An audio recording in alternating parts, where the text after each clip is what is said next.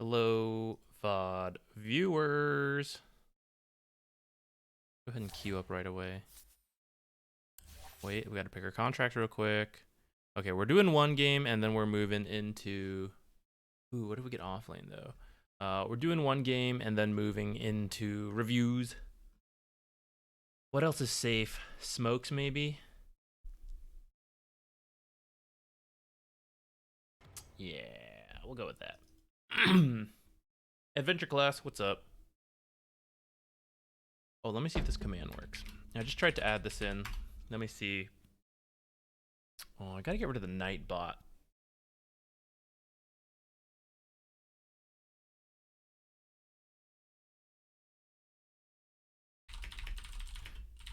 Nightbot's been good to us, but I don't want too many different bots. So if we can just make it work with one.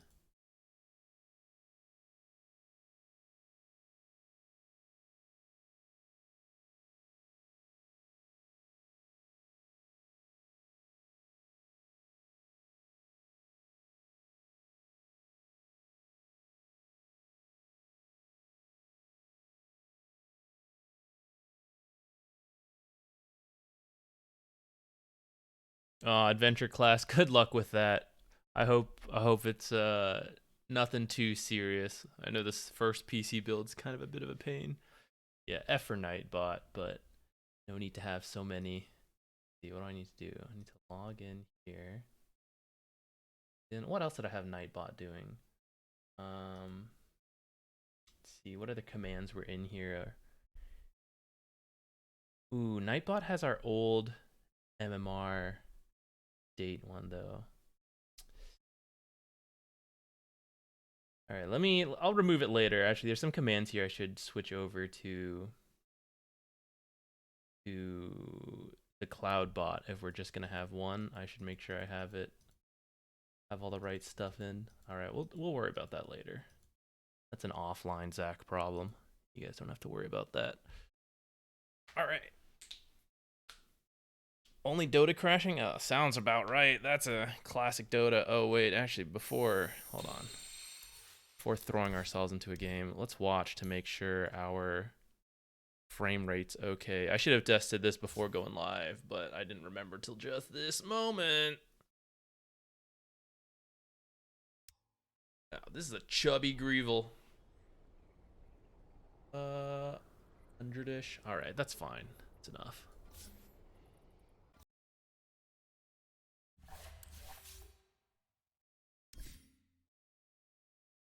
I don't know. If we win or lose, it doesn't really matter. I just kind of want to play a game and then get into the replay reviews. We usually start at 4 anyway, so I'm sure it's fine. Hey, Changies. I'm doing good. I am, let's see, ahead of video stuff. But that's because I wanted to stream Dredge tomorrow, so I had to make Friday's video already. But that's pretty rare. Almost every video is done day of. I'm not usually able to keep a log forward, so it's kind of peaceful having the Friday video done. I might change the thumbnail. I'm not happy with it yet. I don't know. What am I gonna do for Monday? So the struggle continues.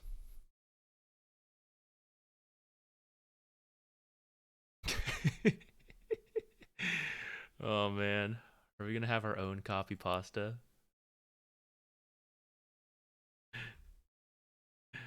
Uh...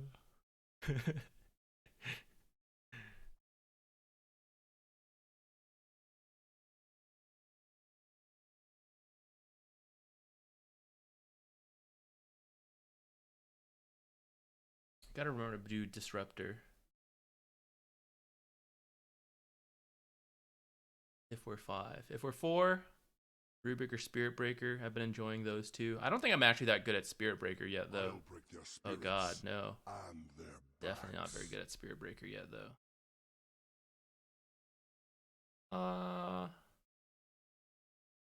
Started here. What is that? That's 4 and 9. Ooh. Maybe we should stop playing Spirit Breaker.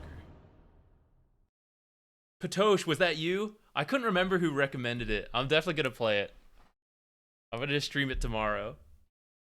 It'll be our first variety game. Why not? And then I made a new channel to put variety games on. It's not really fleshed out quite yet, but ban somebody. I'm glad you like them, Changies. Thank you.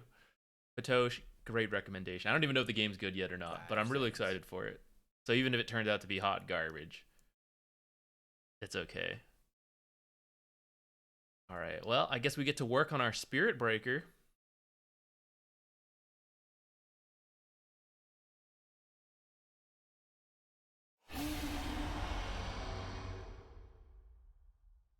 Yeah, I'm glad you guys like that series. It's not too hard to do, fortunately. And because it's a little more like goofy, I think I need to remember to like mention again in future videos, because I've noticed some of the comments are sometimes pretty harsh to the people, you know, like who we're already correcting, but we're like already correcting them, you know, so it seems a little harsh sometimes to like, you know, that's my worry with these kind of stuff, is if we're ever highlighting things people do wrong, if it gets too extreme and then people feel bad about like being on, you know. That's why, even though it's like a little comedic to be like, you know, critical, I also don't want to go too far into it.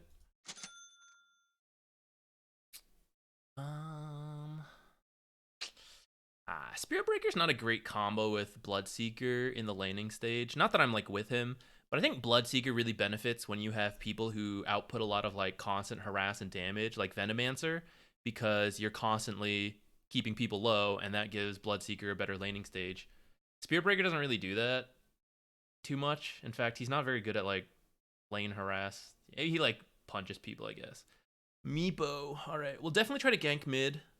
I'm thinking about what I want. Oh, I just realized I have a Quap off lane. Well, that should be okay. She should be safe without me then. So we'll just try to like get the lane in a good spot, and then maybe we can do some like ganks mid. We'll need level 2. I'm trying to decide what I should start. I like the boots first, but I always feel a little naked. Do we need a stick though against PL? We could try Oov. I've never tried Oov. I see some people do that. Or we could try casual Windlace actually. This is your quad. It goes without saying. This one is in the bag. The battle is ours. Victory is assured. This one is in the PL bag. Witch Doctor. That's like an okay amount of spells. Ganking Meepo, getting poofs. Alright, let's try it. Here's full Wraithband start. I've never done that. Now I have. See how this goes. Let's blame Sheikah if the laning sucks. Oh, yes. This one, my friends, is in the bag. Maybe we'll get a stick. Look there. Let's try it. Let's see how it goes. I run rampant. 30 seconds to go. Between the planes. We might need a sentry as well. Let's see what happens. I was pretty late out to the lane, so he could already have a ward down or something. Oh, someone was over here. That's suspicious. Of course. Am I faster than this courier? No, but that guy got it. Okay, there's like there's an observer somewhere in that area. There's no way there's not. What the heck is Witch Doctor doing over there? The peace is broken. All paths. He could maybe have been like planting this, and then it doesn't make any sense to do that either though. Should I buy 2 sentries? What if a camp's blocked? What if we miss it? Correct. Let's see if we can suss out. Upon this plane, I shouldn't have blocked at all, actually. He was blocking. We could have had straight under I tower. charge ahead. Oh, first hit bash. Easy game. One world is much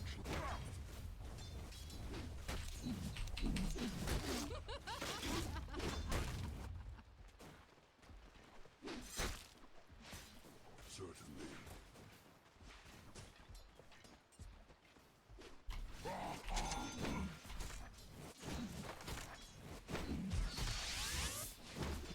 maledicted, it's time to go. I'm under attack. As Oh, no. I think it was like one hit away from starting to get deniable. Oh, she denied it anyways. Alright, we're just eating Witch Doctor her ass. I guess it's okay. Between yes.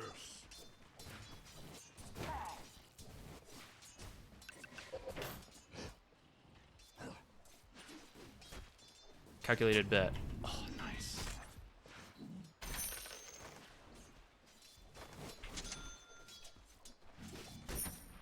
Should I get another set of tangos? It feels weird to get another set of tangos as Spirit Breaker. I'm gonna try it. I don't usually do it.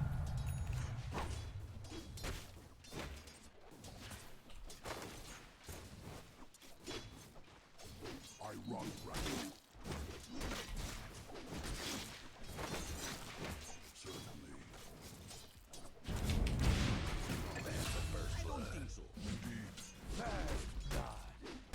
The twin shall not fail. First time for everything. Take our bets. I have their scent. Look there. Break. Ah, I'll never get it. We'll just hit him. It's faster than me. That doesn't feel good. One world is much like another. Onward. This lane's in a good spot. Let's go get the bounty rune and maybe gank this guy. The way is clear. Gold.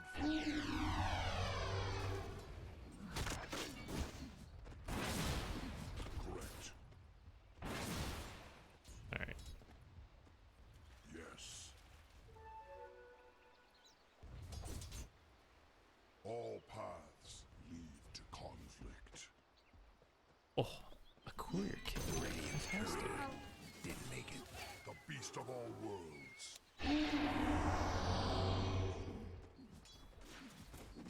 The moment of sacrifice Dyer's courier.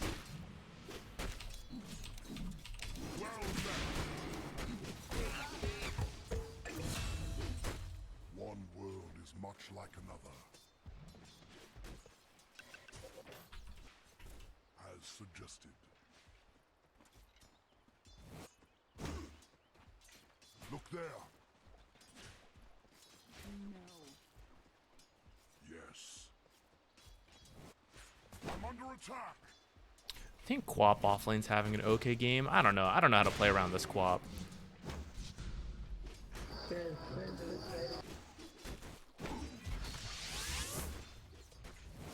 All paths.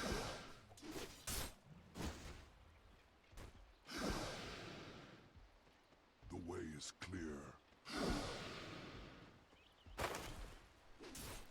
Certainly. He's probably telling mid that I left. Between the plains. Should I block a camp? Indeed. I won't have Ascension to unblock our hard camp. Maybe he'll step over here and I can bash him a little. There's a lot of creep, so I feel okay fighting here.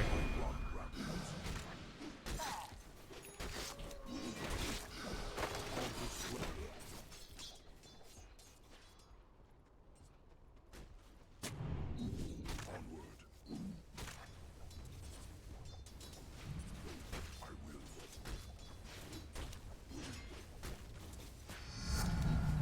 The beast of all worlds.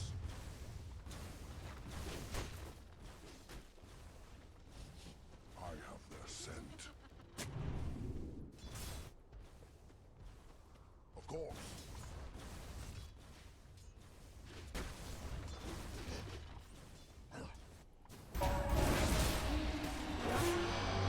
It's gonna take me a while to get there. I don't think she should actually finish this duel, but she kind of looks like she's in trouble a little bit. I charge ahead. Oh, he ate multiple mangoes. Great. Rune? Regen? Darn. I should get a haste. That's fine. Okay, he should be alone on his own down here then. Let's get this rune and then maybe go bottom. Mess with him a little.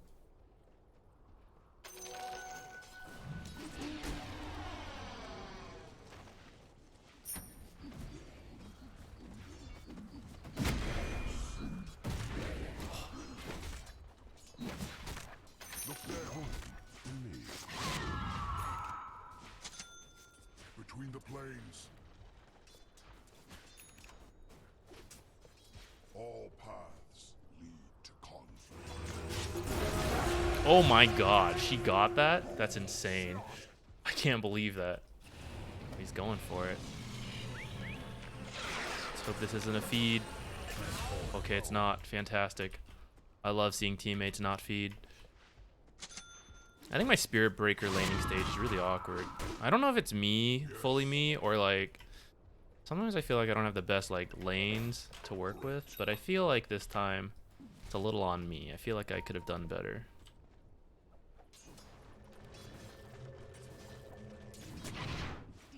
Oh, I wanted to charge him. Show again bottom, please. Let me charge you. I'm not going top. Meepo? Show bottom. Upon this plain. Oh, it's years till I'm there. Oh, Meepo's tilted. We've won. This is in the bag. Let's go. Easy game. I didn't do shit. I ganked once or twice. They didn't even work. The way is clear.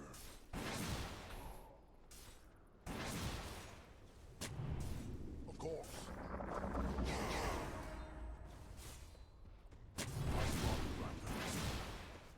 Your bottom tower ain't long in this world. I don't think she really wants that.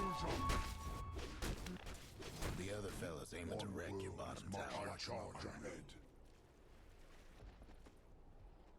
Get together. Then we look like illusions.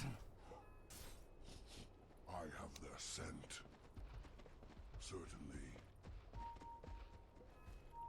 Let's kill this courier on its way back.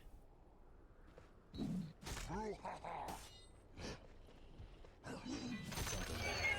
There's another Meepo here.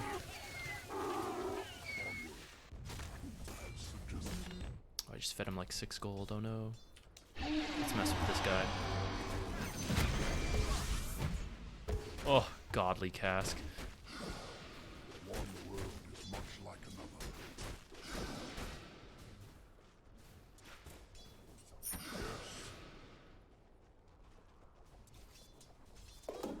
Onward, the way is clear. For the twins. The beast of all worlds. Look there. All paths lead to conflict.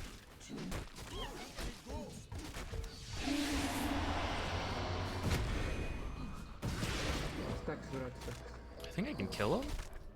Bash! Bash! Damn.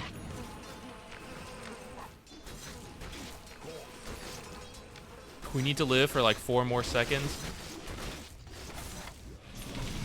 There's nothing to charge up there. I charge ahead. Ooh, scary. No bash on that witch doctor.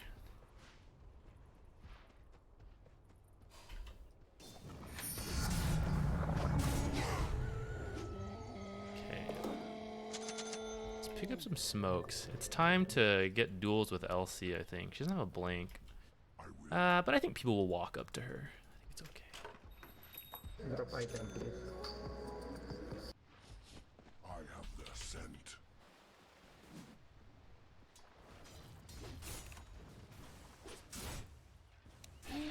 Let's start with this guy. Let's just charge out onto the map.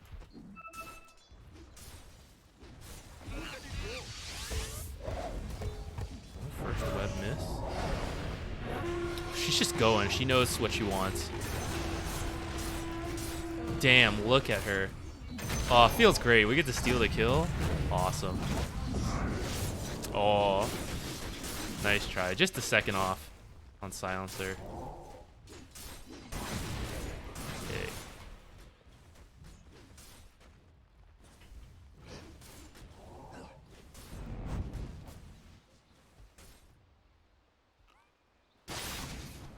Should I charge there? I don't think it's worth it. Where do I think there's a Upon ward? this plane,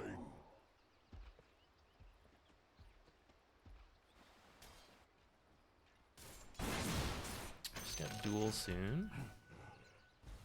Yell's down here. Take a peek. Spot him. Make him nervous. Radiant's gone and fortified their structures. I think they're gonna try on LC in a second here.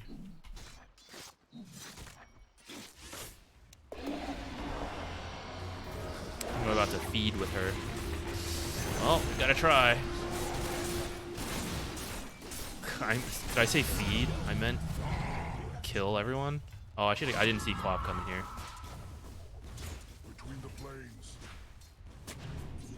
No. Yes. So sad. Oh shit. Oh, I don't think they need me. Famous last words. Oh my god. Lol. Alright. I did not realize that was happening. I was looking bot to charge.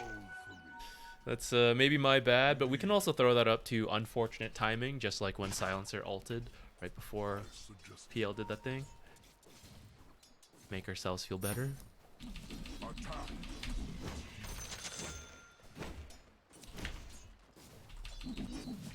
Look there.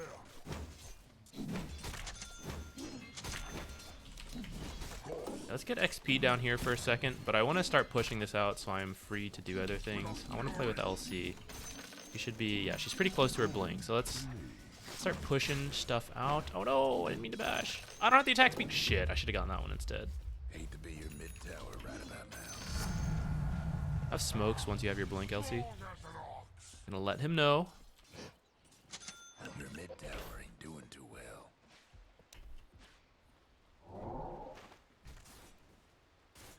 Bristle's a little hard, though LC is pretty Your good top against tower's Bristle. hurting. Onward. Maybe let's try to secure bot. I think her blink. Oh, she just got it. Okay. No, Metro muere.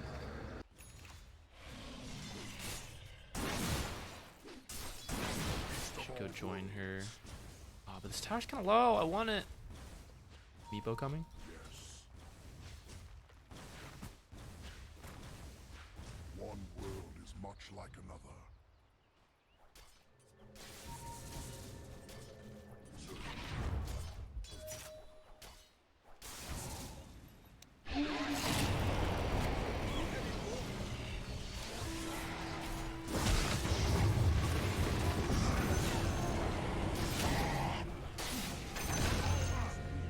Nice.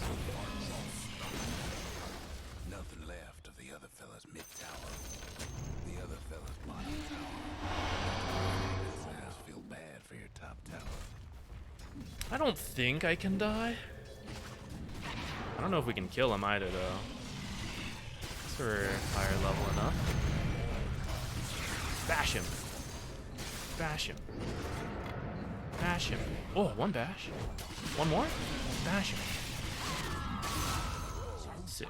Remain. I run. LC. Smoke with LC again. She has duel. Oh, LC, come here. Alright, that's cool. Your mid tower's in a bit of a bind.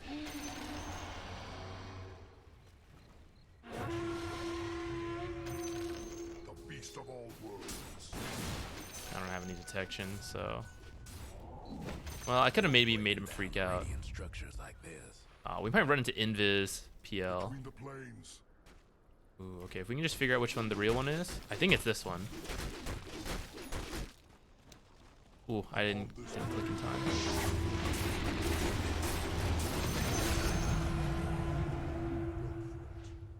Worries are over. Just grab another.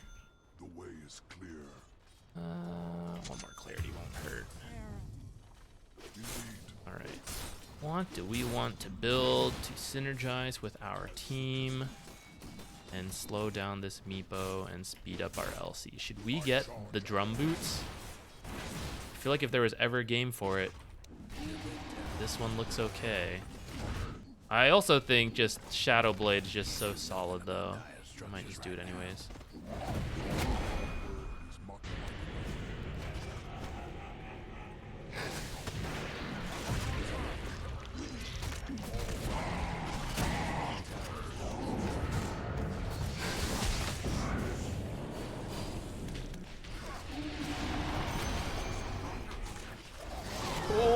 gonna die actually. All right, maybe forced that a little too hard.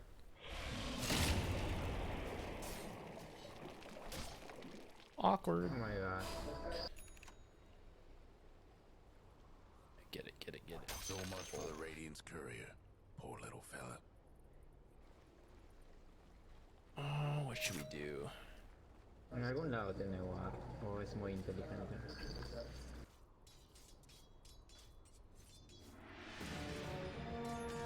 Yo, what about a Wraith Pact? Isn't a Wraith Pact kind of sick?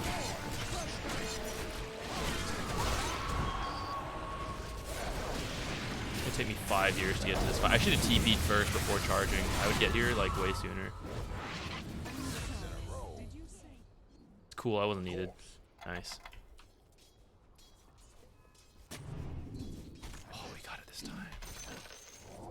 Your top tower's getting all banged up. Certainly.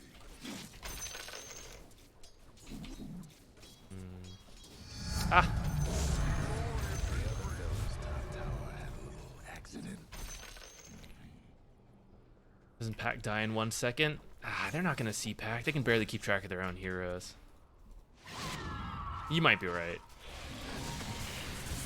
This is a lot of them, though. YOLO, I've been told to go in.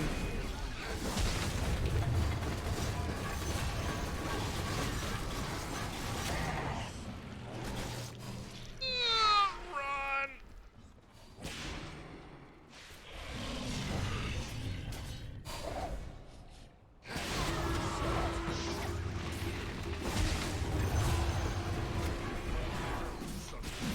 No! For the team.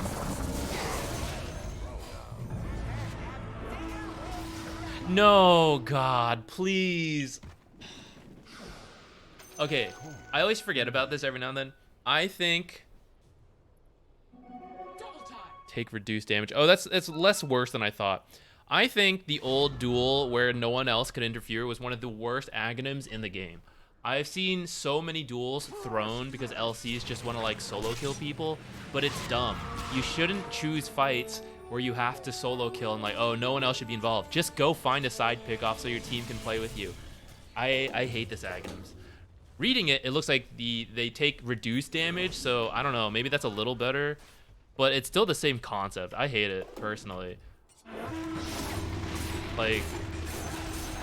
Like 3 of her early kills are because we smoked together and we worked together. Granted, she still provides, the majority of the damage. But, other games, you do more with your teammates. She's having a really good game, so like, I don't know. I get it, it's better than other times, but I still conceptually hate that Aghanims. Yes. Yeah, the reduced duel time is now the nice part. I don't think it had that before. I think before it was literally just you don't take damage from any outside source. Upon this plane, What if I get planar pocket? Put it on LC. How's that? the beast of all worlds. I have a feeling Certainly. if I buy the Shadow Blade, I won't make it in time to Bongo Boots. And I really want the Bongo Boots.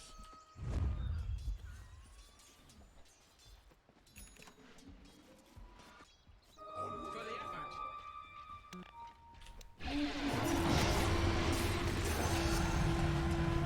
Negation.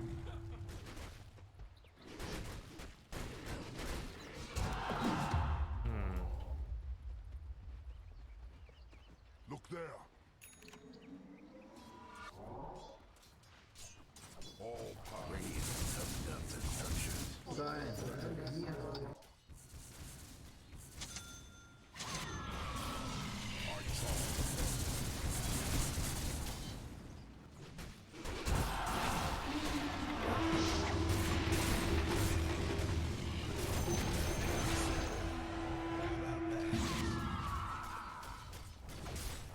Between the planes.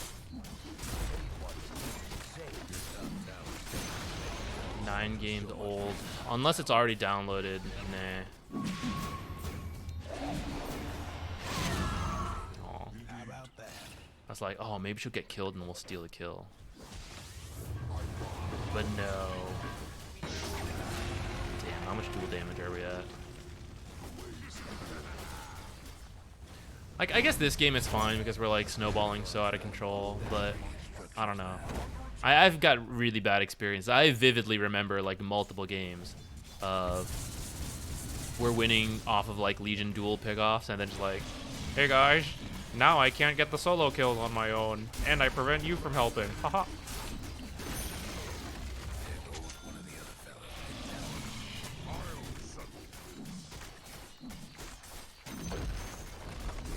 I think they're watching me. I think I could place one like right here.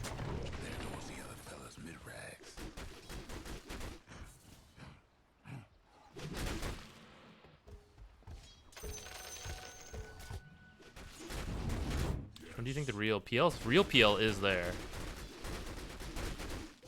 As suggested. Indeed.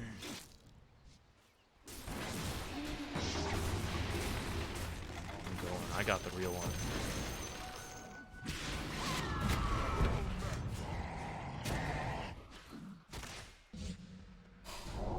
No.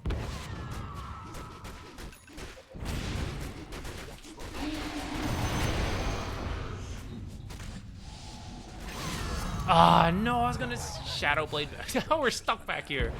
Oh, I'm stuck back here. Radiant structures must have been fortified.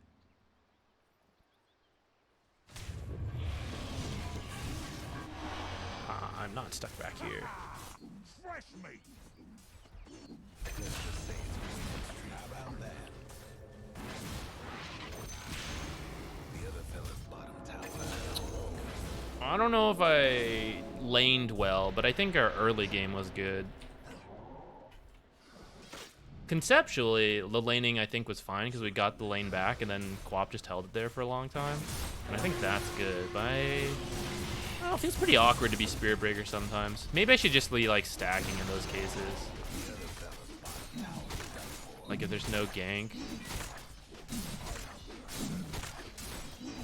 Maybe that's why I could get boots and then you gank faster. Meepo's a tilter. I knew that as soon as he bought back after Pudge died in the mid lane, or like as soon as I saw him standing there and pausing, and then later he bought back. I think that's how you know. They're so mad. You come to my mid lane and you feed, right? It happens. It's not great, but it happens.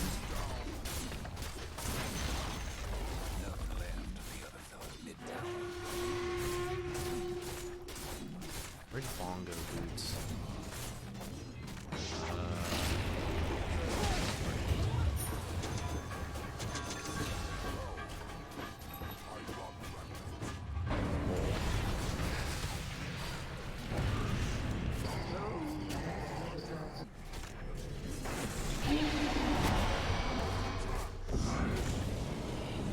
Yes!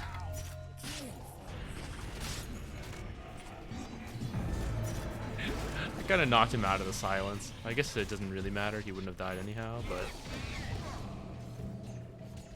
Can I kill this guy on his own?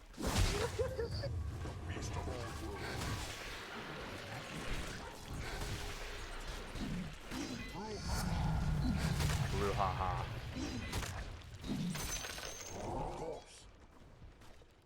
Yeah, let's just wait for my team.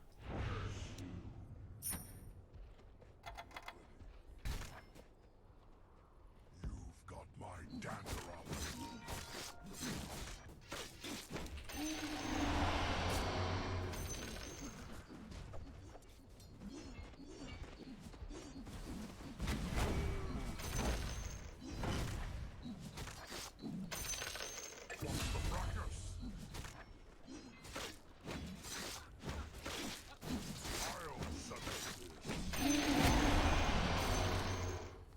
I got it. Cool. Well, guess that was an easy win before the replays. Let me pull up my spreadsheet. Here I come.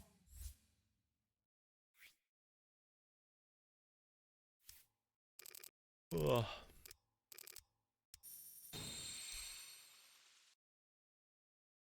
Uh-oh. hope we'll still be able to download games. When it's down, we won't be able to, but maybe once it's back up. Hopefully it's not down too long.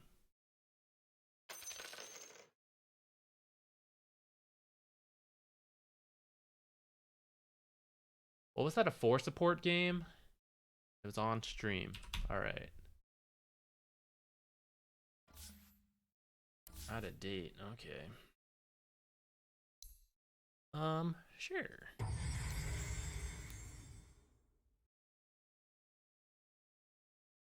Maybe I could have done more for her.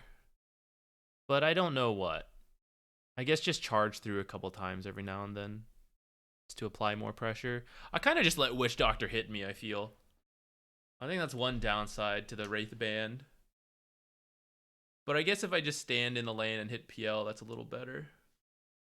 Let's do that next time. Let's just stand in the lane and hit melee carries.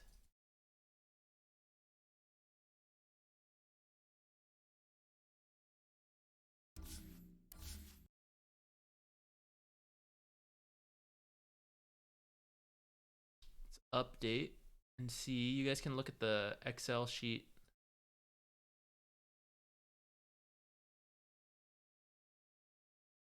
What's my Excel sheet? Because I shrunk it. Oh, I guess it is. Lol. Weird. Oh, it's because I have it. Oh, never mind. Don't worry about it. All right. Trying to update this. Is the video? It's kind of for my own tracking, but also after we regain MMR, I'll probably do like a recap video of like, here's how I feel I did it. Here's what like my struggles were or not. And then statistically, maybe we can have an anecdotal. It was easier to climb as core versus support, stuff like that.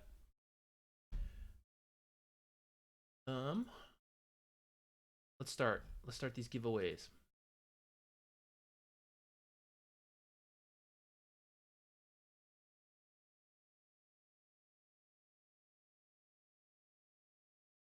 Where the heck is it? I have so much shit in here. All right. Get that up.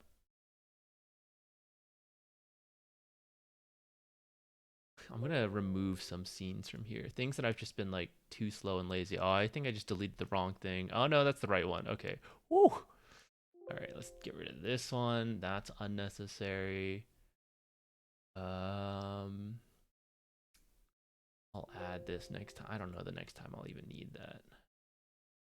What else don't we need? Well, that should be fine for now.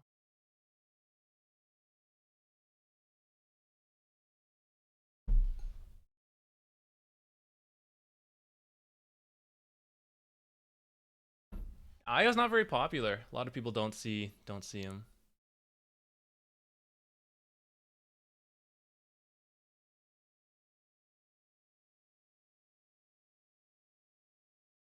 Can you show your formula for net MMR? I think I just have it as like,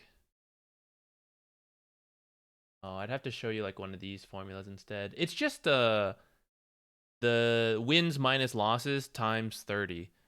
So if it's negative, you get like the negative result. If it's positive, you get like 90, for example. So like 3 minus 0 times 30 is 90. I'm not tracking any party games, and in fact, I'm like avoiding party games until I'm done. So yeah, I just need it at 30. I don't need to like worry about any of the 20s and stuff. Io just bad right now. I think he's like okay, but he's just really, really tough to work with in pubs. He's very communication based and very unique. The way you play with Io is not the same as like any other support. No other support should stand next to their carry that long, right? And like farm with the carry, but that's exactly what Io is supposed to do. So it's very strange, and it depends on the whole team understanding like how that works. And you can like do it at a reduced version, but it's not going to be as good, I feel like. That's why it's hard. You have to be willing to talk a lot as the Io player, and you have to be ready to be let down quite a lot. Just the way it is. You have to go into it knowing you're gonna get some free wins because the enemy's not gonna know what you're doing, but then you're gonna get some free losses because your teams don't know what they're doing, and that's just the way it's gonna be. Claim treasure chest. Where was it? Claim 1,000 shards. Give me my money. Give me my treasure. My money, and I want it now. All right, let's get started. Snacker.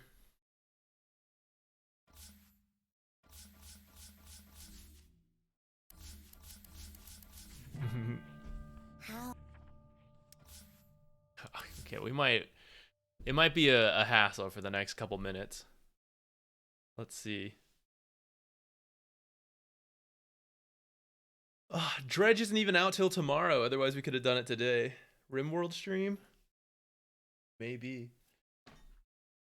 Let's see how long it goes down for. I have some pictures I need to draw, maybe. Oh, what's up? Quick, Snacker. Quick. We need the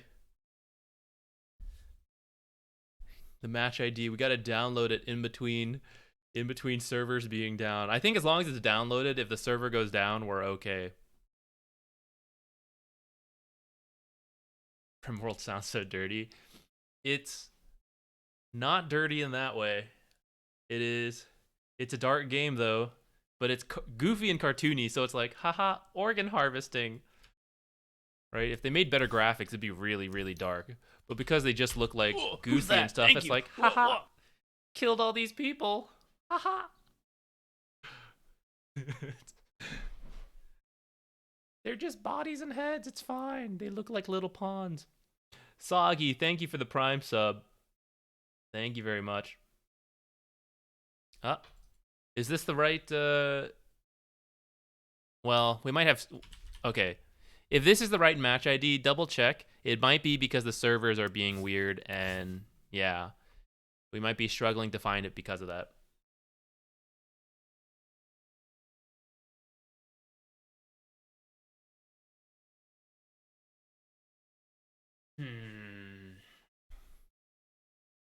All right, let me get the paint open, and we'll see how long this goes on. If this goes on for a little bit, maybe we will go do something else. I don't know.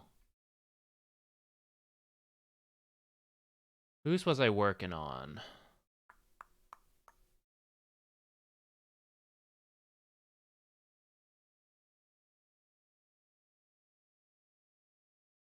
We have quite a lot. We have a backlog of pictures.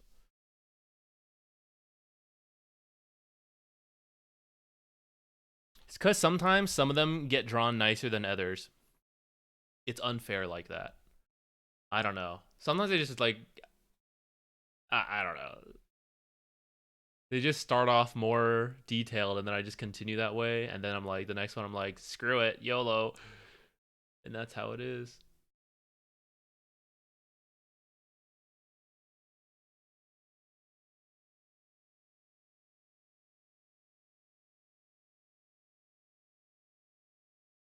Wait, that's the wrong box. Where's the paint? There. Now you guys can tell along with me when this is back up. Hey Soggy, yeah, we're having some server issues, so we can't play or review. Smiles, thank you. We're currently at 5240. So we started at 5K, we're up 240 MMR, and it's been 26 games. We're currently rocking a 65% win rate. That's pretty good. Hopefully we can maintain that, like a 60%. Oh, quick, try. Oh, you guys couldn't see that MMR, but you heard me say it. It's fine. It's not finding. Hold on. Let's go. Okay, maybe I'll turn... Let's restart Dota. Maybe the server's up for a second and we can download this. If not, maybe going up and down doesn't really mean anything. Maybe the server's down the whole time.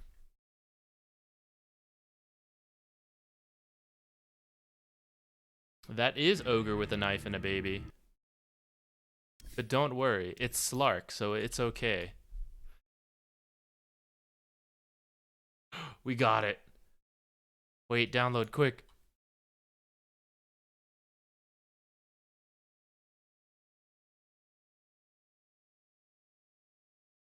What do I think about the Meme Hammer meta? I enjoy Meme Hammer.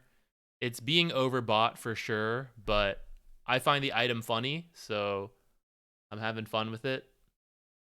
Snacker, who are you playing here? I actually didn't read the names.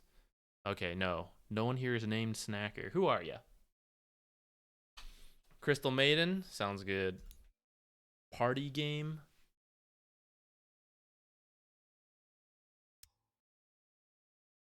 Ban somebody.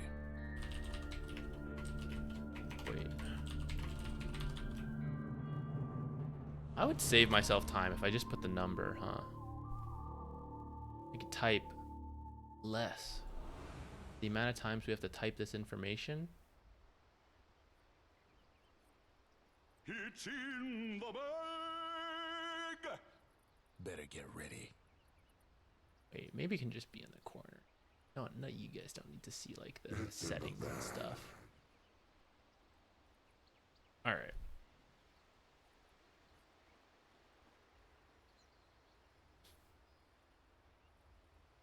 Okay, any thoughts? Or are we just going for the late stage and zooming along? Playing with Jug, that's a classic lane. Jug CM.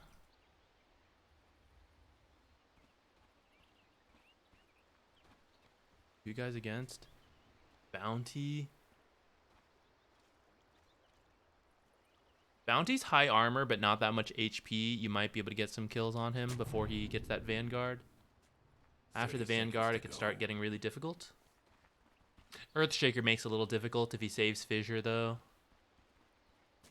Essentially, that's how that should go. Like, you guys harass, eventually commit, Earthshaker fissures you off. As long as he gets it right, I think it's kind of hard to get kills here.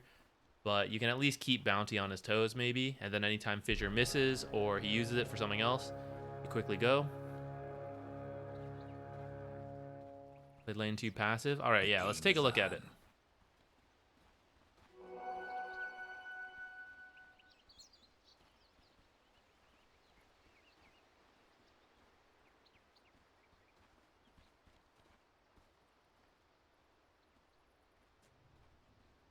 Undying. You'll win a lot of lanes with Undying once you learn what you're doing. But one downside of Undying in pubs, I think, is that he drops off a lot. So, like, you give your carry a really good lane, but then hit or miss, what's going to happen? Okay. I think you can stand out here, by the way, at the start, so you can see how much the enemy is blocking. Because with an Earthshaker, you never know if they're doing the fissure block or not. You don't have to stand all the way out here because that can be dangerous for a slow hero like Crystal Maiden. But standing down here lets you see the creeps, so Juggernaut knows how hard to block. Or like, oh, I see them, you better let them go, so that what's happening here is it's under the tower right away. And because you're out here, you can also come up and body block the creeps a little bit to make sure they don't meet out of the tower. You also could have like aggroed them. There's like several options here, right? But it's you can't see it from back here.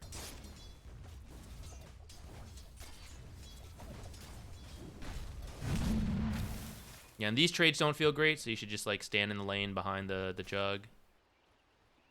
You want to get level 2 like the same time Jug does.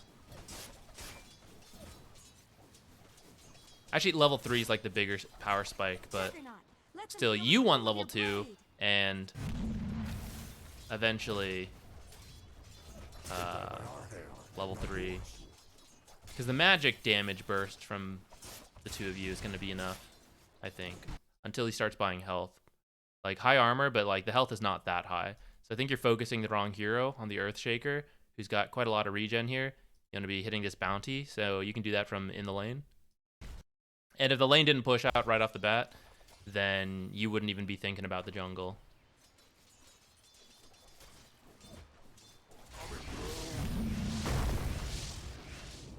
Okay, Bounty went invis, but this is actually the wrong order for the combo. So let's see if you guys do it. I prepared this for another video, but never released it because I couldn't get examples of the combo. It should start with Crystal Maiden just casually harassing. Then Crystal Maiden, and of course it depends like what heroes are in the matchup specifically, but for a melee hero who can only walk away and has no escape, it should really start with just some casual harass. Then eventually Crystal Maiden uses like Crystal Nova or Frostbite to start, and you both start attacking. Then you switch to the next spell and you both start attacking. And because they're slowed by Crystal Nova, like usually if a melee hero is running away being chased by another melee hero at a similar movement speed, because you attack and then stand still, right, they get away. But because they're slowed by Crystal Nova, you can attack, walk up, and you can do that once or twice with Juggernaut, who attacks really fast, and he used to be faster. He's actually just average now. Juggernaut, Blade Fury, like one of the best ways to use it is just to walk along with someone, because you're doing damage the whole time while moving next to them, and they can't get away as long as they're not like super fast or have some kind of escape. So here he initiated with spin, and that's not really what you want. Like, let's go back to that. Like, that defeats the purpose of already being next to him and being able to right click. You want to spin when they're like running away, or you're trying to burst them like right away before they kill you with magic damage or something, right? There's other situations. But for you two, it's like you harass, and then you eventually start with your 2 spells, which, by the way, I think you should get Frostbite if you want kills rather than Arcane Aura. This is for like a very passive lane. QW is for a very aggressive, or even just like a regular lane, because you have mangoes. I think QW is stronger and can surprise a lot of people, because everyone thinks of Crystal Maiden as like this weak passive support, but she's actually quite strong and aggressive. This is for when you have like a really poor matchup and you're just going to use Q for securing range creeps, or that your team really needs spells in the laning stage, and then it's also kind of okay. But yeah, so he starts running away now, right? But that whole time, Jug was next to him, and you were pretty close to slow, so Jug should just be attacking at that time, and then as he starts running away and you're out of spells, that's when Juggernaut should spin and run him down to like finish up a kill.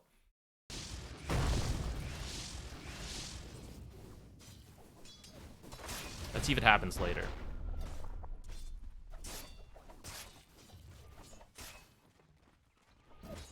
And the lane being out here is still a direct result of like earlier when it went under tower. Because part of what I'm talking about of Jug running people down doesn't work if you're like right under their tower.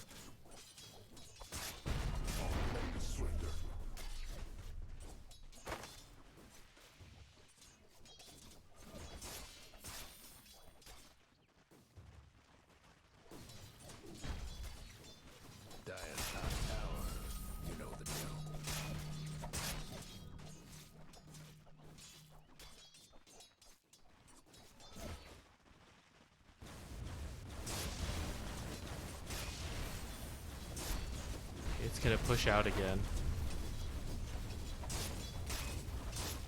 Yeah, you can hit your own creeps here. I don't think they'll die very much. So we're back to where we started. Either need to get a camp open. Like, you're leaving this one blocked, but I mean, if the lane keeps shoving out like this, you might want to unblock it yourself. Or get ready to come use this, and maybe you could have pulled this wave. I think this is blocked. No, it's open. Yeah. So you could have done that. Because we know it's shoving out, and it's hard to get kills when it's shoved out. You do have QW now. Dire's mid tower could use a little help. Pretty much, I think you should just stay in lane, poking Bounty Hunter, and eventually he wants to come up and use Janata on you, and that's when you just commit. Otherwise, he keeps his distance and only uses it to farm, and then it's like, whatever.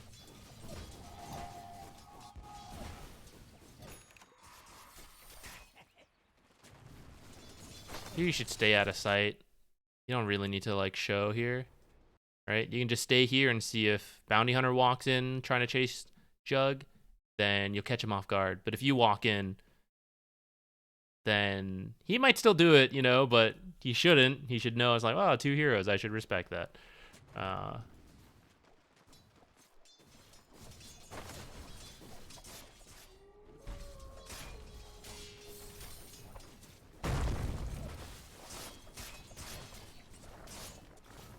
Yeah, so like let's pretend we're going aggressive here. You don't have to right now, but let's just say, like, so you start with W, and then you got fissured off, but like Jug starts attacking. Then you hit him with Crystal Nova, and Jug should still be attacking. And then Jug starts the spin when all your spells are down and you're out of range for the next set, and he like runs it down. Now it's hard because like he's getting levels, he's getting XP, so he's getting more HP. Sorry, not XP, HP. And Jug's also getting lower, and one of the ways you can fight Jug and Spin is just to right-click him if you out DPS, which Bounty with Janata can like potentially do, depending on what health Jug starts at.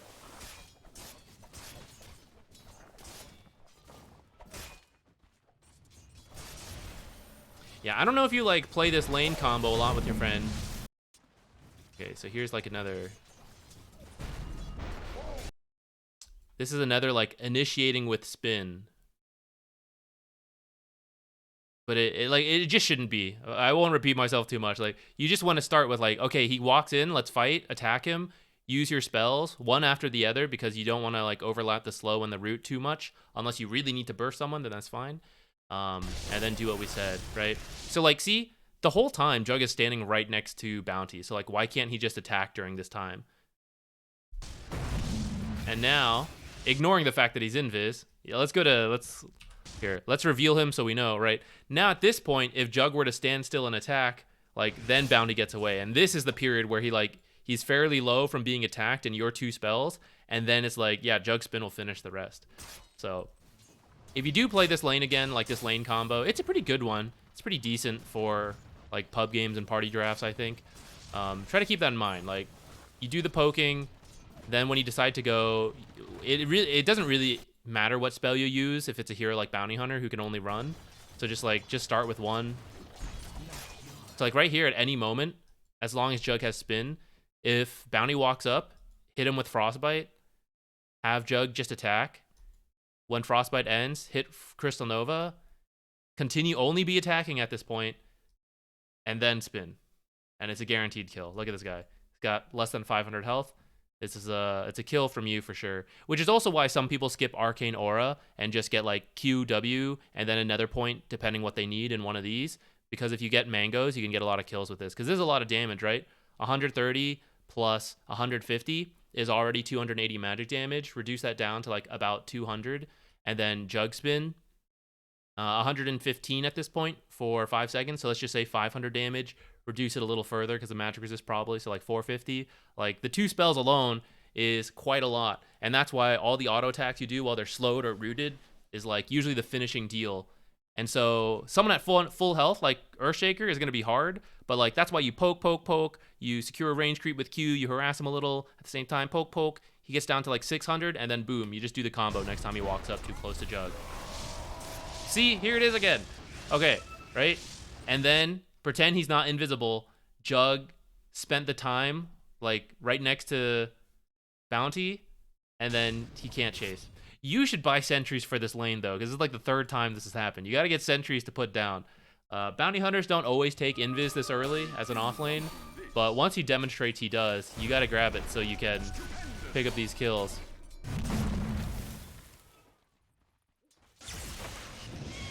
Rut-row.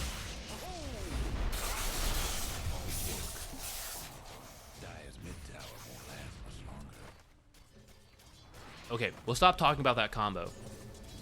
But it's usually why this lane is so good. That's why I wanted to talk about it.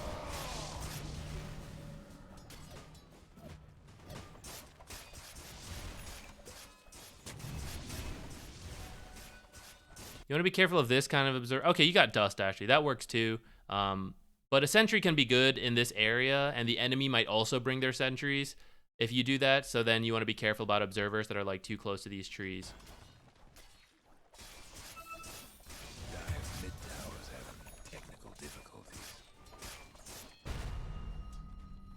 Rather than a random Frostbite on the enemy like this, you might want to just like farm a camp with it.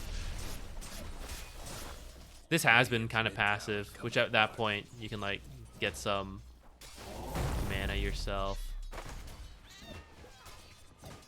Depending how much you believe in Zeus, you might get more Arcane Aura for him, like a 2nd point. It's up to you though. The rest of your heroes don't like desperately need mana more than like 1 extra point is already like helping them a lot.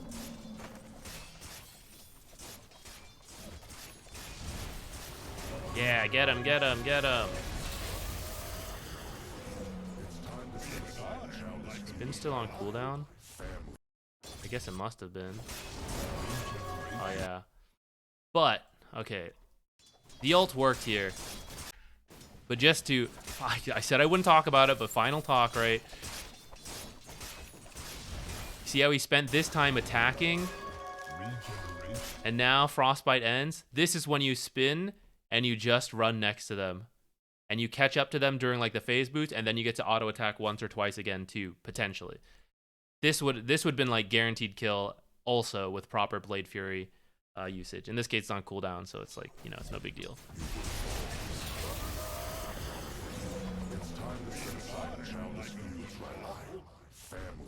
Gotta get replays reviewed. We raffle them away.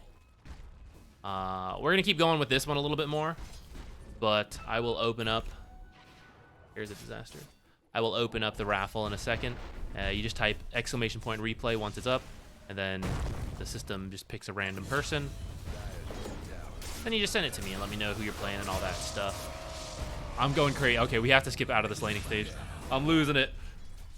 I'm telling you guys, you guys have like 5 kills if you change the way this combo works and the order of operations.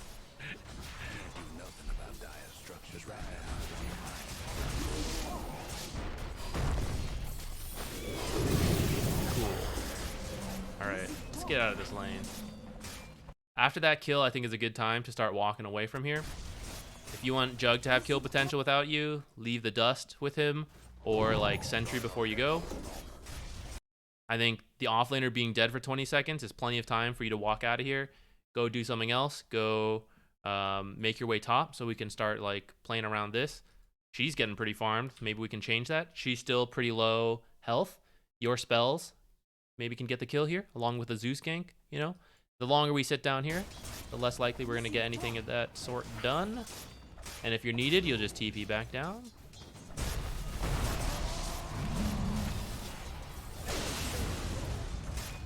Earthshaker kill, that also works, right? Time to head out.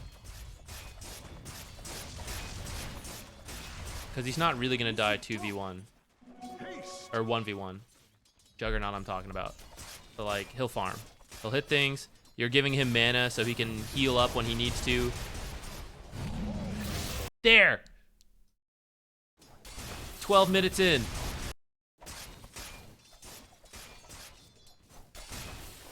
Hit.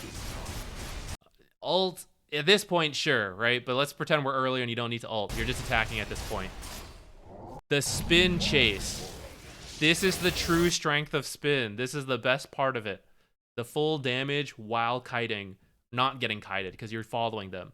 Using spin on a stationary target is damage, but it's a big waste of the mobility aspect. So this is what should be happening at like level 1, level 2, 3. That's the combo. That's how it looks. And now leave. Get out of here. Go. Shoo. You don't need to take this tower. Jug should go farm this camp and farm this camp. Or maybe he can do his own pull. Maybe he can go to this camp. That's what he should be doing. You shouldn't be here. Go. Be gone.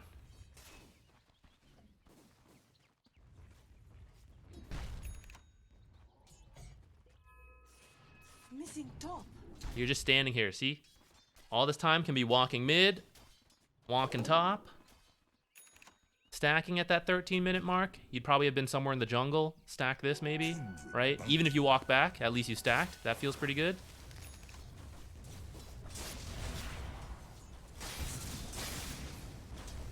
Juggernaut won't die to the bounty alone, so you can leave.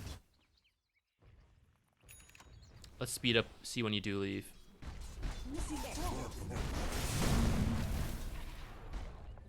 Already left a replay in a YouTube comment? Sure.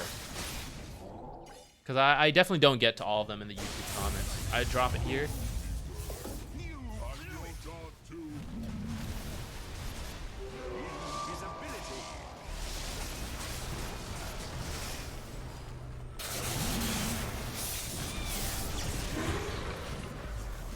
Hold on, I was looking at the chat while you guys, okay. So you ended up TPing to try to help mid. And dying, you're throwing out some spells. Chasing a little hard there.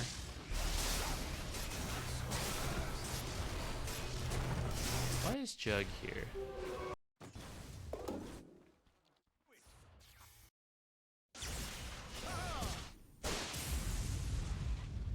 Jug was farming and then came in. Okay. I'm not fully sure what your Juggernaut's here. He should be like farming down here. Okay, I guess now that he's here, you can. Well, I don't know if you should play with him here, anyways. Though, this is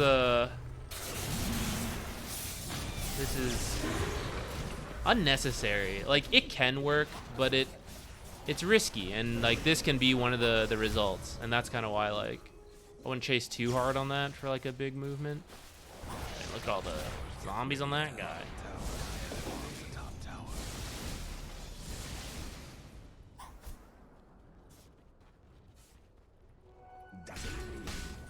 This guy's strong. Nice. Go help him. Frostbite into Meteor Hammer. There's your combo. Help him out. This stun is only 1 second. It's not enough to channel Meteor Hammer. Go help him out. Go Frostbite so he can Meteor Hammer. Frostbite into Meteor Hammer into like Zeus ult is unironically quite a lot of damage. You could probably Frostbite straight into your ult as long as they don't have like some cancel like Storm or Earth Shaker. Like, you could do this on PA. If you guys walk up close enough that you Frostbite her and he's there to like follow up channel, she's dead. That's why this is like one of the reasons to leave bottom, right? Okay, mid's gonna be very hard. Just keep playing up here. We saw PA up here earlier. Like, you two should just be up here, and he's got the Meteor Hammer to farm and push. You have your W, you just farm and push in the meantime, and you just occupy this part of the map. And eventually you can like rotate in here if it looks good. I think you guys are about to try to smoke mid and force a play here. It's going to be difficult from this angle and approach and like what you currently see on the map. So if this doesn't work, like, no big deal, but we also didn't gain anything out of it. If you're just up here farming and no opportunity presents itself, you're still winning. So it's kind of, it's like, it's better. So like, see, you chase her out, and so she's not farming. Trying to kill Storm without the Slardar blink is going to be really difficult. Storm kind of has to mess up.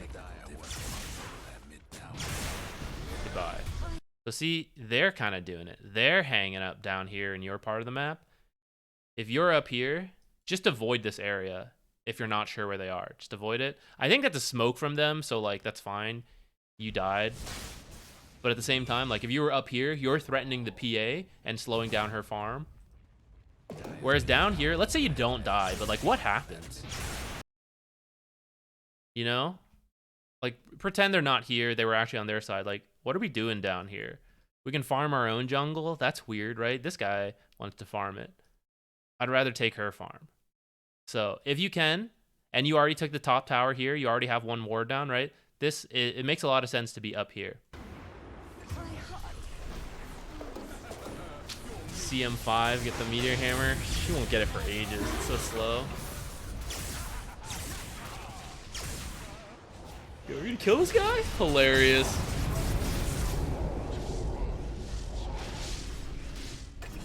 It's a long game. Yeah, I think we've covered some useful stuff. Let's see what you do when you respawn. Radiant. Or tell you what, let's open the next one. And while we wait for people to enter and pick the next one, we will watch a little further. Okay, go ahead and join if you're interested. Okay, where'd you go? You TP'd here. What are you doing? D-warding? I would try to walk here.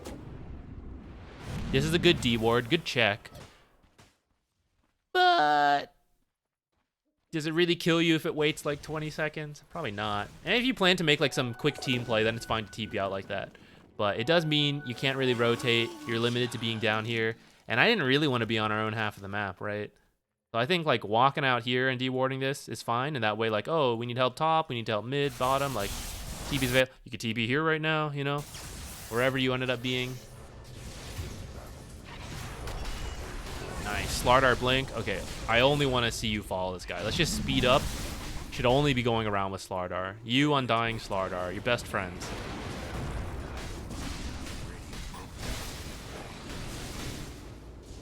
Yeah, just stay behind him. Don't show. Behind the tree is good. I like that. But you should probably put down a sentry since you're against this bounty hunter.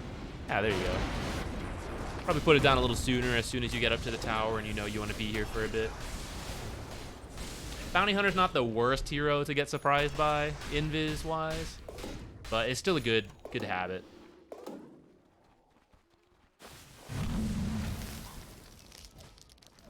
Cheat on Chug? He's not cheating. You're giving him the space he needs. It's the right thing to do. No moral ambiguity there at all. Where's my buddy? Wrong buddy. He's got a global ability.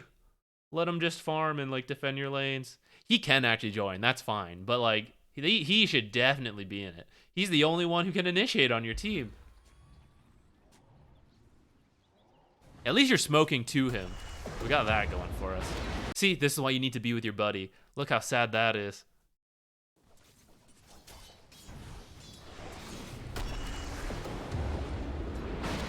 He can't do it. He needs you.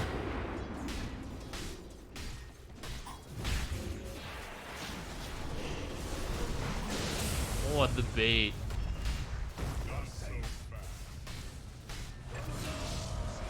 Oh, you're saving up a lot of money. What's good here? Ghost Scepter's pretty decent.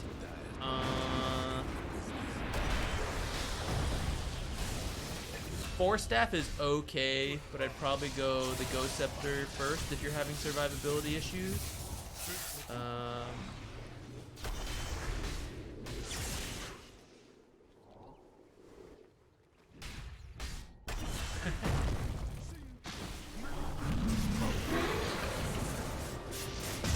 Lotus Orb eventually could be good. You don't need it right away. Could be though. I think Undying is buying Greaves, but if he wasn't, I might think about that as well.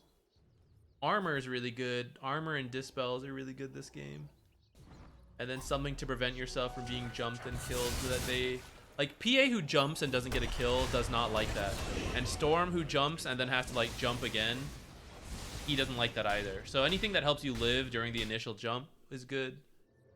And then depending on the other heroes, what that item is depends. Like, Ghost Scepter's good, but Glimmer and Force Staff can also be good. It just kind of depends. But since this game is so physical damage oriented, and there's like the track, Glimmer kind of goes down in value. And then Force Staff is like okay, but also not 100% strictly needed, like in other Force Staff games. That's kind of why I like the Ghost Scepter. It is good against Fissure though. All right, another meteor. Oh, you're right. I forgot about that. Get your own meteor hammer. You can do your own combo. All right, Guy dead. Hit me with it.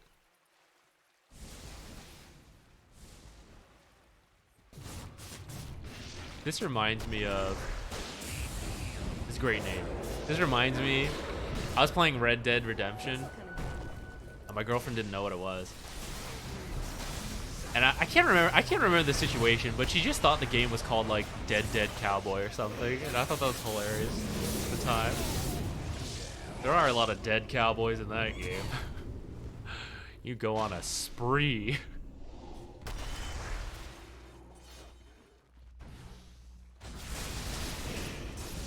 DDC, yeah, it would have been good.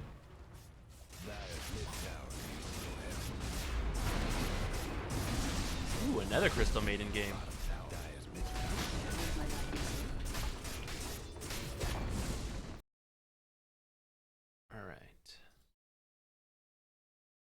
All right. If you think the lane went well, then maybe we'll just skip ahead a little bit. Skip the first few minutes. Let's see when you leave the laning stage, though, because that's like the next step. Couldn't be me. Fastest gunslinger in the West. All right, let's see if this works. Last time we just had to restart and we were able to find the game after that. Let's try again.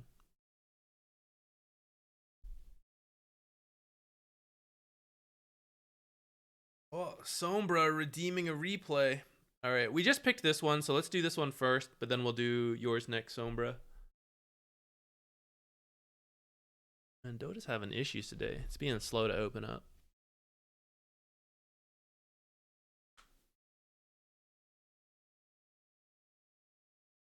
All right. Well, while we're waiting, it's trying to synchronize the Steam cloud, I guess. I'll be right back. I'll get water.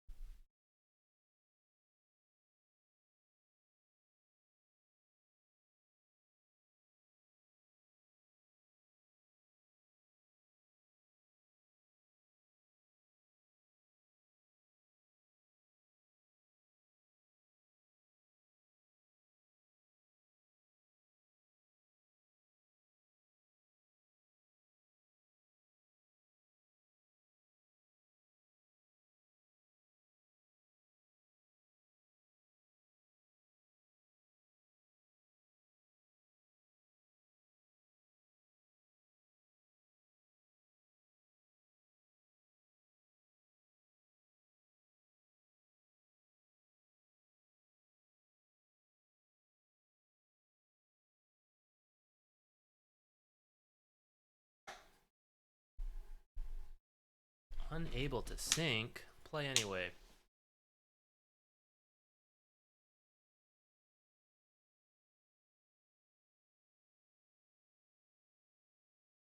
Lot Baron, I'm glad you think so. I wasn't sure what to set it to. It can't be so low that it's easy to like get all the time, but high enough that, or low enough that people who show up and aren't lucky with the replays can like eventually get one. I feel that was kind of the hope. All right, let's try this again.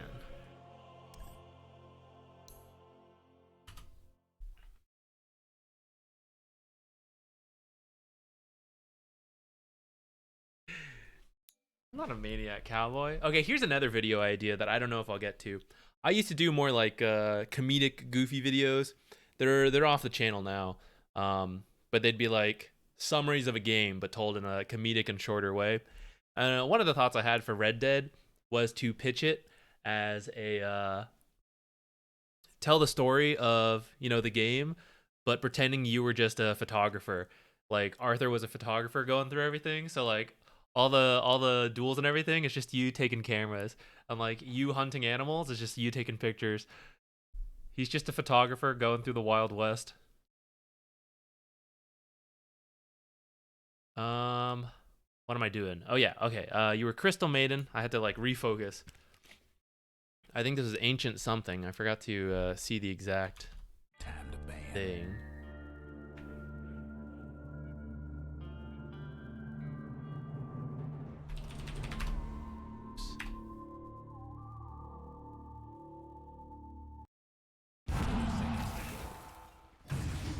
Yeah, there is a photographer you help, but like the whole thing would be like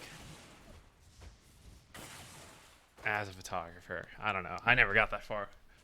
Or like I never actually tried to make it. You have the drawing of Bad Slark? Yes.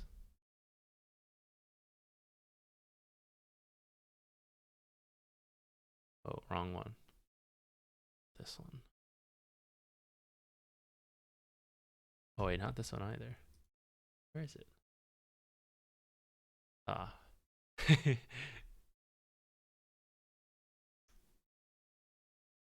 Oh, who's that? Thank you. What?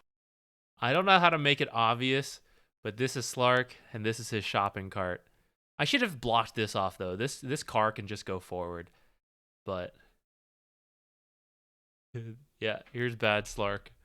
Zoom in a little closer for all of you in the back. Poor ass eyesight like myself. All right. Jordan, thank you for the Prime sub. Thank you very much. How much to skip raffle? 20,000 points. Somber just redeemed it. There's a cooldown timer on it. I forget how long. I think it's about an hour. So whoever's on top of the time and has 20,000 points. 20,000, right? I think it is. Do Prime subs give you anything? Do they give me anything, or like you, general you? They give me the same amount of money as like a regular sub, so they are appreciated regardless. Prime sub or regular sub. I don't know if there's like a bigger difference than that for me. For you all, you get like the emotes, and I think you earn extra points to make your way to a replay or a picture or whatever like that. Okay, we were skipping the laning stage. Sorry. Okay, focused. Finishing that. Yeah, so I think that's the Prime sub. If there's more than that, I'm actually not sure. I should know, but I don't think there is. Hey, congrats on getting to 4K. That's awesome, Jordan. Thank you for watching the YouTube stuff and for dropping by here at Twitch. Oh, how much IRL? I never set an exact amount, but people have donated and then I've done it. I can be bought. What price should it be? What should we put it at? A totally optional price. Well, I do coaching for 30. It can't be anywhere near that. That seems unfair, especially because the replays are usually shorter. I think I've done it for like 10, 20K. We should do 20K. It doesn't matter. Twitch points or real life money. 10 or 15. Yeah, that might be a good amount. I think I've done it for 10 in the past. We're getting more kills. We skipped ahead, but you're still just killing people. All right. Let's go. Look at you. Raise your coaching price. Honestly, I'm keeping the price for those who are in coaching right now. But if I do expand coaching, the price probably will go up so that I don't get overwhelmed by requests. No offense. I want to help as I can, but I only have so much time for it. So the price probably would go up. All right, let's focus in. Let's help out Guy here. Stacked camp pull. Looks like the lane is good. I thought you'd be leaving, but you're actually game info's wrong. You're actually a soft support, Crystal Maiden. So you are in the right spot. You don't have to leave. A long way to You can go ahead and use Frostbite to farm some of these when you're full on mana and nothing much is happening. Ooh, you gotta get up. Gotta get up. Get up with the Q. Get up with the Q. I think you could have got that guy, but no big deal. If you're winning this lane, you're going to keep going top. You're going to keep trying to get this. We can consider helping mid a little bit. For example, check his bottle here as you respawn. Maybe we need to TP. Doesn't look like it. Are you 5? No, Enchant was 5. I'm not sure about this teleport. Was there something happening? I would not teleport like this.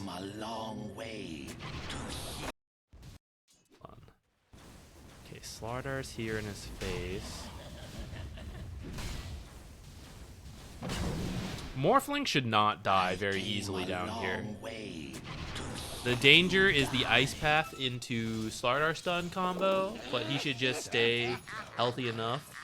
And then just play a little safe when you don't see Jakiro to not get Ice Path. I don't think you should TP here. If he needs your help instantly, you can TP. After you died there, I really think you should probably just walk back top. This Observer and Sentry is also not the best, I feel, because like it does help you see a little further and that's cool, but like a lot of it is just overlapped with the tower right now. And I think it'd be better like out here on the side if you want like a defensive ward. But I would, if you're TPing here because you need to ward as a support, I would make him do it. Send it to him or just don't give him one. I think TPing down there is no good. The Dire might want a mine. One top hard and bot lost hard. Okay, I see. So you're thinking you need to help him. Yeah. Okay. That's a good idea. you do want to help him, but actually TPing down here to help him will not help him as much as we would like. Actually, continuing to ignore him for a bit longer and take this tower is going to open up more options for him, because right now carries are playing this lane longer and in this jungle, but sometimes the carry can come top depending on like the map movements, you know? But they're not going to like it if this is taken, because then like the playable area is like right here and then like into this jungle a little, but it's always scary because like you try to go further and like people could be rotating behind you. So you want this tower, and then he does have the option to come up here. I don't really want him to still, actually, but he could. Plus, you're hoping they'll rotate up to stop you, so then that's helping him, like indirectly. You're up here, but by pulling people away from his lane, he's going to have more space.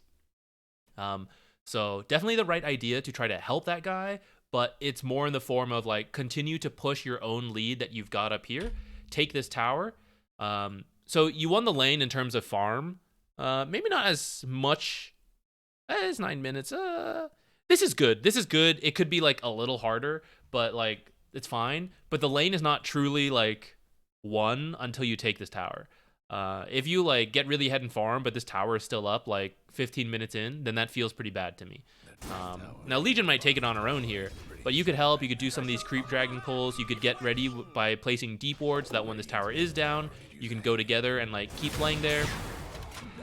Maybe you're here trying to like help stop this Tinker from messing with her.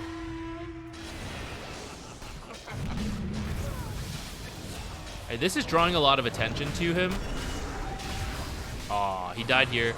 Maybe he lives, but I would rather be this Faceless Void. Look what he's up to. He's just farming. He's not being bothered. He's being left alone in his jungle. He's actually about to die here to neutral creeps. My man, holy shit.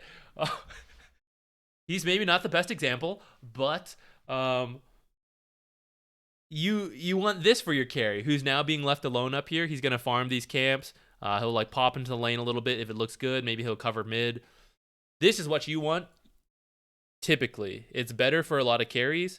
They can more consistently farm that way. Compared to bringing a lot of heroes, sometimes you get a lot of kills, it works out. Sometimes they die like this, and then it's not going to help. So that's why your spot should still be continuing to be top. So right here, after you died and respawn, you want to walk top. Morphling's actually going top, but you see how like this lane's not ready for him? This tower is still up, and there's no like vision prepared. So like he's coming up here, but it doesn't feel good. I think that's going to have you go bot. Let me think about this.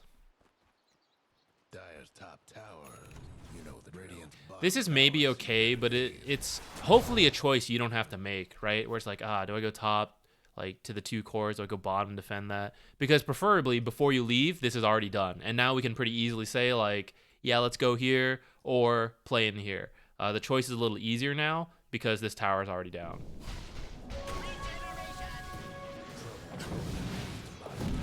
You end up TPing to help. Tinker killed LC.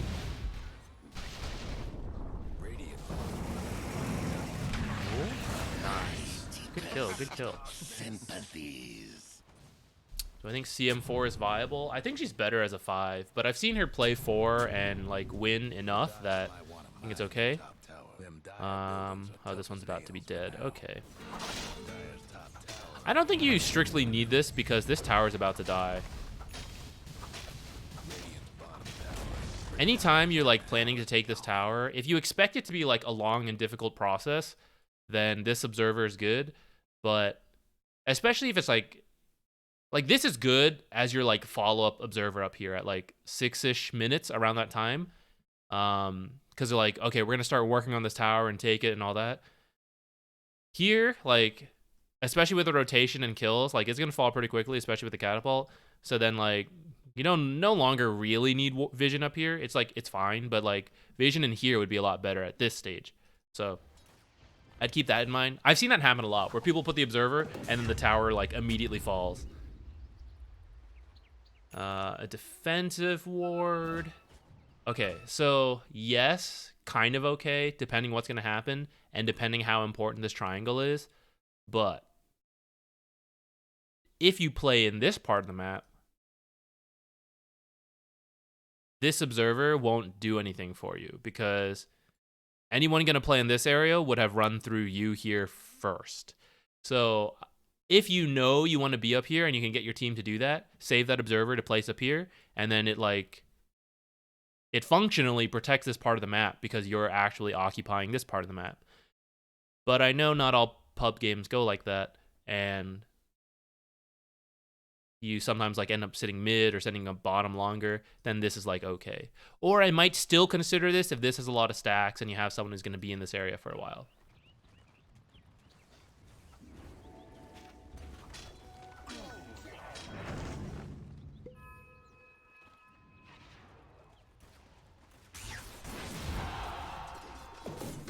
Does LC have blink? Not yet.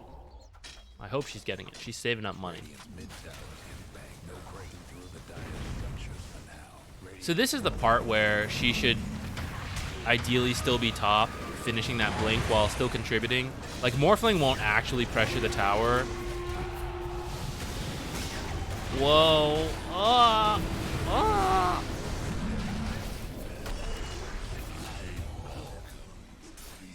Nice. All right, let's go slower through that fight and see if you're doing everything right. All right. Running up. Start with the frostbite. Q between them. That seems okay. I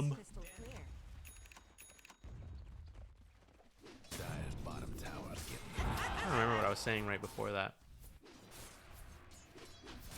You're buying a... You're getting a fluffy hat. I don't... Oh, this might have been a misclick. You should only get one raindrop at a time. They'll both proc, but you lose them. I don't think they block like 240 damage. Am I wrong in that? I don't think it's worth it anyways, even if they do. But I wouldn't usually recommend getting two. It may have just been a misclick. I've done that.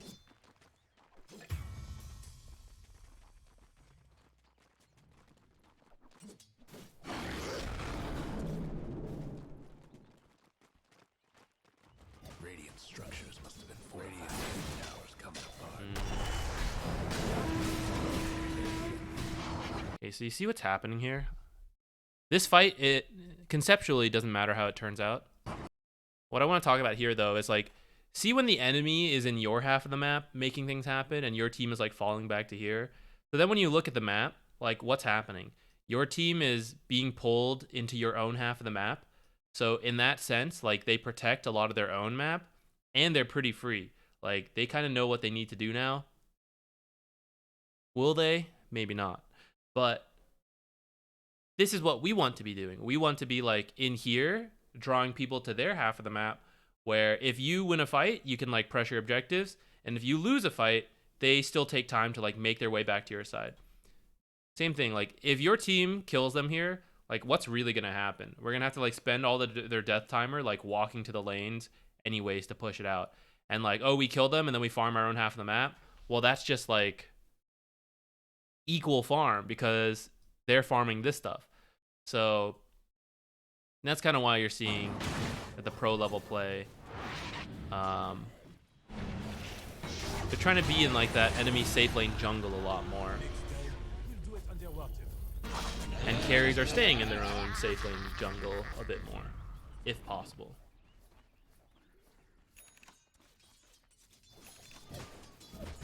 Go ahead and frostbite that camp as you walk by this hard camp with the bird. If you actually kill him, oh my god. Yeah, there you just gotta be careful as people are respawning and missing. I think they respawn, right? Oh, maybe they were just... Oh no, he's respawning, yeah. Because he has the blink, you just have to be careful of showing.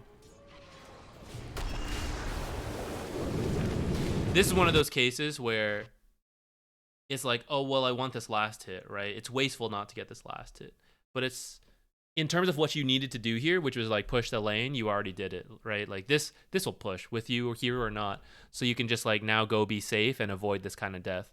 And in the grand scheme, this like one last hit won't change much, but your death can lead to other things, right? So that's where you just gotta play it safe. I would definitely have made a similar mistake though, and do in my games of like staying too long and then dying. But that's what this death is. that you could just get out. And as a support, it's easier to make that call. As a core, it feels like extra bad of like, I should be getting all the last hits. But as a support, you're like, I pushed it in and I got 2 last hits. That's sick. You know, now I'm just going to play it safe and not die.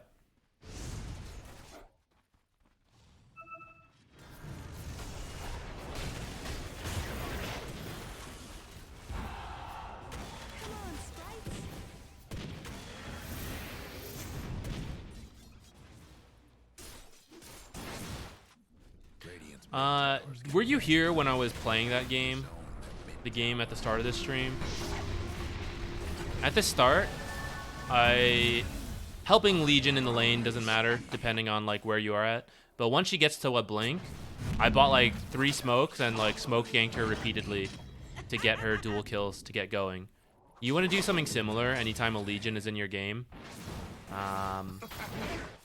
It just helps them a lot. If they don't win dual kills, the duels get harder and harder the longer you go without winning duels. And if you snowball a Legion, I'm sure you've experienced it, right? Where suddenly she can start solo dueling because she's got so much damage, she doesn't need anyone else. You want that to happen in your own pub games. So I recommend when you have an LC, play with her, make her strong. Get that, when she gets that blink or whatever enables her to duel. If she doesn't have a blink, she's going blade mail, but you're the initiator, all the more reason you have to go with her and initiate so she can duel and get kills. Because what's she at? 20?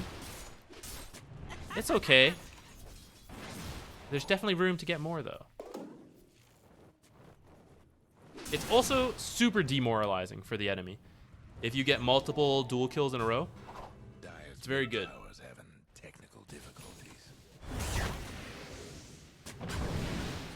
Okay, so you've got vision in the right place now. You can have 1 defensive ward in that bottom jungle if you end up there at some point. But your top vision is good, and ideally you get your team to like play there. For example, a smoke with Legion to look for a kill up there.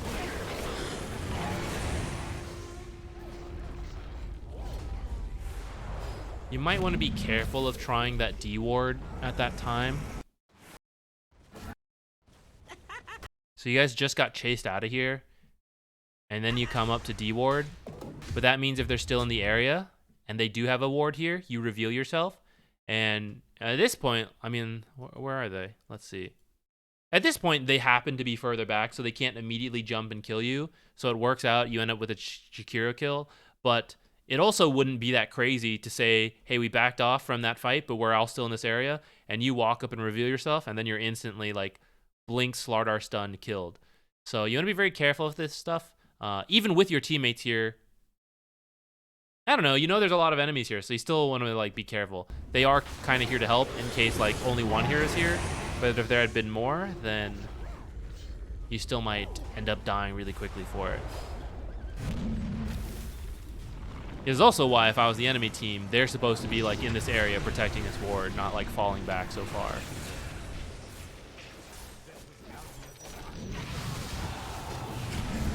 I didn't mention, by the way, but I think your build is good. The skill build. I do think you want Frostbite maxed against these heroes. Nice.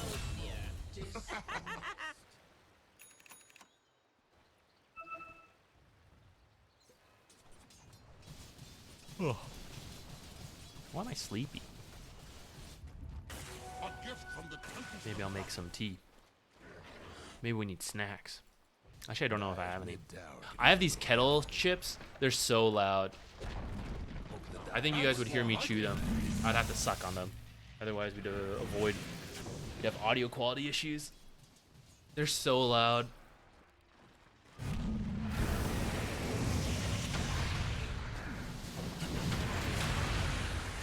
Morphling is always in these plays. Where is the LC? You guys should be swapped. Morphling should be alone and LC should be out here getting these duels and stuff. Right? This is enough. She has what she needs. You just have to find the right pickoff. That's where your wards come into play. And you go together, you find the first couple kills. She'll have more confidence, she'll have more money. I don't think she can even kill this guy on his own. Nice try. she's gonna die now if she stays.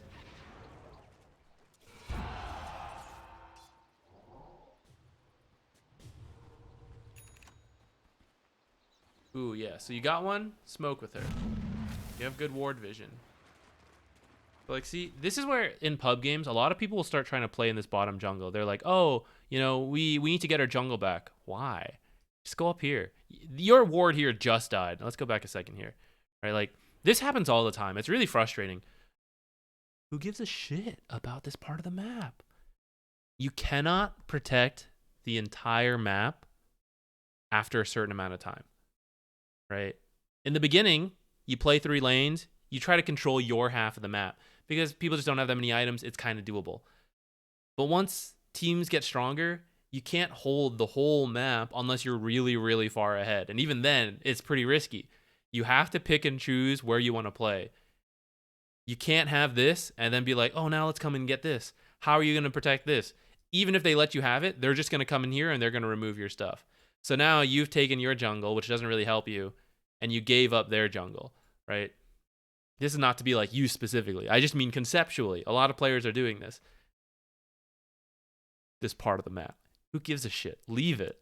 Just go up here. Have one person like behind this tower defending this if they come up here.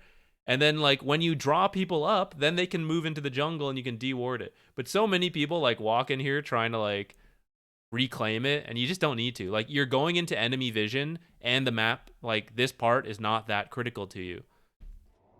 Like, what's their vision?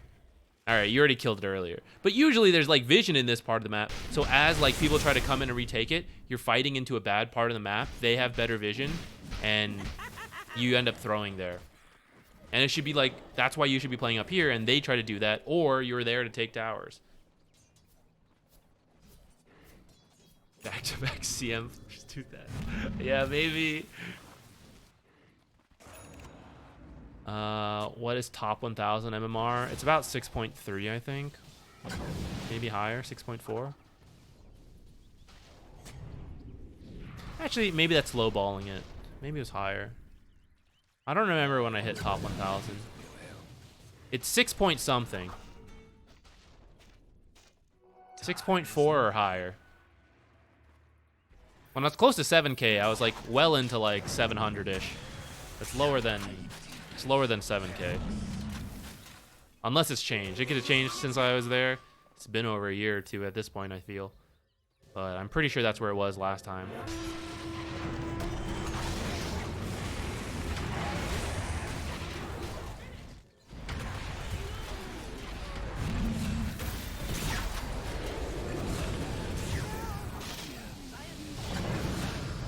Got the Tinker. That kind of makes it worth it. Otherwise, map-wise, what did you get out of those kills? Right? Because everyone came back to your own half of the map. Fortunately, death times are longer at this point, so it's a little better. And as the game goes, it's actually, whatever a good fight is a good fight. But we're still kind of like early enough that, here, right? Okay, push this out. Almost at this tier 1. They're almost up. They're almost up again. Right, and the time it takes to like actually farm out the waves. 30 minutes onwards, I'd say, is where it really starts getting, as the death timers also go up. Right, that's where it's kind of like any good fight anywhere on the map is enough. Then you shove down the lanes and you take towers, and they'll still be dead.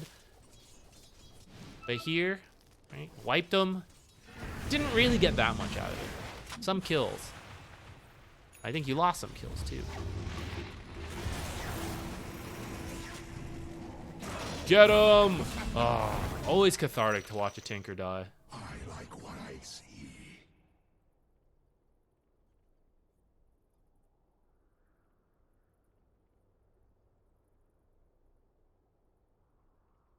Yeah, I don't know if I ever saw you say whether it was a...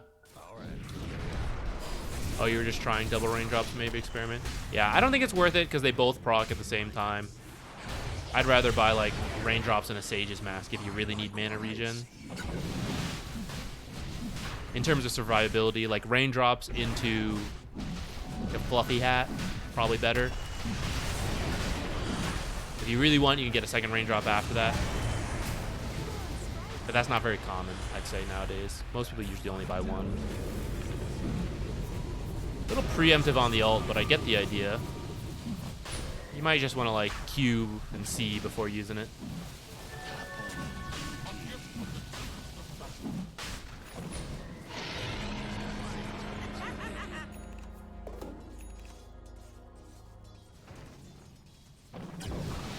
I'm gonna start fidgeting. All right, Sombra, send me your match. Start moving into that one.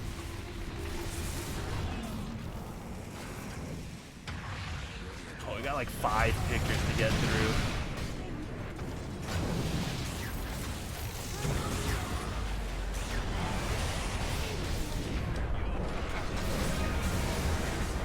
For this game, in summary, off of your good lane, you should just continue to play this area. You should continue to work with Elsie, get her going, help her get dual kills to scale up, continue to play this area, and don't try to come down here and help out. I mean, if they're literally diving or like it looks like a big fight and you're like, I can change that, you know, like we can win this fight, that's okay. But don't like preemptively go down and don't go to like a losing fight where you're like, you get baited, right? It's like, I guess I should go my team, right? But you don't actually like believe in it. That's hard, but like try to avoid those. If you see it and you're like, I can save this Morphling, that's worth it. If you're going and you're like, we can win this fight, that's okay to teleport down. But you don't really want to walk here. You want to continue to be in this area.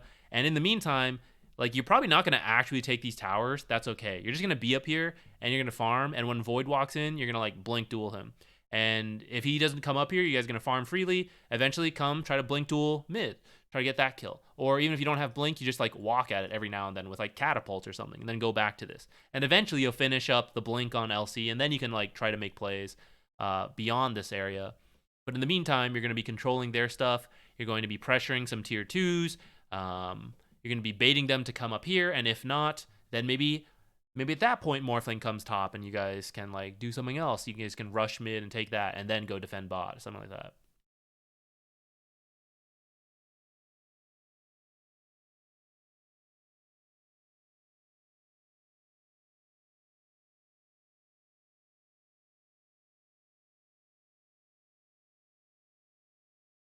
Yes. Yeah, especially the later part. I agree. You kind of have to play with the team. So if they go to the wrong parts, follow if you think it's like the best you can do. But otherwise, yeah, you're paraphrasing earlier. You still want to help Morphling, but it's just not like actually going to him. That's not going to help him that much typically. TP when needed, but besides that, it won't actually help him as much as trying to get things done without him, and that is like making space. I don't see it, Sombra, but that didn't work for the last 2 either, and I had to restart Steam or restart Dota, so I'll try that here real quick, and maybe I'll see your game, but if not, then no. I don't know, was it a lobby game? The lobby games have to be ticketed. I don't know if RD2L is still ticketed, but for example, they would have a ticket for like amateur stuff, even though it's an amateur thing, and so you could find games. Oh, maybe it's just because the server was dead for a second. It's ranked. Yeah. Okay, let's wait for this to come back up.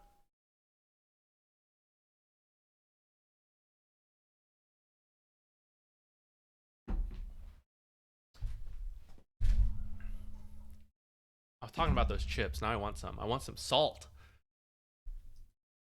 Let's see if the server comes back.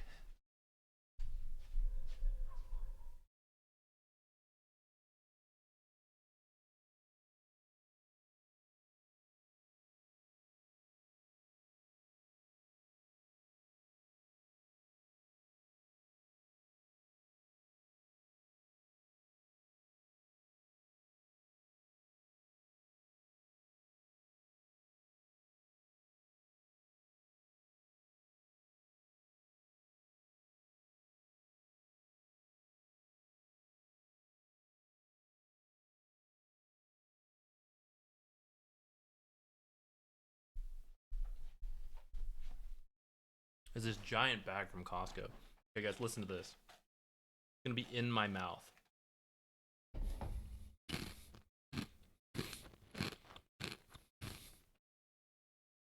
It's so loud. I won't eat too many on stream.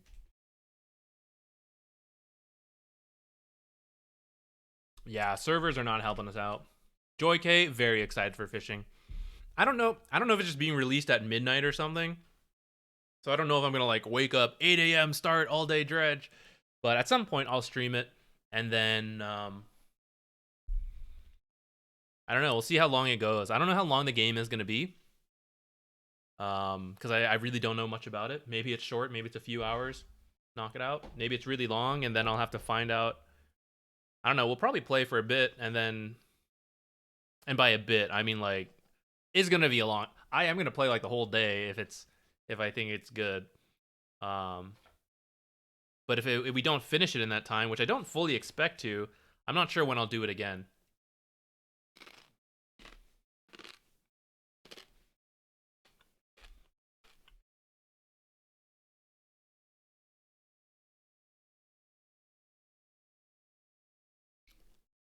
What is Dredge? I don't know that much about it. For those wondering, Dredge is this game coming out tomorrow. It's a fishing game, but apparently there's like more to it. And I don't really want spoilers. I don't really watch trailers. I like to just go into games. If I think they're interesting, I just hop into it. Same with like shows and TV. I don't need to know like, oh, get ready for like at episode 5 it gets really exciting. Don't tell me that. The show is good and you recommend it, I'll watch it. I don't want to expect anything at certain times. So I just know it's a fishing game. That was enough. I didn't even need to know more. But apparently there's more to it. So whatever it is, we're going to see. I remember what the issue is here. I drew Ogre Magi like this. This is Doom. I need to draw Marcy and Windranger. But how am I going to fill in all this space? These two are too big. I think we have to draw Marcy and Windranger smaller. Like up to here, this size. And then put them here maybe. I don't know why he's sitting in a chair in the back then, though. I was thinking he should have a chair because he's in the front, but now it doesn't make any sense to have like Mega Marcy and Windranger huge in the back. It's coming out tomorrow, Snarge. Terraria stream. I do want to play Terraria. Or I've played it, but just not really that far.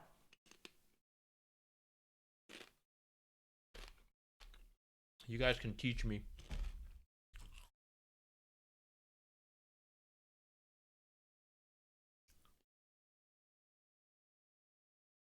I'll move this down a little. 18 hours till release in Steam.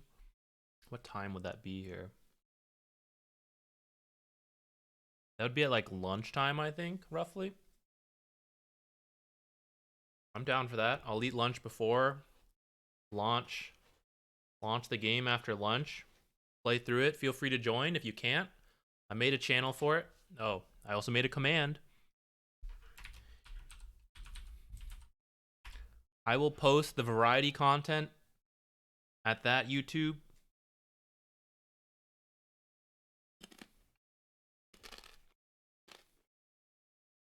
So I'll put it there. I don't know what else will go there. We'll see. Streaming it from there? No, I'm going to stream it on the same channel. Same Twitch channel, but different YouTube. I'll keep the ZQuixotics channel, mostly Dota, or like all Dota. I'll put other stuff on other channels. But I'm just going to keep the same Twitch channel. I think that's easiest for me. Okay, I'll stop eating chips.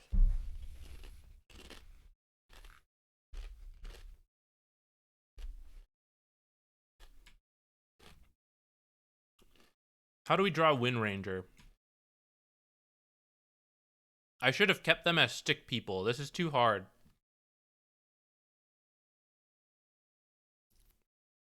It's too hard to draw.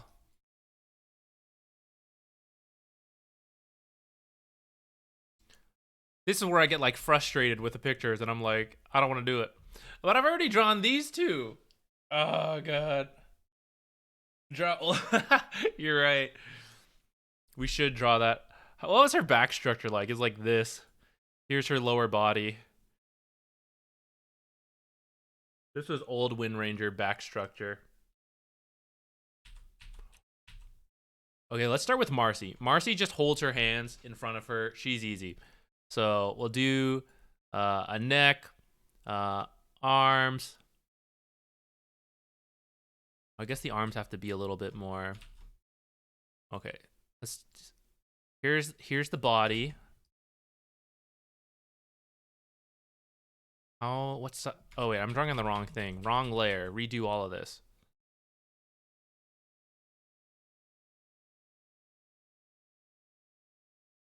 Okay, Marcy. Oh, terrible. Head, we can fix that later. Neck, like shoulders. Okay, so her body. Oh.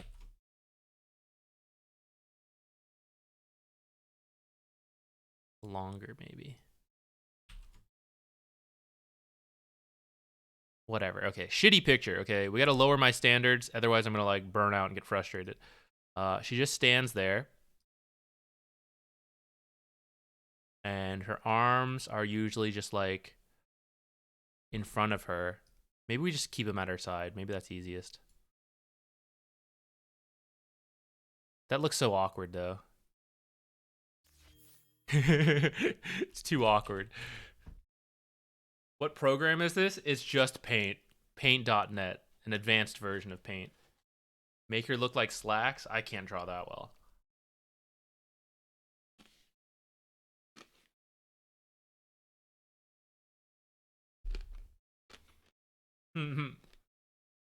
Yeah, the server is down, so I can't play. Or we're doing replays today anyways, but server's down. We're unable to download the games. So I'm just working on my backlog of pictures. And depending how long the server is down, maybe we'll go do... We always talk about RimWorld. Should we do RimWorld, or would you guys actually want to see like Terraria instead? I'm fine with either. I'm playing games.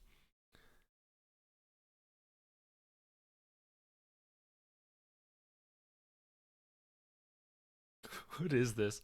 Why can't I draw? Why have I no talent?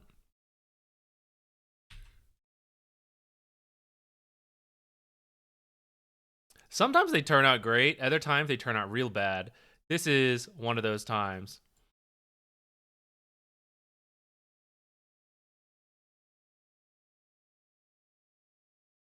This arm's thick. It is what it is. Okay, well, what kind of hair does Marcy have? She has like... Do I have to color him in? I don't really want to color him. Jackbox with chat? Oh, that could be fun. Do I have a Jackbox?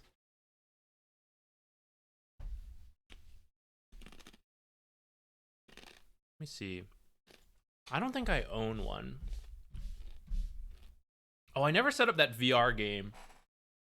There's a VR one where I would be a tree and you guys would be squirrels trying to steal nuts. That could be funny. But you all have to download this like app on your phone. Oh, I was also seeing there's like Word with chat. What's it called? It's like Scrabble. Maybe we could use that when I'm like always getting water in between games and stuff. You guys can like exercise your brains. No, I don't think I have a Jackbox, but I guess we could buy one.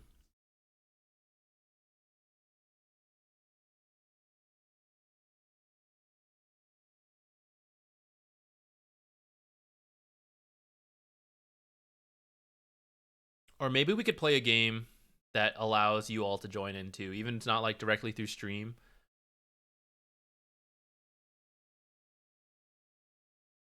What's the I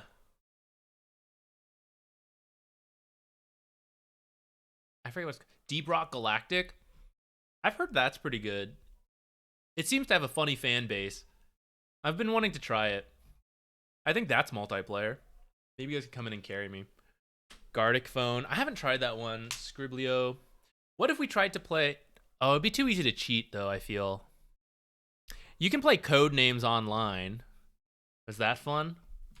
Minecraft? That could be fun, too, I guess. It's been a while since I fired up Minecraft. Okay, how do we make Marcy look like Marcy? Perfect. What is her hair? It's just like just down, isn't it? Oh no, it's like in this knot. Okay, we can do that. Brown. Where is a brown color?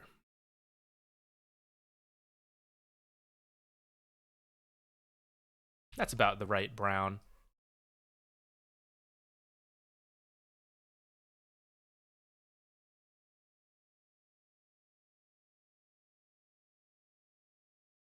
And then up in like a... But you wouldn't really see this from the front as much, would you? Whatever, you can kind of tell it's her. That's good enough for me. No, that looks dumb. Hold on. How do I make this look better? First, let's shade over some of these. And then...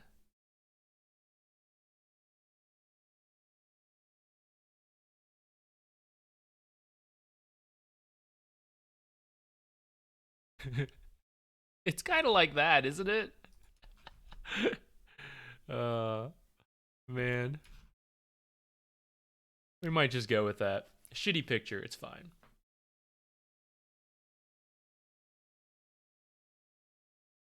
Okay. Should be in the front. Oh, should just be like down here. Whatever. I don't care. Okay. Let's color in wind. Let's finish Doom. I don't know what to do with his hands, though. That's why he's only, like, partial. I, like, stopped him here because of, like, what does Doom do with his hands? Oh, who's that? Thank you. Perfect. Whoa, whoa.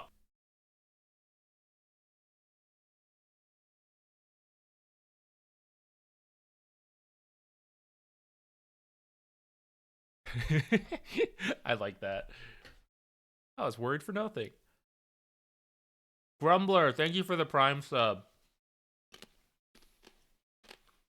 Phobicity, sorry, I missed your question. Would you pull if your cores tell you to do a bad pull?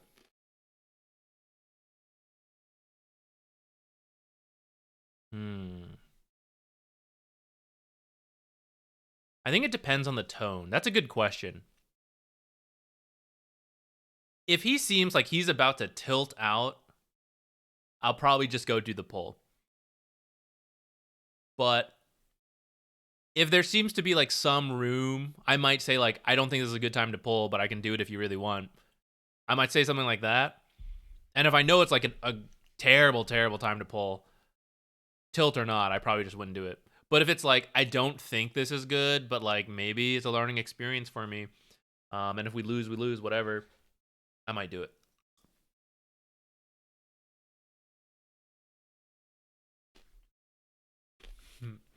Left hand's a devour hand, you might be right.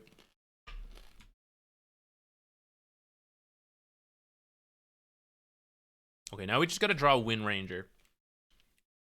With scoliosis. No, we don't need to do the scolio. What if we just... I should have just done... Would that be unfair to Wind Ranger? What if we just redo the hair into Wind Ranger hair? That seems unfair.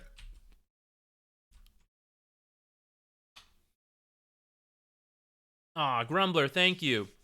If you ever want to watch a stream VOD, I'll upload them to YouTube on a different channel. But only if you're interested. You don't have to. I appreciate you dropping by, even though you can't usually. And then even subscribing while you're here. That's very kind of you. Thank you very much. Yeah, EU time I know is difficult. Sometimes we get people from EU. It depends when we stream, I guess. But I know sometimes they're like, yeah, I'm just here at 2 a.m. Not everyone can do that. So.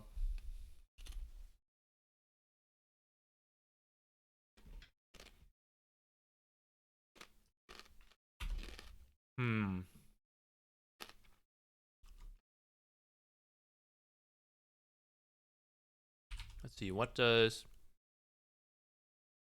Oh, I can only see base model Wind Ranger because the servers are down. I can't even see my cosmetics. It's midnight there? Exactly. Thanks for being here, Sombra. You are waiting. If you can't do it, or if you have to go to sleep, We'll save it. I'll just remember we have to do one for you. Did I already accept the thing? Oh, I didn't even accept the thing yet. So I can either reject the points or we can do it later if you have to go to sleep. I have no idea when these servers will be back up. Usually it's not so long, but maybe I should eat now too. Okay. Is Wind Ranger thinner? I think they're about the same.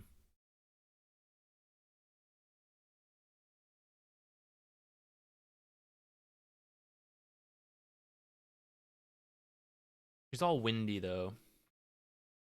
She's actually just a tornado. She's like a mermaid, but instead of a like fishtail, it's actually just wind at the end. You wait for like 15 more minutes. Sounds good. Would she hold her bow in a family picture? That seems messed up. Then again, Ogre's holding a knife.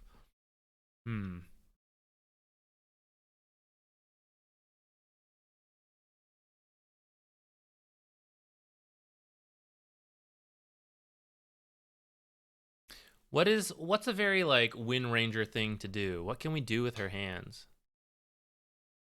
Uppercut Marcy. She does that thing with her. What's the little hand thing? Did a little heart. I have no idea how to draw that. I can't draw that. Yeah, I was thinking, but how do I draw? What does this look like?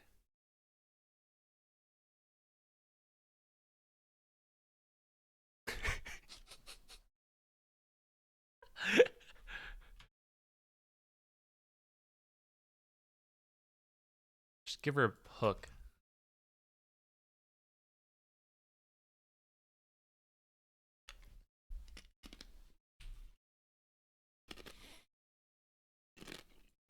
Okay, I'll try again.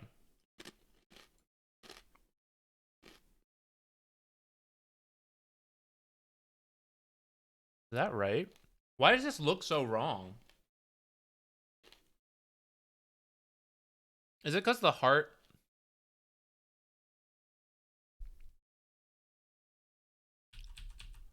This doesn't feel right. Maybe it's because it's all black. What if it's like... Wait, it should go the other way. Wait, which way should this go? The finger should extend this way. Yeah. Wait, maybe because it's the wrong hand. Is that why it's messed up? What hand would this be? This would be her right hand. The heart should be on this side. We've solved it. Zach draws hands just like AI. Look, it's not my forte.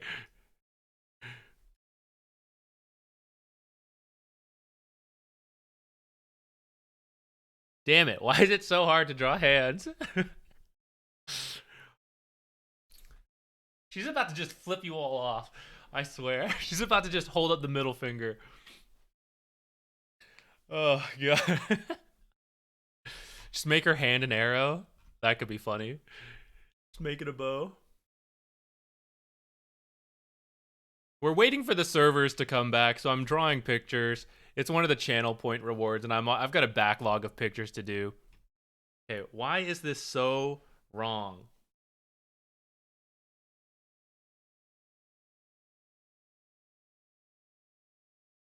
From the back, it should just look like what? It should look like this.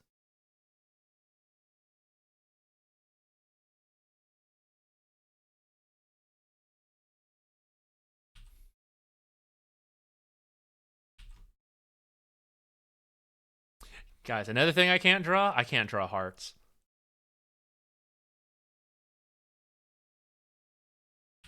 All right, I figured out what to do with her hands.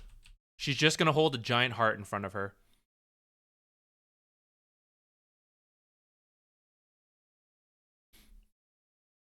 Is this a cop-out? It's a bit of a cop-out. Fine, we'll go back.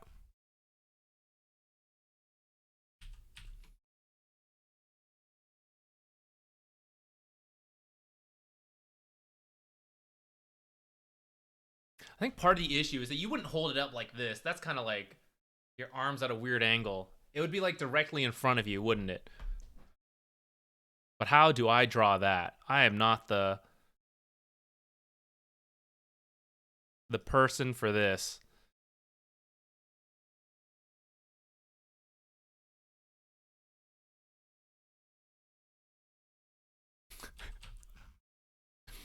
That was a little better. It was still messed up, but like,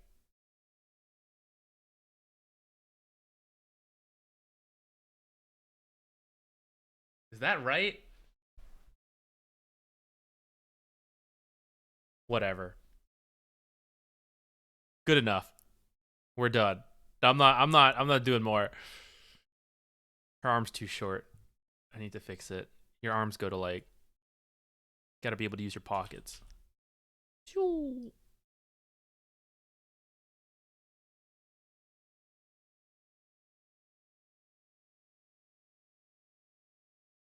Okay, what is Wind Ranger hair? It's like first we need a red.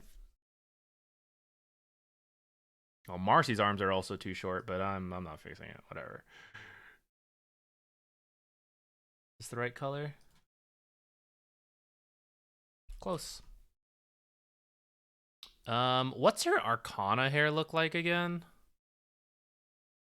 I can't even look in the game. Wind Ranger's got some broad shoulders. These are bad pictures. We didn't draw a good picture. These are draw a bad picture. And so she gets the thick shoulders. And the messed up fingers. Doesn't she have like really long hair?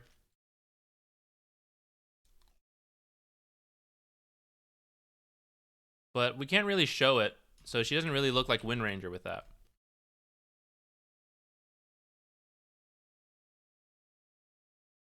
Oh.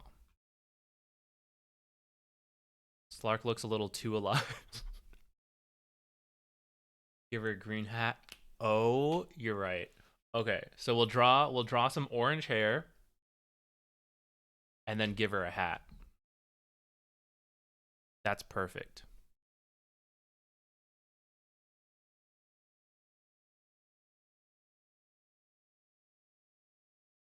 The Arcana hair is like more red, isn't it?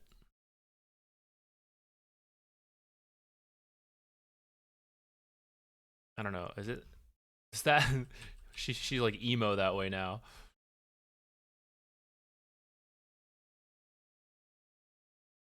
And then what color? What's Wind Ranger green? She has that like, wait, it should be like through here.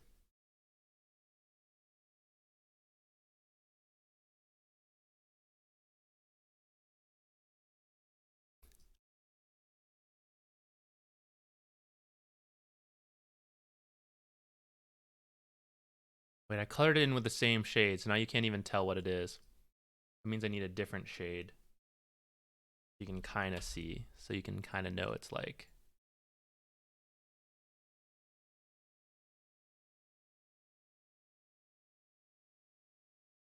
Maybe I don't need that one. Maybe it should just be like.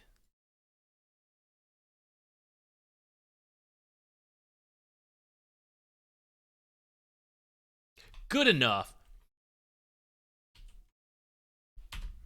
Okay. Do we know who these heroes are? Is this good enough? Because there's one last edition that I know they want.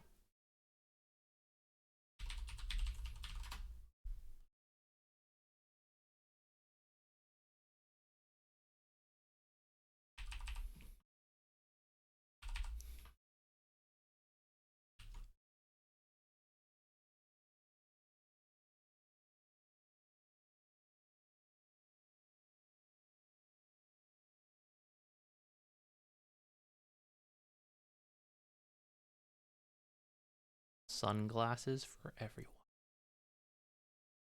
It's bad.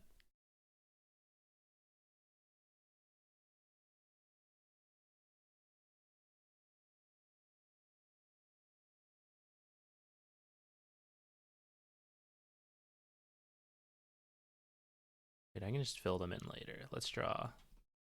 Just draw them first.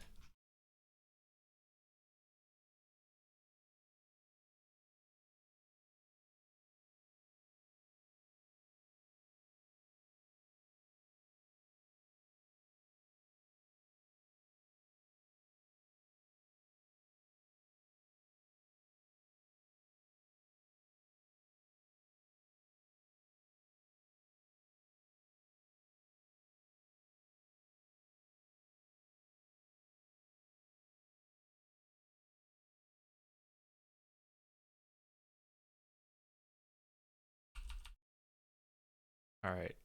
This was a Wombo one because we had to draw so many heroes. Family photo. Done. Saved.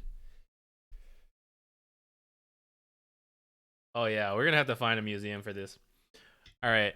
I don't know. What do you guys want to do? Should we play a different game?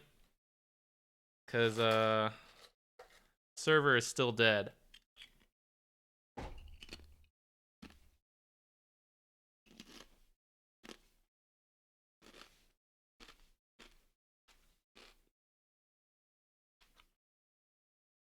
You're able to find a match. Okay, let me try restarting. Maybe we've been fine this whole time and it's mine.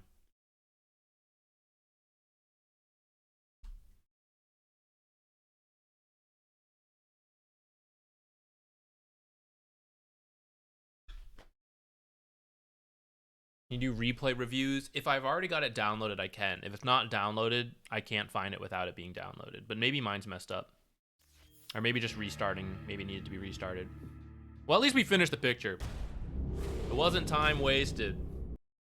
No, maybe we are good. Sombra, are you still here? Yes, you are. Do I still have your thing copy and pasted?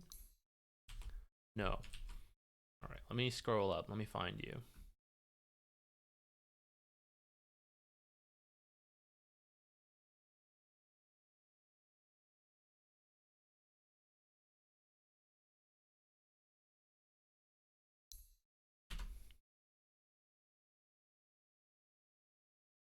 All right, I guess it was just my end. LMAO.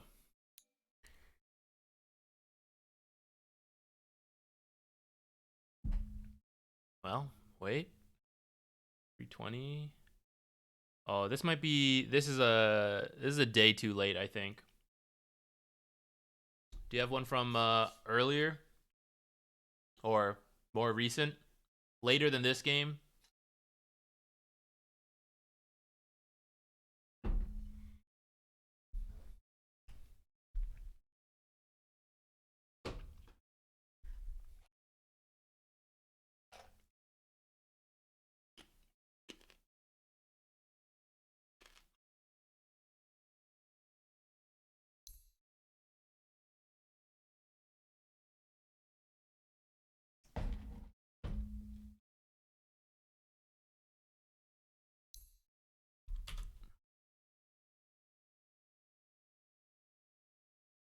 Okay. Are you Rubik?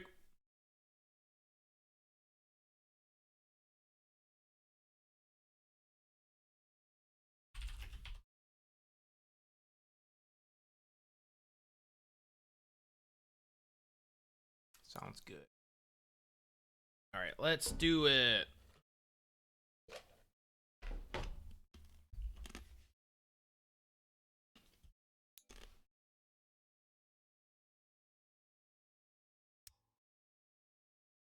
Ban somebody.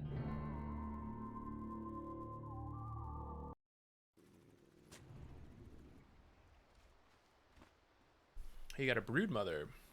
What's the age limit on reviews? 1 week. 30 seconds to go. All right, so I think you just Fade Bolt secure the range creeps and then help her get to 6. Your team's draft is a bit greedy. Not gonna have the best time making plays together. Game is on.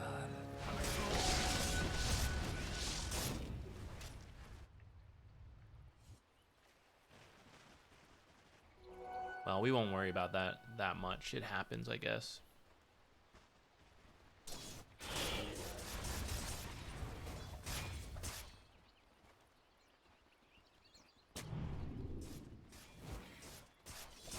Aim to body block and block that thing. Fade bolt, harass. It does mean like you might have it in time for the range creeps, but I do think the priority should be range creeps. Broodmother doesn't have the best time getting those. Didn't have like the best way to secure it. Level 2 when she has like, if she takes E, you can kind of use that. But yeah, like these.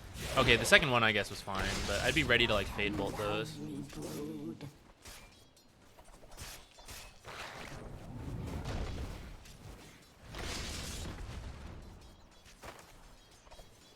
Don't think you really need to lift there. I think you're hoping to like throw her to Brood and then Brood comes over, but for where the lane is, Brood kind of just wants to farm.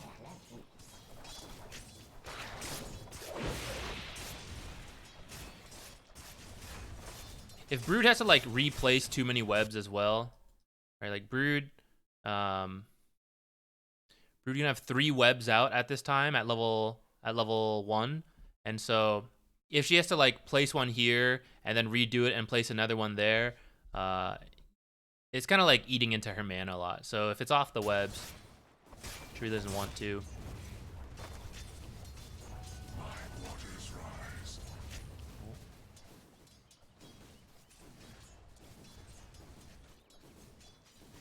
I'm kind of okay with you staying nearby to get level 3, but we do want to give her solo XP coming up soon to help her get to 5 faster. Or 6, sorry. So we might be able to like think about runes, especially at like those 4 minutes. Like I think when you see them do the single pull, you know it's gonna push out again later on, especially once you see this. So I think you could ask her to like, please take these away from me, or just don't aggro them yourself, and then you could maybe go for the 3-minute, 4-minute rune right here. She can start to get solo XP, and it'll push out right back to her.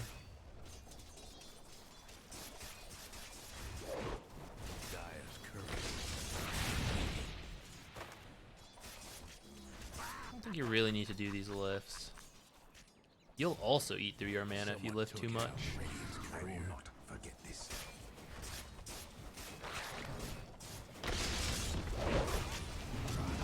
Also, you see how like every time you fight, you're like out of the webs, and you want Brood to come over, but the fight's like always out of the webs. If you just like stand over here, then Lion is more likely to have to come into the webs, and then you'll have an easier time getting Brood to help you out.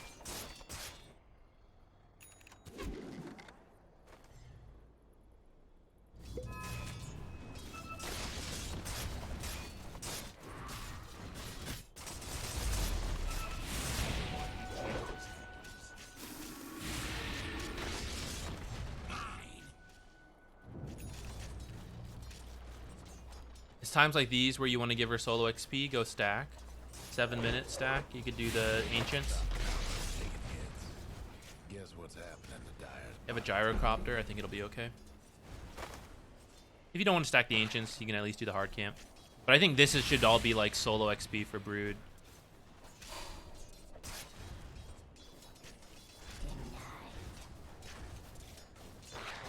The first couple levels I think is fine to split, but after that, you really want 6.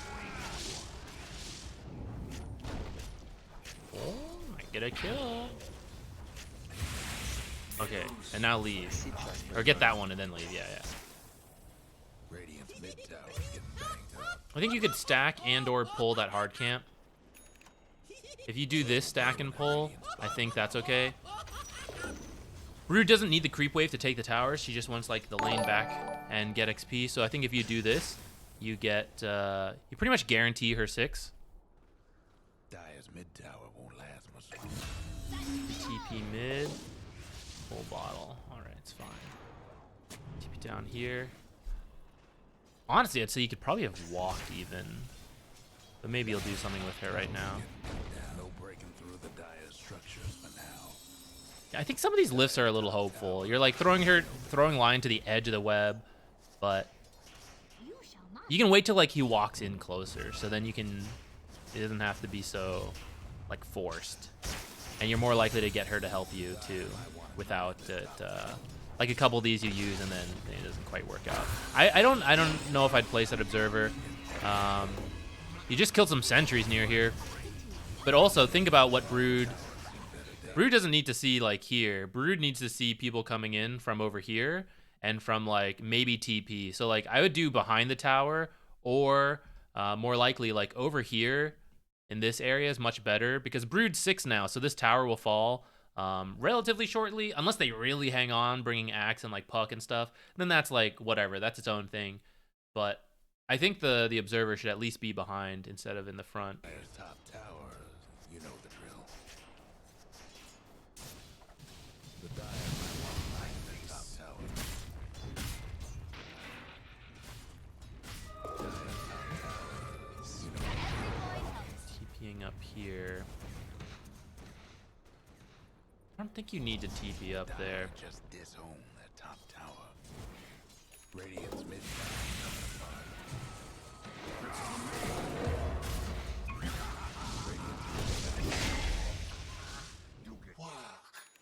I think even if Axe takes that tower, like if that tower's healthier, maybe you can go up there to try to defend it.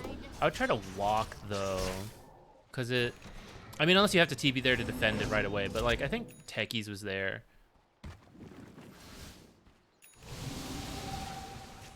And I think you want to be like bouncing between mid and bottom anyways.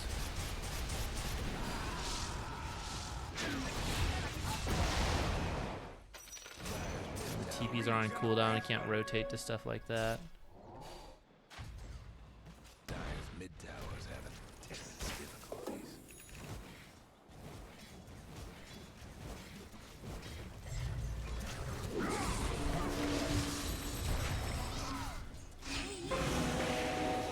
Ooh, nice steal. 4-man coil here. Oh, I think you should use the coil there.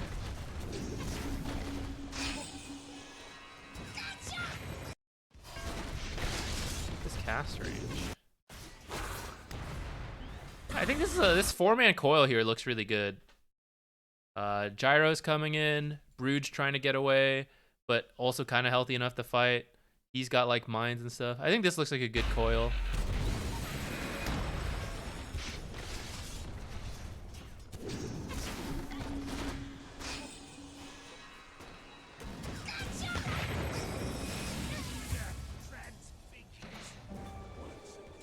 No.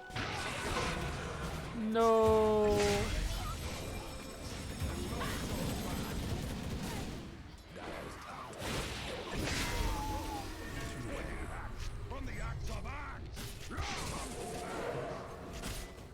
Oh! Oh my goodness, I can't believe he killed her.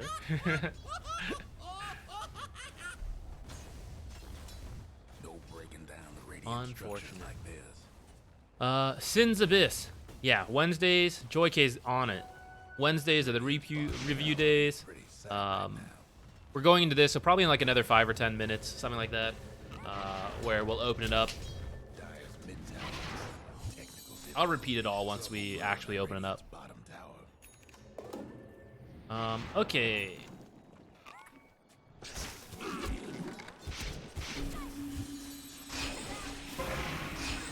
Cool. How many times can one man steal coil? She's dead. I don't think you even need to follow. Oh, great steal. Earth Spike. Hold this forever. I think that's the best steal you can have this game. Well, Radiant lost one of them bottom towers. Okay, then just set up vision down here for Broodmother, and you can go play other parts of the map, but I'd also be okay if you played with Brood. Radiant's bottom tower ain't pretty set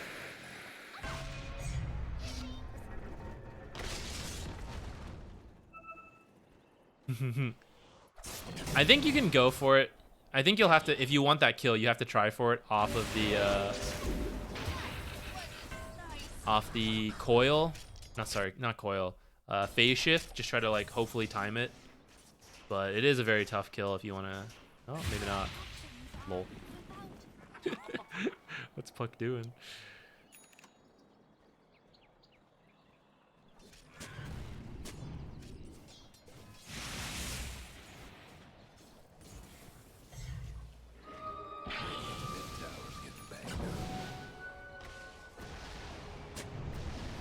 Where's Techies?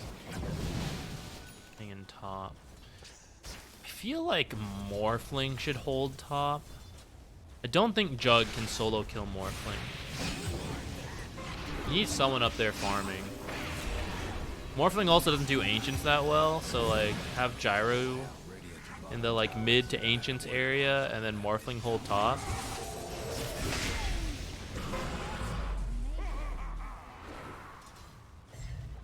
That way Techies can join you all. Techies keeps trying to hold top. Still Axel. And I think you... I was kind of in my head thinking about... Where'd you steal this? The coil, too.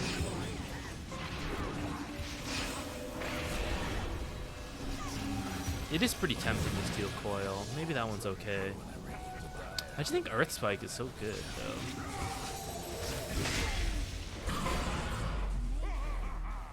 And then I'd probably hold coil over Culling Blade, although killing someone and getting an armor stack does sound pretty funny. I don't think it's really what you need. I think you just stun people for Brood, and Brood kills them as long as she has like a certain amount of spiders. Or Techies is here, so you stun them and then they launch Techies into it.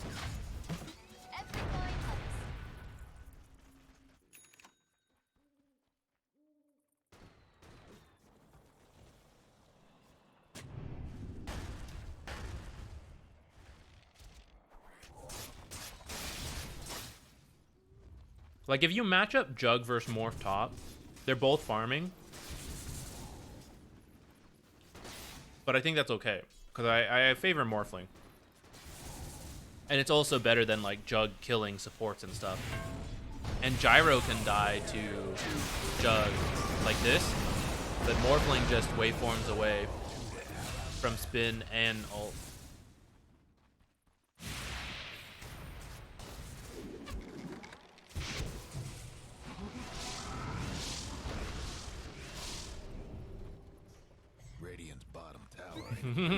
Oh my god! Oh no, fuck. Oh, that was a nice try.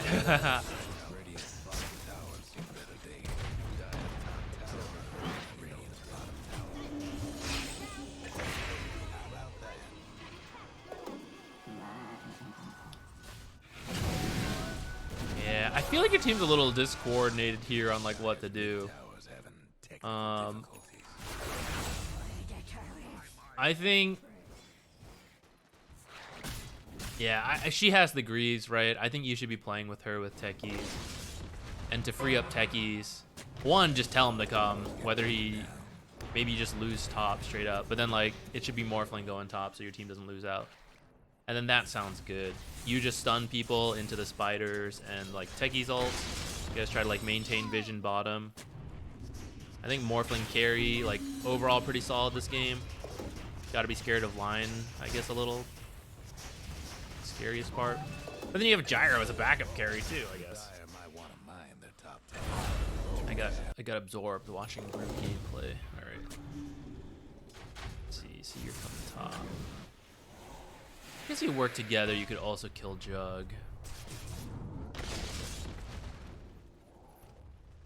I see. Yeah, that works too, I guess. We can try that a couple times. I think it's like the wrong part of the map we want to be on, though. Maybe do it once or twice to put the fear in him. But...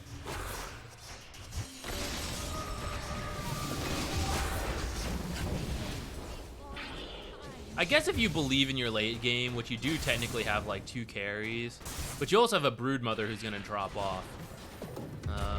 You could try to just like kill him and slow things down. Right here's like, there you go.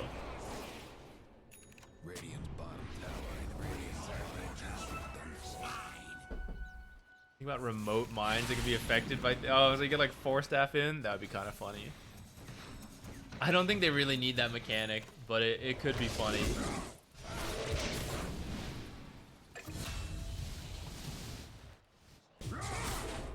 Radiant's top tower's hurt half fun trying to bust down Radiant structures now.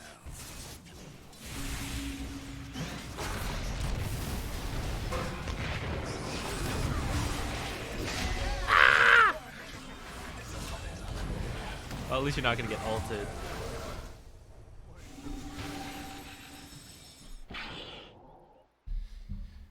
Yeah, I do think you want to be with Brood. Brood doesn't like to rotate very much. You want the attention to be near her. She's more of a team fighter than she used to be. Or like she works with people, right? One person walks in, you blink lift them, and she like throws the spiders on her. And you kill like all the supports. It has to be Axe who comes down. And if Axe is down here, it doesn't really stop your team from farming. The Jug kills are like fine, I guess, but... Well, Brood's here now, so actually this is better. But it did require Brood to like completely reposition everything.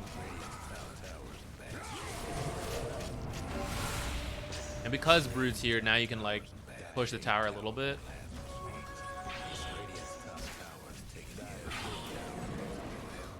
Snowball? I forgot about that. Very briefly, yeah.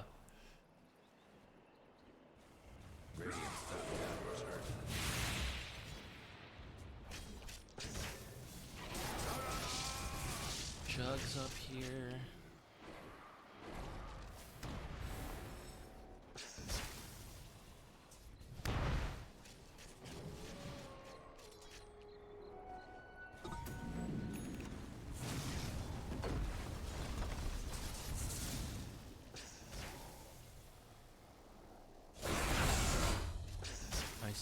I see about the techies not joining.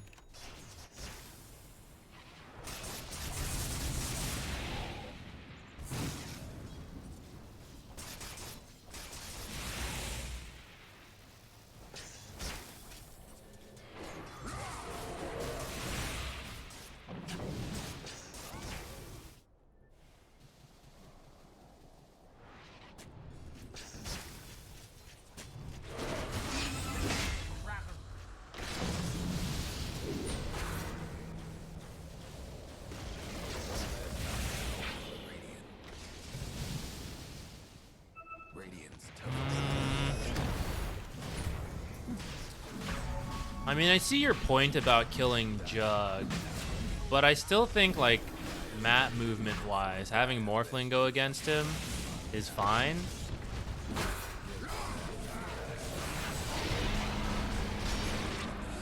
Wow, nice.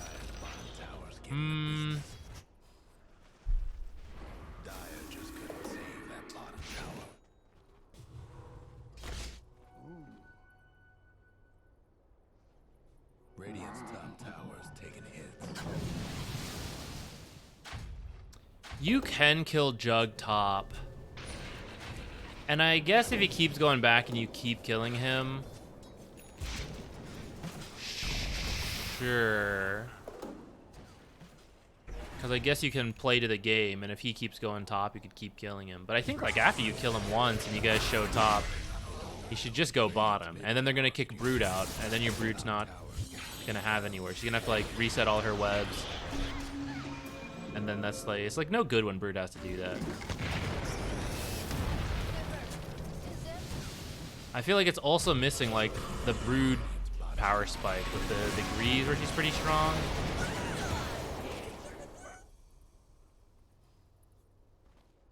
What a lovely Brood.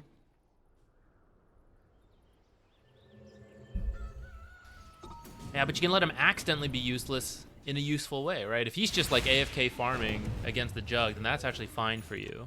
Radiant's top tower's hurting. The Radiant lost the top tower. Well, I guess either way it doesn't really matter, as long as, like, Radiant's top tower is bad shape. you do need the techies to be involved. But, like, see what's happening here is, like, I think that could happen kind of like bottom, and you just, like, keep them trapped through the bottom map. And at some point you, like, smoke run top and then run back bottom. Which I guess is like is kind of happening to a degree. It's just like slow.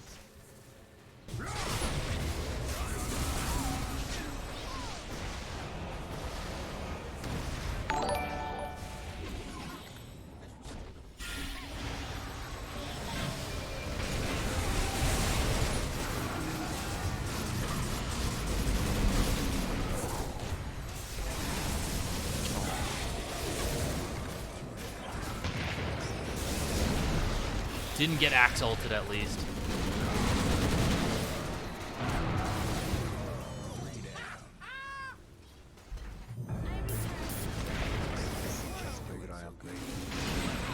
It's Roshan time.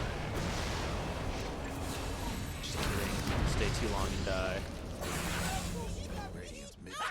Oh, just kidding. Roche is done earlier. Kind of zoomed through it, forgot.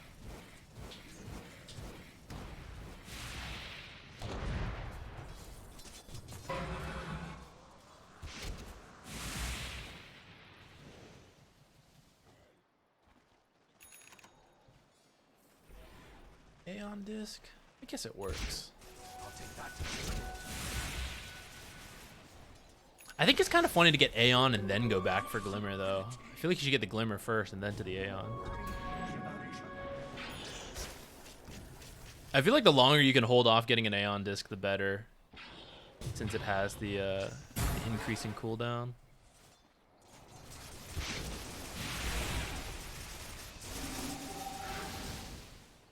I think Lotus is pretty good this game too. I'd probably get a Lotus instead of the Aeon disc. Maybe some personal preference. Slash how much you believe in your team. But I feel like it can reflect a good amount.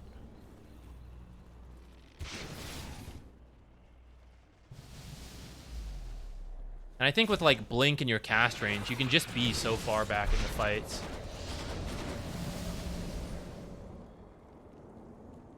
That I don't know if you should, like Gyro and Morph should be like up front. Like you walking up there is like totally unnecessary. I think you should be like behind Morphling right now, like behind this tree. If your team was like really pushing high ground, I guess, right? Like it's just let them hit things. Radiant's bottom tower seen better days. Like now you move down to here.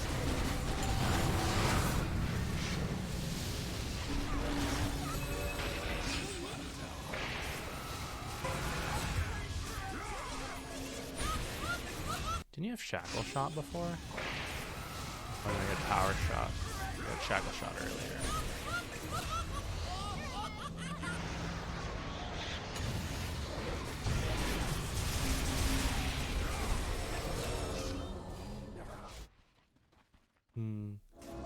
Alright, that's kind of your team just being split up. I can't believe that worked. Alright, so for those who are here the first time ever, I'm going to open up the next one. So now you can just type in ! replay and join in. And then after a few minutes, I will pick the next one. And we'll go from there. And the match, try to have a match ID. I mean, it doesn't have to be instant, but if it can be, you know, within the minute or so, that's usually good. And then the match has to be from within the last week, otherwise I can't download it. I think that's it. Yeah, from there you just need to let me know who you're playing and then any questions you have. Сейчас поиграем. Dire might want to mine their top tower.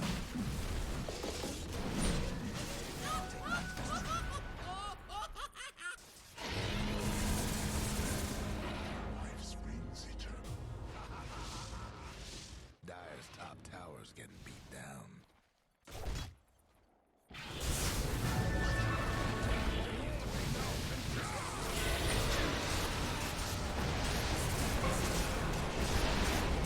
I think you should keep holding on to Spell Steal. I don't think you actually want to like do this, right? Stealing Spin like randomly is fine, but I think you just keep waiting there for Shackle or Earth Spike. That way you can keep your distance. Yeah, I think you have like really long cast range. Even without the Aether Lens, like you still have really long cast range, so you can just like wait in the back. I probably would get Aether Lens this game because I think Earth Spike with extra long range is ridiculous. And then you just have to sit in the back, and you kind of don't need as many survivability items because you just Earth Spike and you like keep your distance. You Earth Spike for like 3 seconds because you have the increased debuff, so you can like lift into Earth Spike or vice versa. Earth Spike into lift into Earth Spike.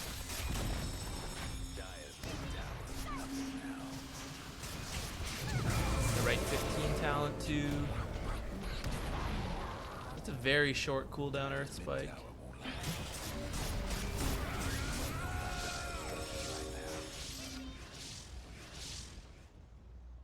So feel the temptation. Yeah, I mean, I've definitely been there.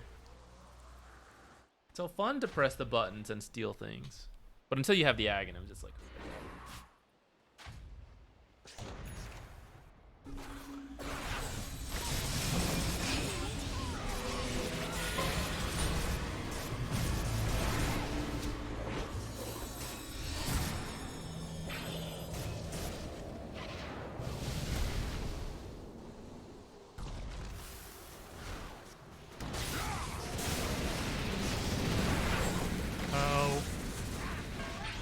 Oh, where is he? Give me one of those.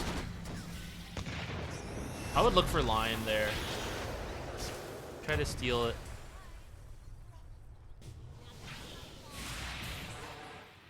Yeah. If you just steal right away, because he used ult and then Earth Spike. So then there's nothing to hex near him, or maybe mana drain a creep, but there's a good chance he has one of those. So I think you just like instant steal. And now you just stay alive in the back with Earth Spike.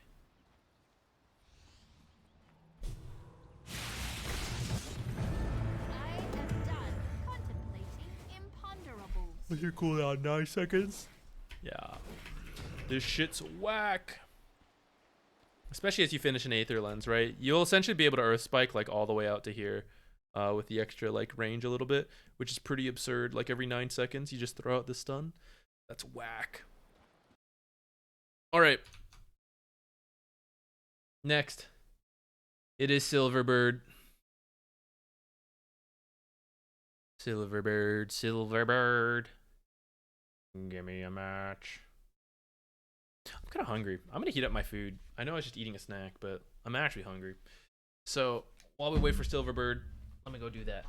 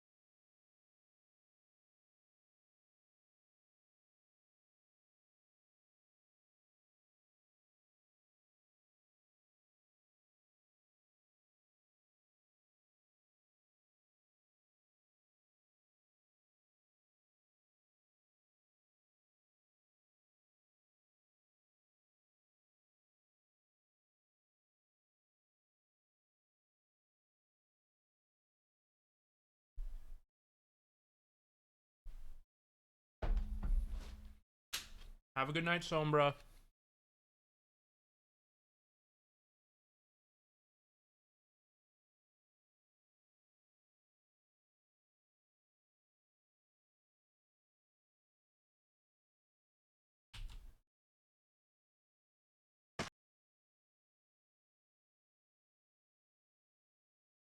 All right, so you want to look at your laning stage to figure out what we can do better there?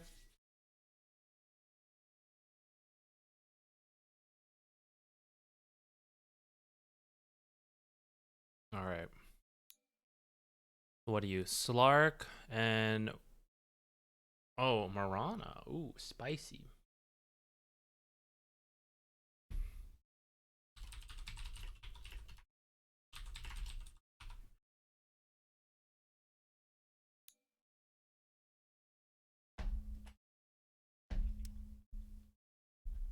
Time to ban.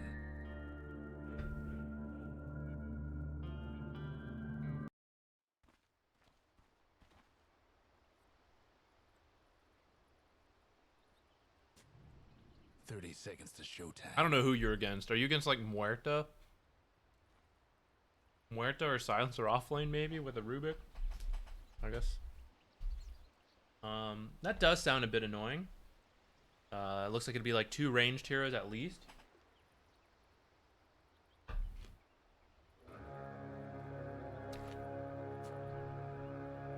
Alright.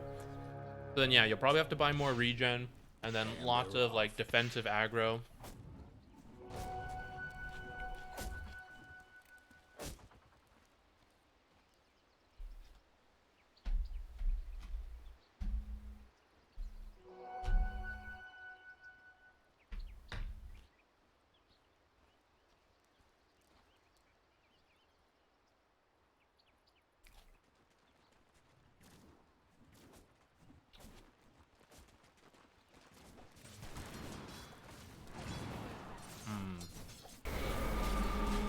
Don't love that Mirana. Using the arrow on the creep is going to push out the lane. That's why 5 Miranas typically take Q, so that you don't have to do that and push out your lane. It's not a big deal for 4 Mirana because it just resets on the tower.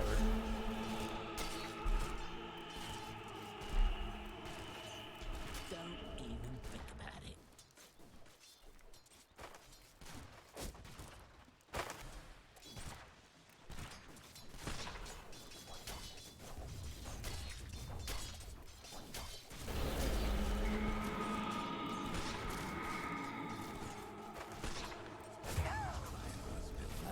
Blood. So you have 100 gold here. I can feel it. You might just want to buy a salve. I kind of feel this lane being like very difficult. I know it's a lot of regen, like, but I don't know. I don't see what's gonna change in this lane, right, for the next 4 levels.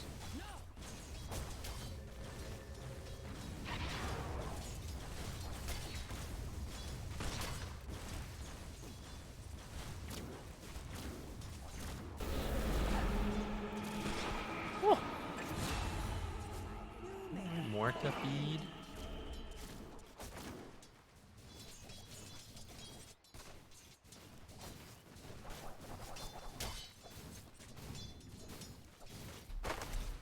He does after respawn. Sorry, did I see? I saw him TP into lane. Was there something else?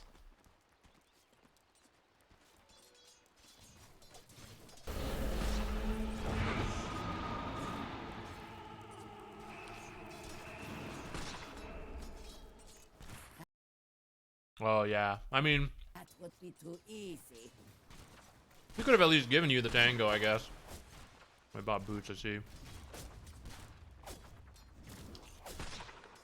Like here? That would be too easy. I mean, you're gonna have to play the XP game here more than last hitting. So you just gotta be like really careful. Gotta think about like doing your own pulls potentially.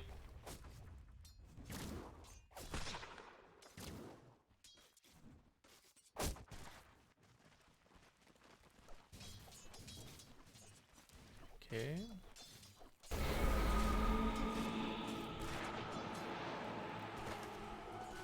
I think you were. I don't. I think you should do another defensive aggro pull there. I think you were trying. I'm not fully sure. I think you can let those come under the tower. You see what's happening to you? Even if you successfully hold this out here, look what's happening to you. You need this to actually come under the tower, and you need to like farm here, shove it hard, and then because there's so many creeps, it pushes out quickly, dies here, and then comes back. You need this lane to bounce back and forth, Silverbird, just because like she's not helping you very much, and it's very tough for you. So you need to bounce back and forth, shove it hard, and then like farm this small camp or something. If you try to like keep the lane here, you'll die.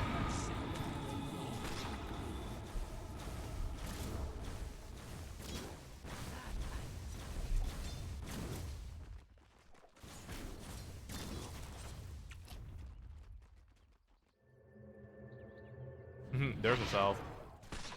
Somebody iced the Dyer's career.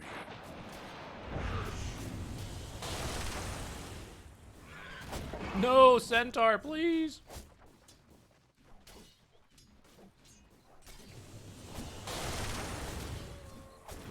Oh, you gotta try to eat a tango a little sooner. Get that regen going over time. I know there's a lot going on there. Okay. This is pushing in. This is pushing into you. No big risks.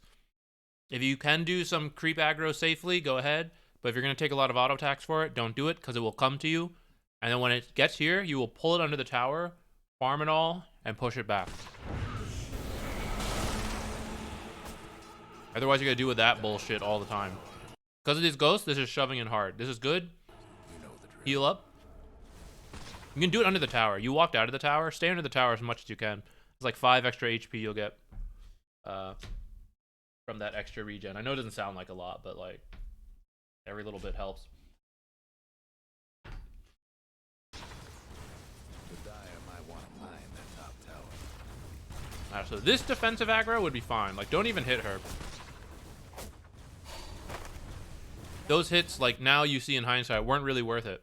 We're just trying to get to 6 ASAP. So pull these creeps further to you. Same thing here. Aggro them back. Yeah. Just keep doing it.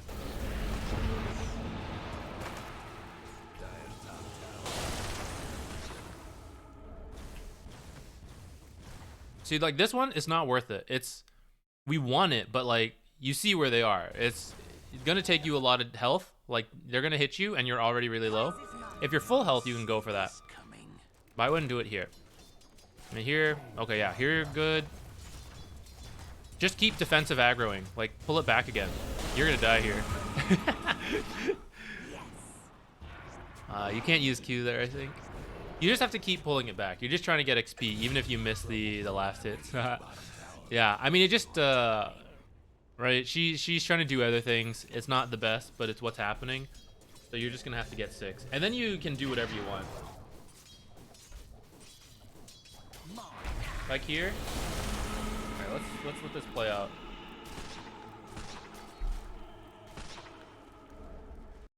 I would say that's not worth it. This is wild. I've never seen this. You just need to get to 6. You don't care about trading at all at this point. That's the feeling you should have in this lane.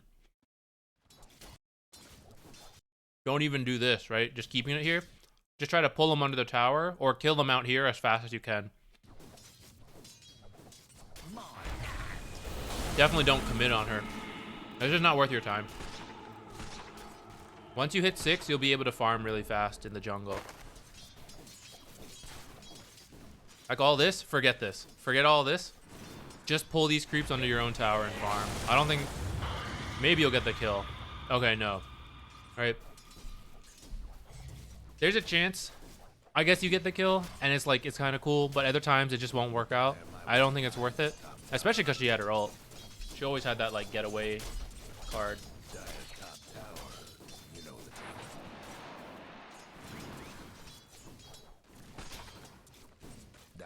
Instead of chasing her, kill these, come over, pull, or just farm it.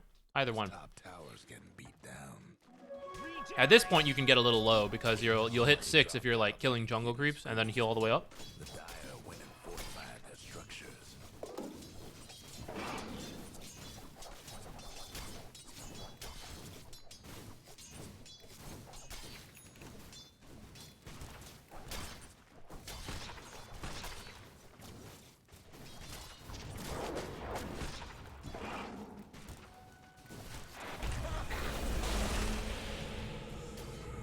I think this is hard.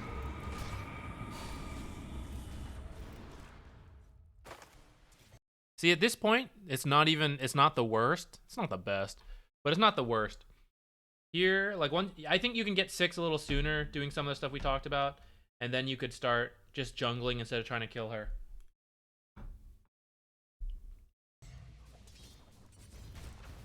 So like, let this do its own thing. This will come back. Just leave, go farm your small camp.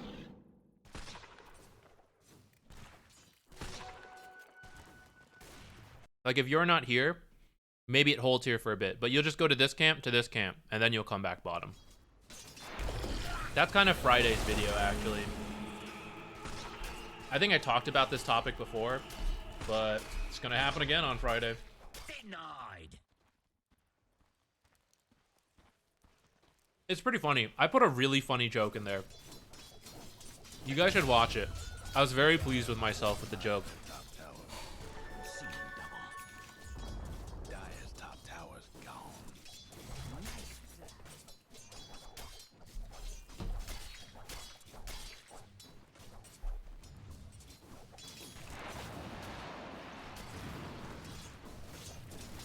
Radiant's courier's a goner.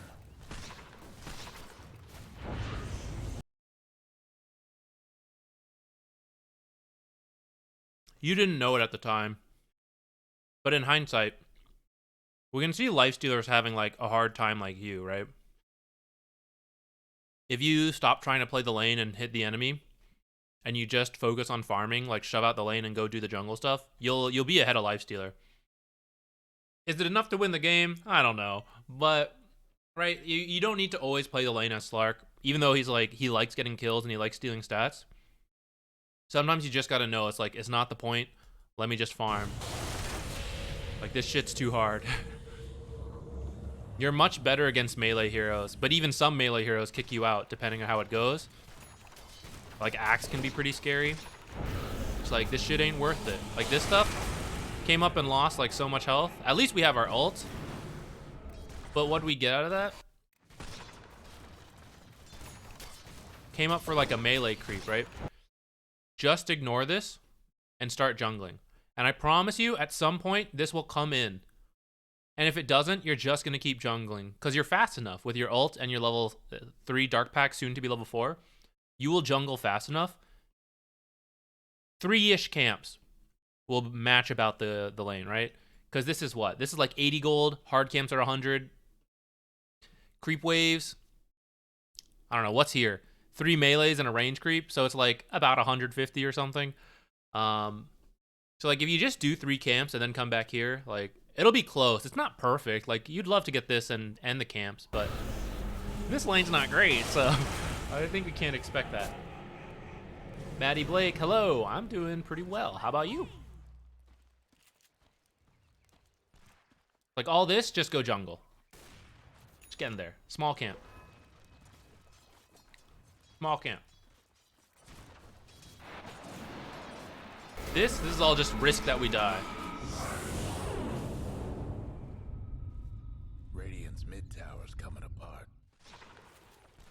You could be 60 gold richer if you just farm the small camp. And then you come here, you defensive aggro. Like, forget her.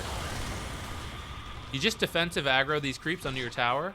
You farm them up, and then you go right back to the jungle. You'll do all of this faster than Lifestealer. He has no AoE.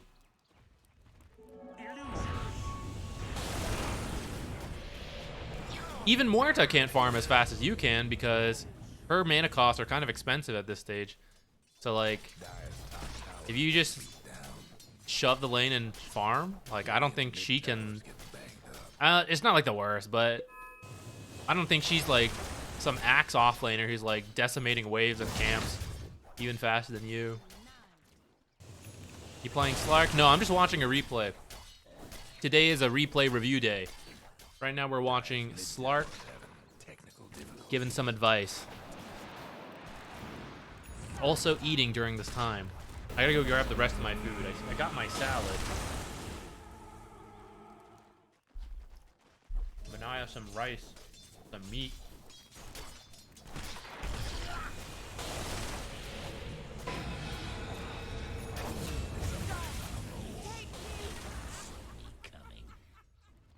Jungle.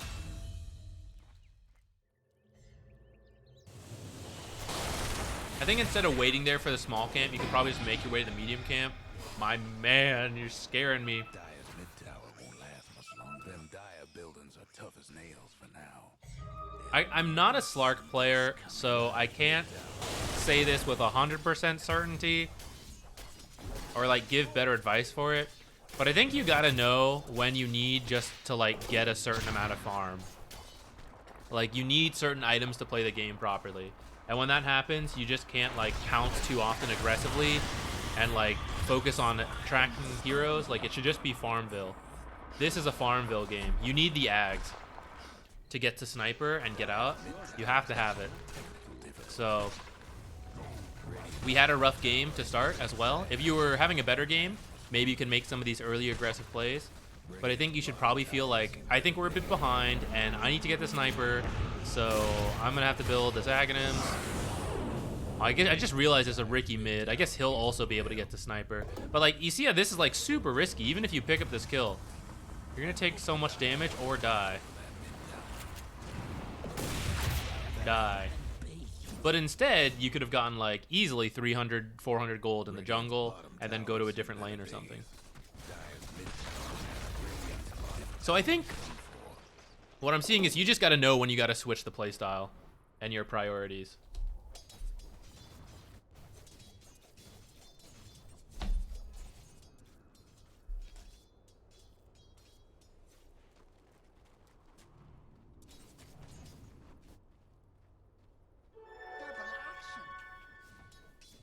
I'm gonna heat my food.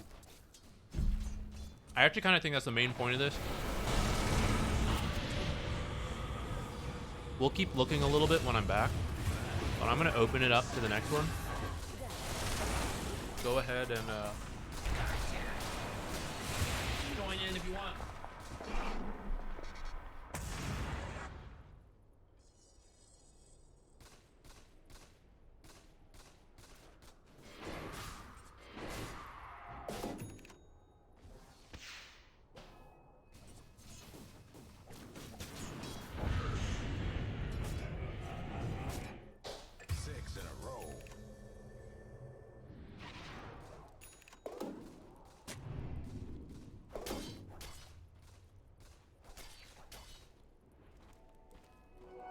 Take that.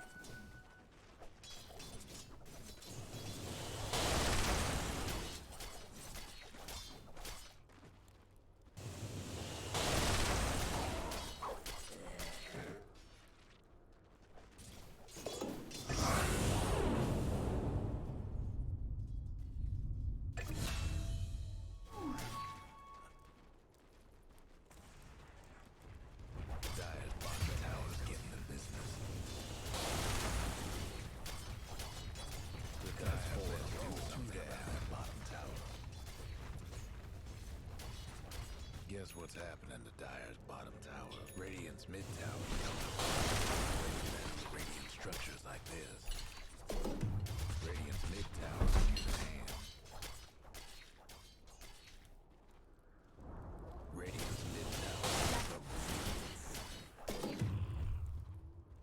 Radiant's My mid Salvin tower. Tangos go range. The Salvin Tangos aren't strictly the important part, Silverbird. But, I mean, more regen when you're struggling is, like, good. I think you just have to identify, like, hey, my support's not helping a lot, and this is a very tough lane. It's two ranged heroes who are doing a lot of damage to me. I really need to hit 6, and I can't really afford to take extra damage until then. You need to be very careful with, like, trading. You have to do more, like, creep aggro stuff to make it safe, which you were trying to do, so that part was fine. But you also, like, because it's so bad, like, you can't even sit here, you know? Like, you have to have the lane bounce back and forth, which is usually not ideal. But, like, if you're getting wrecked while it's at equilibrium, then we can't do that. Like, it's just going to have to bounce back and forth, and that's going to be better for you than trying to stand there and just take a ton of damage. And then, once you hit 6, you can be a little bit more free with what you do, but you also got to know when it's, like, worth it or not, because you are a carry and you do just, like, to an extent want to farm. Sometimes, like, bothering to hit people just isn't going to be worth your time. It's kind of hard to give you a general rule on that, but I guess it's when the lane really sucks. But at least in this game, there's a couple times where it's like, it'd be better just to farm, you know?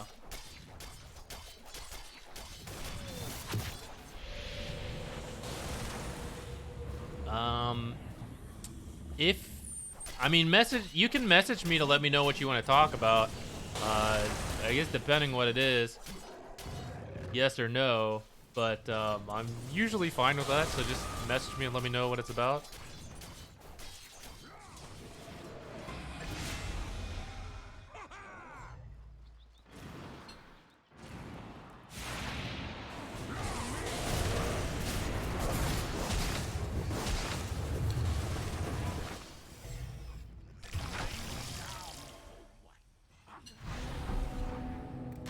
Monch, I don't really know.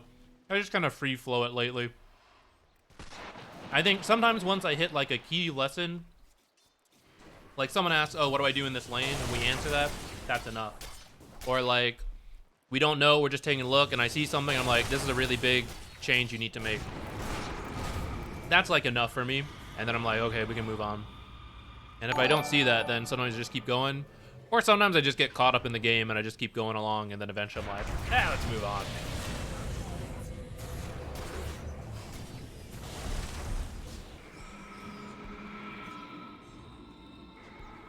Tama, congratulations. What's rigged about it? Nothing. No rigging here.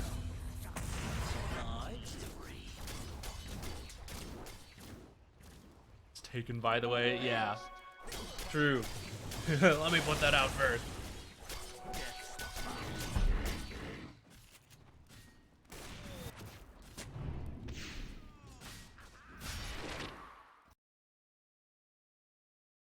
How many more today? We'll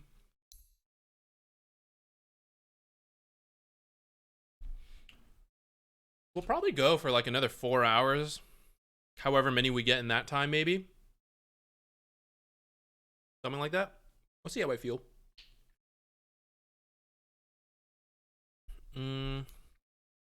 Are you unranked?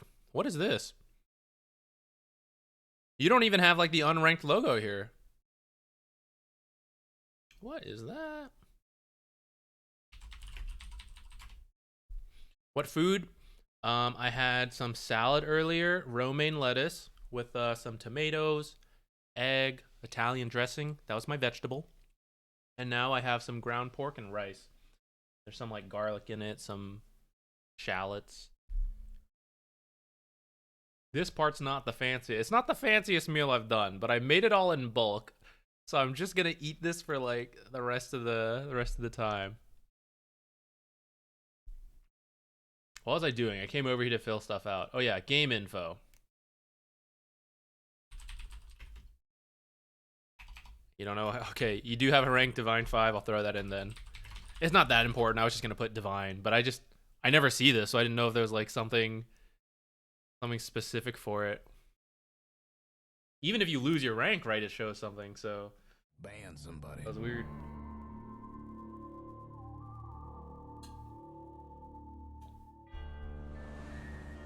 You guys can see it. It's nothing fancy.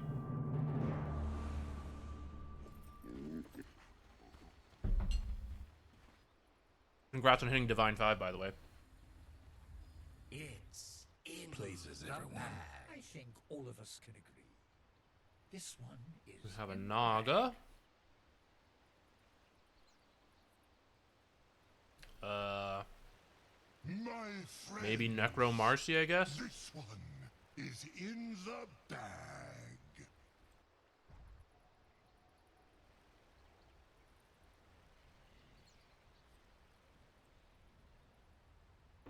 This could be like Marcy Invoker as well. I'm conflicted on this Windlace. I think your idea for it is to keep your distance from Marcy a little bit, assuming she's in your lane. But she does have the gap close, which is really hard. So I kind of think you have to accept that she's going to get to you and prepare to tank up. But also, Naga just needs help having a strong start. So I feel like Windlace is sometimes better for like avoiding the lane, but actually like you can't fully avoid it. Like you have to be there to help Naga. I'm kind of leaning towards like a stick, especially because there's a chance Necro's up here.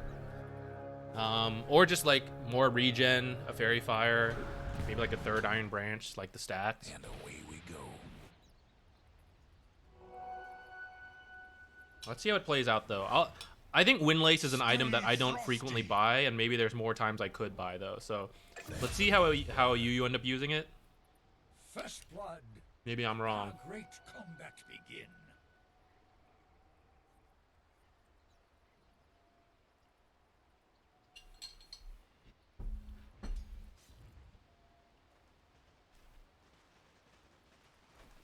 There's Necro.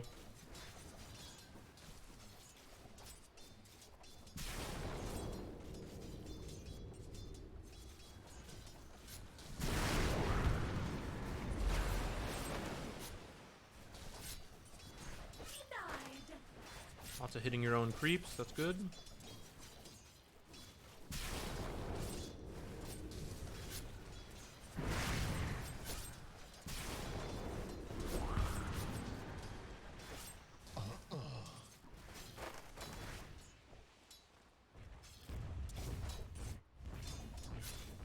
I definitely want that stick.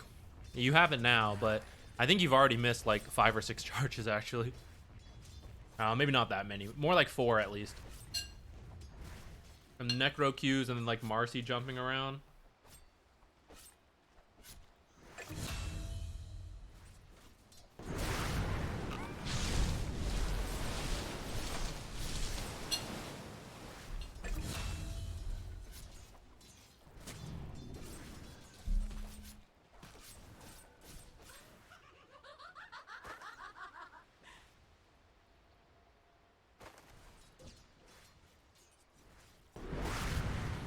I think Sinister Gaze might be more important here.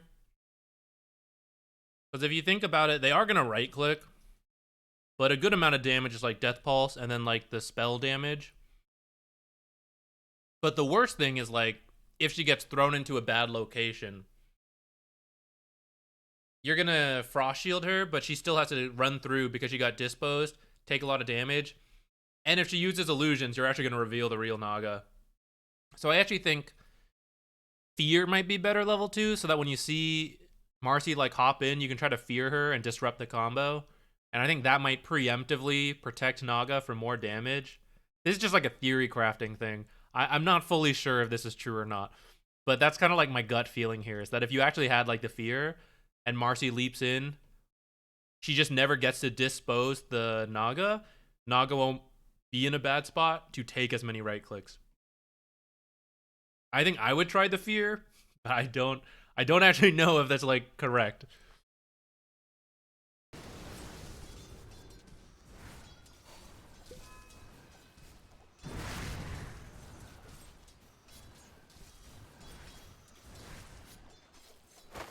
And you might want to think about stacking there rather than harass the Necro, like stack your small camp.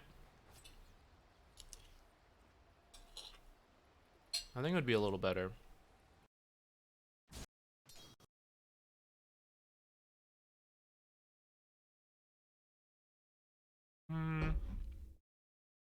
Maybe not. Naga's lower than I thought.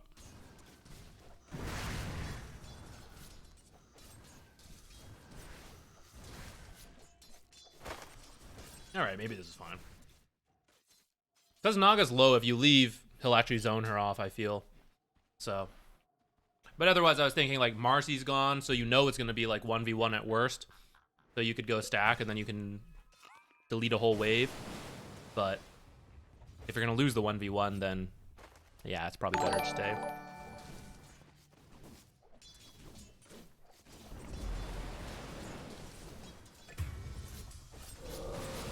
I would do a small pull here.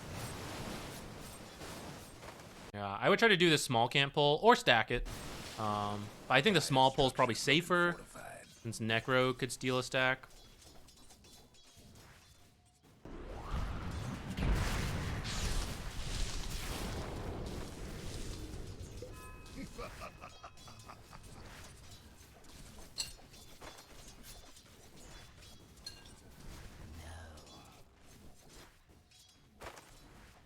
Raindrops, cool.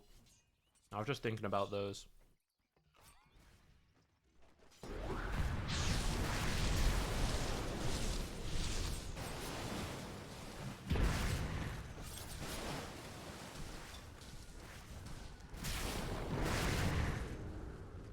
Now, I think you want to back out there a little sooner. Oh shit, maybe you'll die now for it.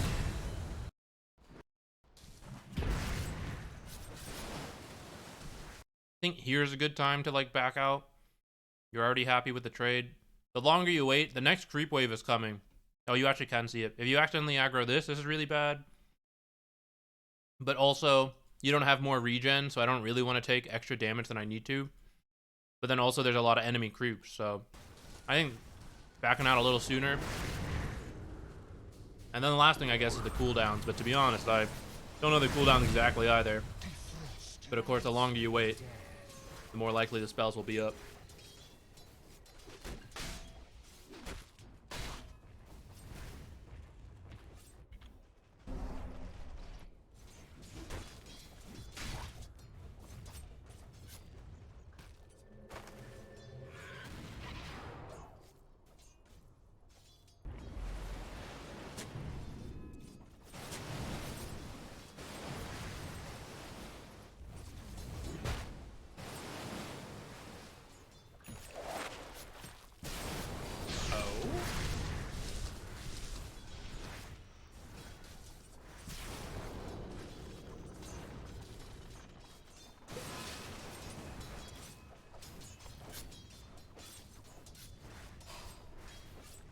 Polar Baboon, thank you. Thanks so much for dropping by.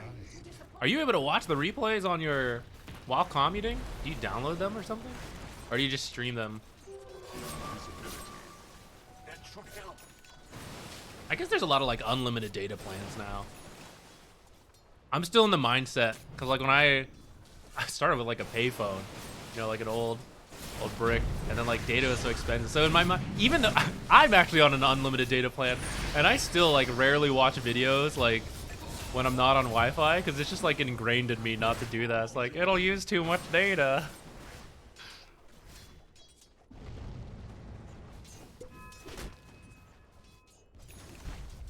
The future is now. I know. I'm stuck in the past. Radiant's mid tower is coming apart. Okay, I do think you're free to walk down here. Oh, maybe TP. A fight's breaking out. I'm okay with this TP.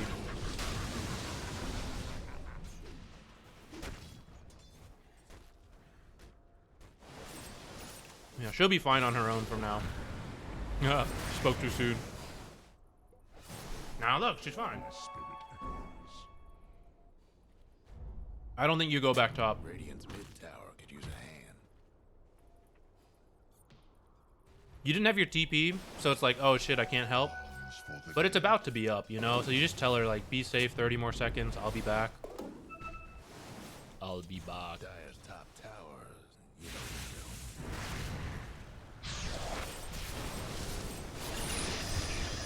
drill. Oh, you do get a kill, okay. I think Naga can just farm so fast in the jungle, though. Like, I don't think she really needs help. Only to, like, TP help her, but your first TP was understandable. Like, there's a fight, we want to help. And you just gotta warn him, like, I can't TP, be careful.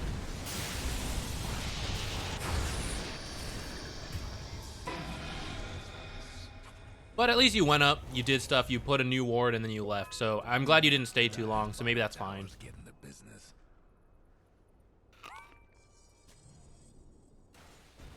The TP didn't. Yeah, but I mean, it's really hard to predict that stuff sometimes, right? I saw enough heroes there that I think, like, yeah, we can maybe help. I think it was like 2 versus 3 at that point that someone had just shown. So, you know, maybe you get a return kill. Maybe you can at least protect. Didn't work out, but they don't always. But I think at least the logic was there, right? I think that's the important part. We got 6, got a smoke. That's cool. It's a little awkward with an Earthshaker mid. I don't really know his timings, like what he wants. I see a lot of them farm up like an Aghanims, but I don't want to wait that long to make plays, so I'm not really sure. I guess Tidehunter's just a safe bet.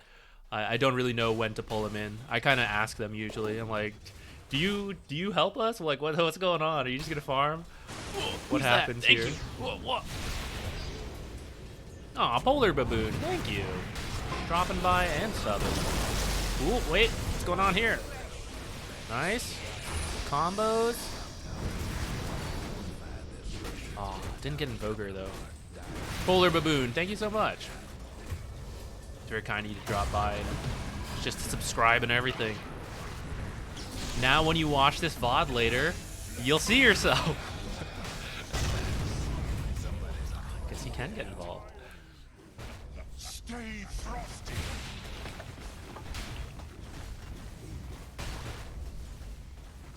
Just gotta go to Earthshaker. I don't know, he came here.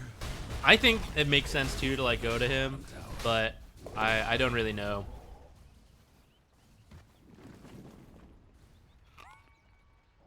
He's got enough for Blink if he wants that. Alright, I guess, okay, he's getting a Blink, so I guess you can just play around with him. Alright, I was looking at the wrong hero. You're like, do another thing. Let's see. Okay, so you died in that fight. That's fine. And then you respawn. It looks like you TP'd mid. I would walk.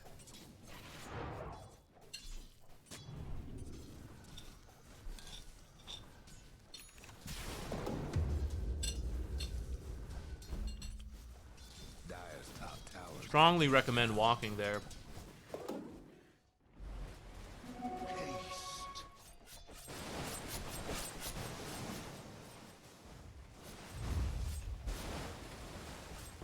That extra wave on you doesn't really change the game, but you being able to rotate around does, potentially.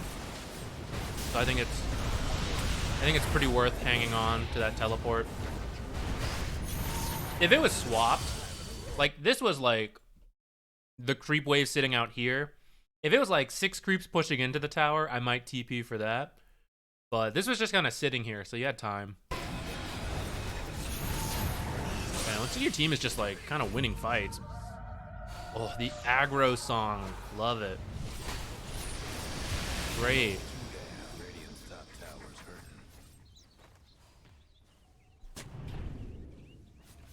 Ward on the cliff.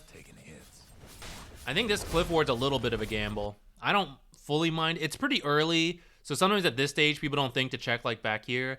However, you've also taken tier 1s and you're about to finish this one as well. And I think at that point people start thinking about checking on this cliff. So this might be better off like on the ledge, somewhere like back here or there, or maybe over here. But maybe not.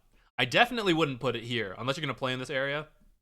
I think this spot will be checked with like a sentry here or a sentry on the low ground. So I would avoid like this general area, but somewhere along this right ledge or these, I personally would feel more comfortable with, but I'm also kind of okay with like hoping they don't check this yet.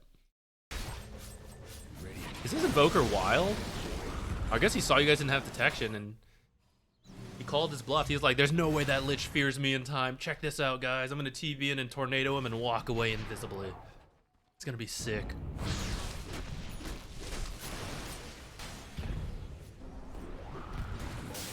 It happens, man.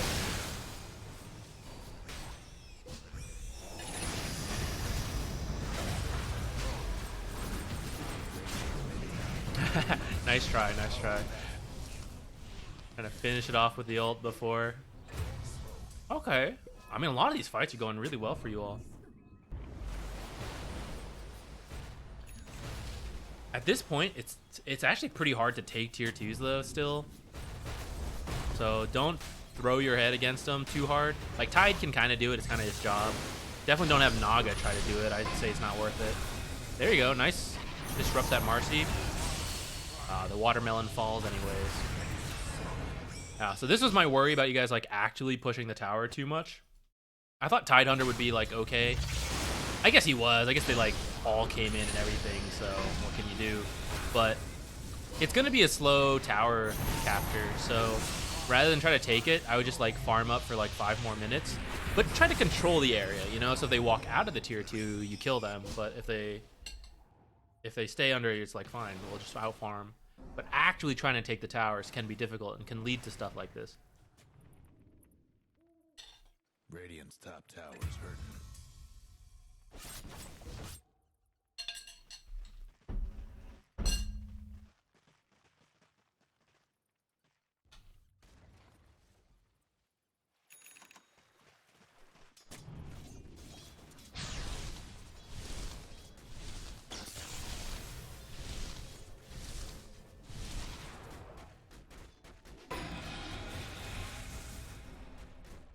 Cold Snap's not bad. Natural help. Could have maybe stacked. Well, I guess Rubik wasn't there at that time. Yeah. I mean, it's whatever. It's not a huge deal. Natural help.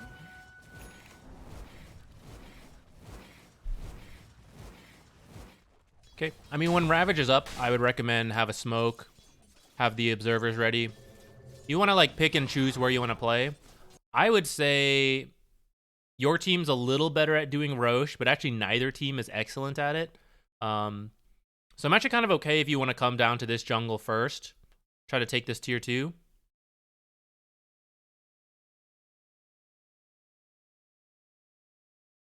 Yeah, I don't know. I don't think PL's really doing it. Invoker is kind of good, but he went QW, so I think it's okay to not play top for now. In the end, I don't really care, actually. It's a pub game. Wherever you can get your team to play, top or bot, will be fine, but that's what I want to see you prepping for. Is like, okay, I'm going to have the observers. I'm not going to like place them all defensively, right? Tide's about to be up with his ult, or sorry, he's up, but like with his ult. And with that ult, we can like pick and choose an area to play in. So I might try to like set up my team for that. So you guys are going to smoke or a shaker. I want the watermelon involved, though, if possible.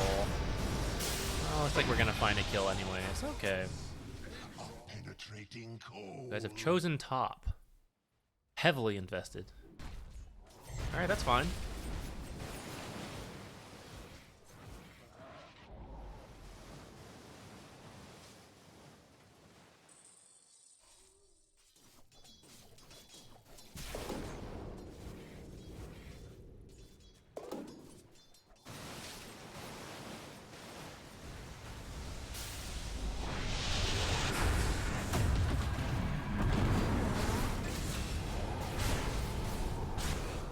Ult might be a little overkill. I guess the team was coming in. I think it's kind of one you just let him go. Ah, rip. You try to shield and then you back off, I think.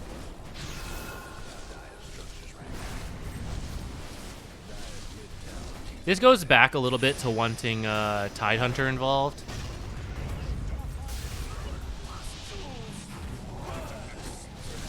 Like, he's the offlaner. It's kind of his job to be doing that.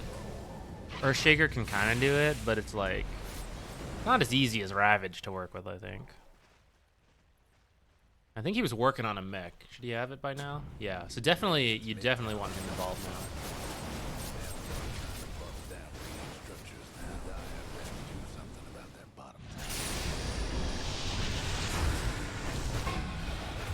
It was all an intentional bait. Yes. That is what I wanted.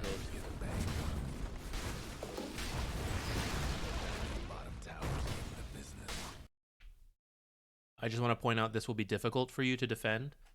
Or like, it goes back to like picking and choosing where you're playing. The issue with this observer, this is the type of observer that needs to be protected. This cliff is checked a lot. So if you're here, I think you have the right team to do it. And if you want to do that, that's fine with me. But it also means like all your observers up here might get lost. Probably not all of them. You have 3. But like, you know, if you're like dedicated to defending this area, it kind of means you're funneling them into this area. So then you have to be ready for like the next step is like, okay, if they don't come here and we see them like wander to that top part, we gotta smoke in and kill them before we lose all our observers. Otherwise, what happens in a lot of pubs is like, okay, you place this one, and then your team picks and chooses. You either play down here or you play up here, and then you're too slow to defend the other one, and then you lose them. So, to me, that's what that observer means. And it's fine if you're thinking like, I do want to play down here, but just keep in mind, like, you might be losing this. Hey, look at that. Marcy, come up and check this area now. Marcy, come on. You got to finish it out. In Marcy's head, she's thinking, yeah, there was an observer here. There's no way they put one, let alone two other observers in one area. Fool. We saw everything in that triangle. There you go. Kind of lost some of the observers there. I think she could have finished checking this area and get like another one. And then actually you guys are like back here capping this while these guys are in the lane. Someone, a support could have like walked up and checked this as well.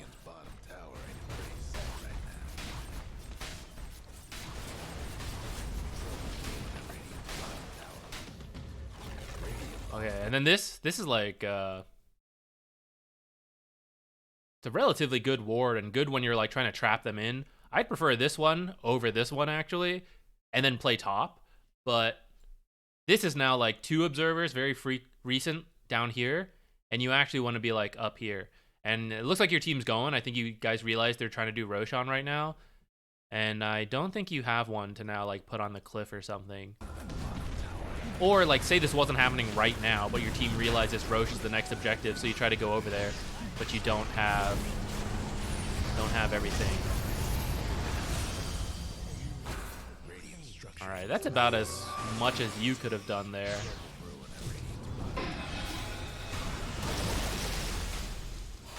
Naga? Hello?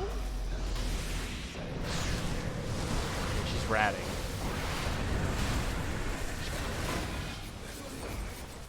A little bit on different pages there as a team.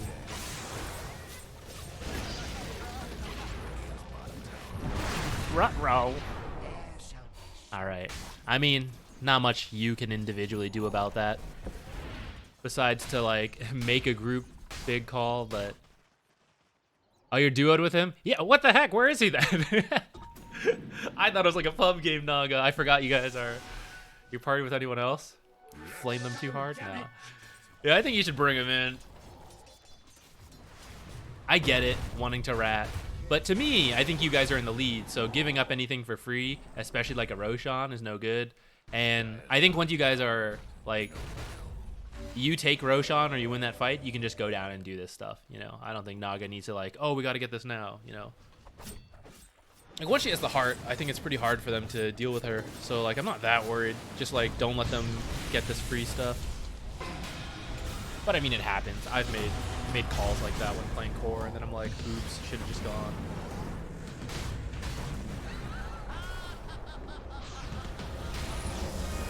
Oh no. Wow, look at that. Every snake on you. No, the courier! Alright, it's fine. It's a sacrificial bait. Oh. Okay, lift onto the correct side. All part of the plan.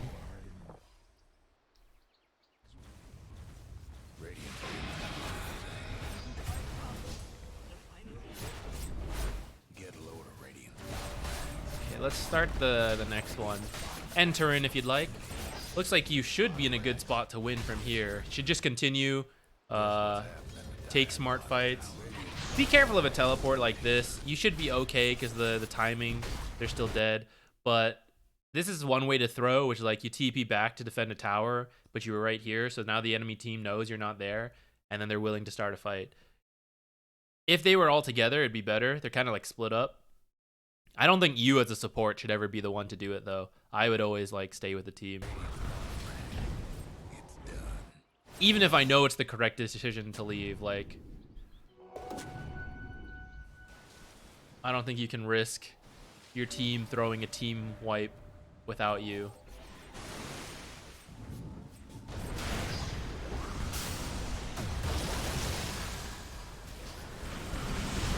Thankfully you made it back in time for this one, though. You're gonna lose the watermelon, though. What'd you get? You got Aether Lens and a Glimmer. Loaded to the gills. I think those are good. What else can we get? Goodbye, Naga. Kind of like the Spire. It'll affect illusion, so that's kind of like nifty. Not that it's that useful, I guess. I like it for the vision, though. You know, just like you throw it out, you see, you can bounce ult off of. I think the utility of it is nifty. Good D ward right away. Force Staff is also pretty decent, actually. Oh, Lotus is sick. What am I thinking? You should get Lotus. I think that'd be really good. Or just, you have one already? No. A Lotus sounds pretty good. Protect everyone from Shadow Shaman. Even the Necro ult a little bit. Remove Cold Snap. Double dispose.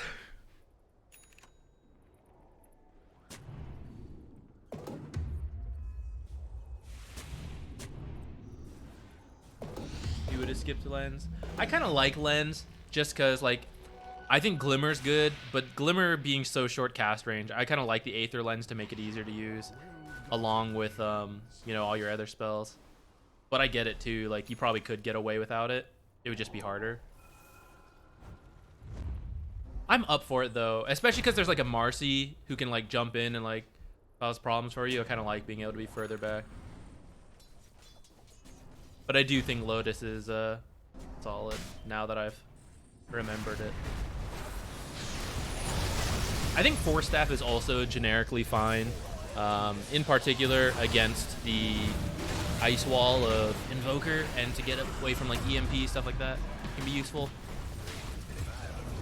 I'd prioritize Lotus over it, but maybe your offlaner or mid had already built one.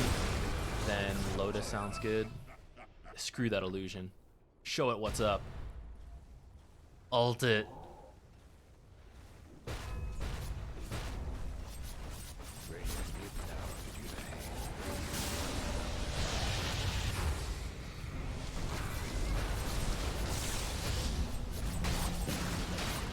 Okay, should be good. All right. Whoever else wants to join in, type ! replay. Get in here.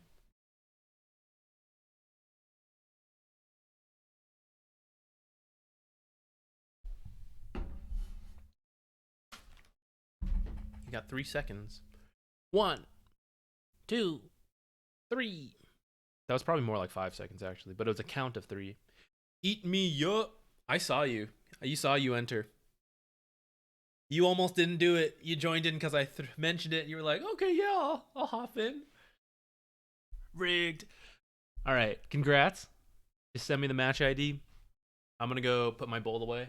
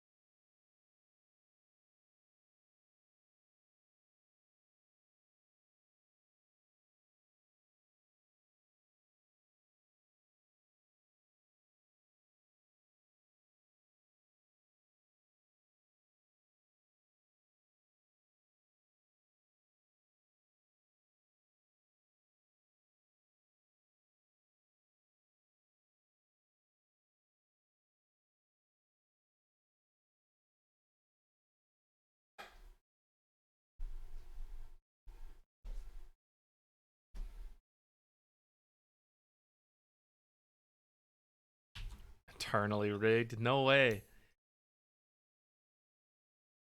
It's just probability, baby. I got nothing about that. All right. I'd like to know what to do when we're out drafted like that. I panicked and didn't want to play mid into anti-mage. Wait, so who are you? Are you the Storm then? And you swapped, or? You're the Storm. Oh, sorry. I see you say that later. Okay. All right. Let's take a look. To be honest, sometimes there's only so much you can do about an outdraft, though.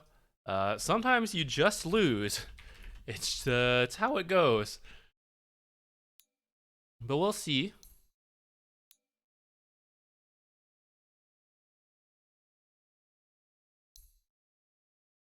What was the pick order?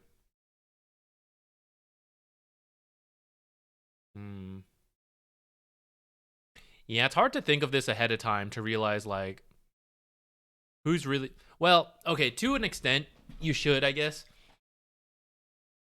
Not that you know it's going to be anti-mage. Oh, actually, they had a lifestealer already. Yeah, I would have been super caught off guard, too, then. I just realized it's a mid anti-mage, not a carry last pick anti-mage going mid or something.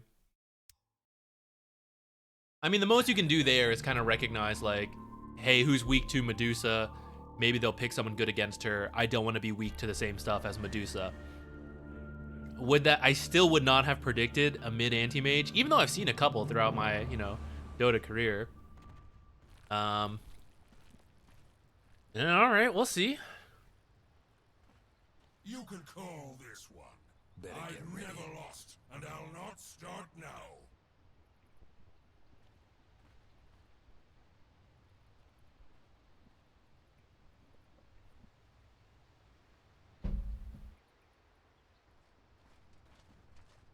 I'm gonna have the replay. Honestly, I was just thinking about that actually while I was putting my stuff away. I sometimes play a game at the start, and then once we get into the replays, there's always people who don't quite get to get picked till the end. And so I just keep doing replays till we finish the stream usually. Seconds to go. I wonder if one day we'll ever have, like, replays and it's like, oh, we got everyone. Well, that's it then. We're done. Alright, you seemed pretty undecided. I honestly don't know either. So I see you've lane swapped with... What's his name? I can't even speak to it, man. I don't play Storm Spirit, so I'm really not sure what the right call would be to lane swap or not.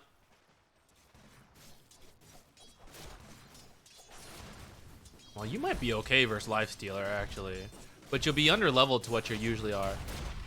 This is Divine, so it might work. I'd say Divine is the minimum. I wouldn't throw this into any other rank, really.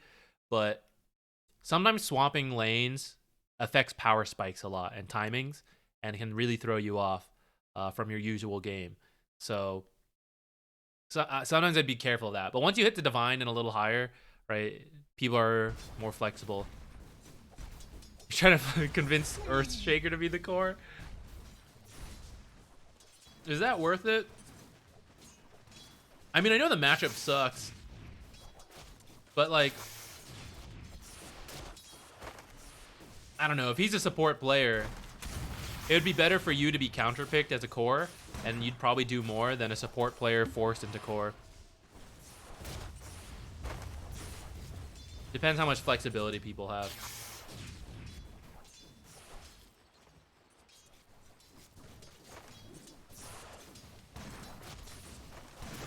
All right, well, let's think about what you can do. I mean, it is anti-mage mid. You have a Medusa. I mean, Lifesteal and anti-mage will both be farming. So I guess you and DK and the supports can try to, like, really close out the map a bit in the 10 to 20 minute mark. Play around DK ult maybe.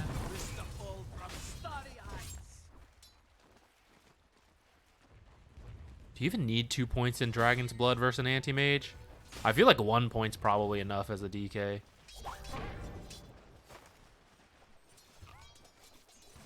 Nah, Silverbird, I don't. I guess nowadays it probably is better to just have like 1 winner per until we actually do like start really getting low. But I remember early when we started doing these replay analysis streams, I was like, I don't care. If you get picked twice by probability, YOLO, who cares, right? I'll do it.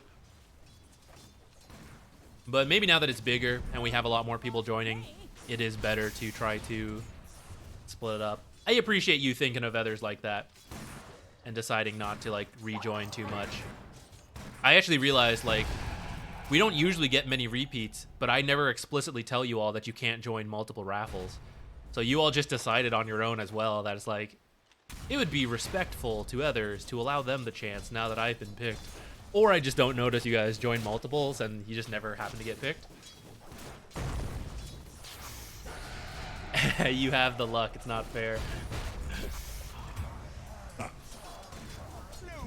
Oh, you are going Meteor Hammer. Okay, I mean, I'm down for it. I honestly couldn't tell you if it's good or not, but if you feel this matchup's like that unplayable into the late game, all right, let's do it.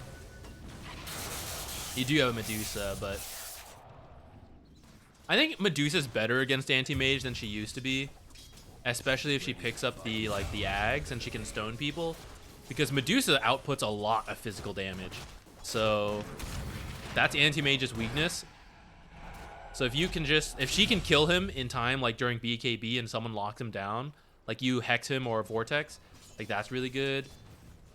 I think Ags will be good as a counter to him too if you get there. Ags or Scythe. Yo, what about Ags Meteor? Is that the play? Is that the off-lane Storm build?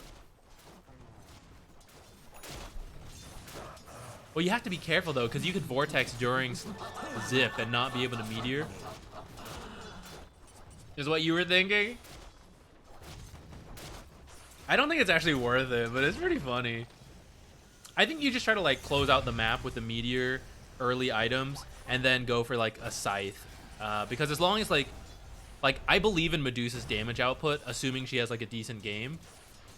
I think she kills everyone. You just need to make sure like Anti-Mage does not burn her mana and wreck her. Now, if you get to BKB, you know, there's only so much you can do, but that would be my plan, is to like get a Hex to try to prevent him from doing that sort of thing. Or you can initiate, right? She builds like Swift Blink at some point, and then you like Zip Hex, she immediately comes in and you try to kill Anti-Mage. You have a lot of stuns, so if someone gets the instant initiation, you definitely chain stun.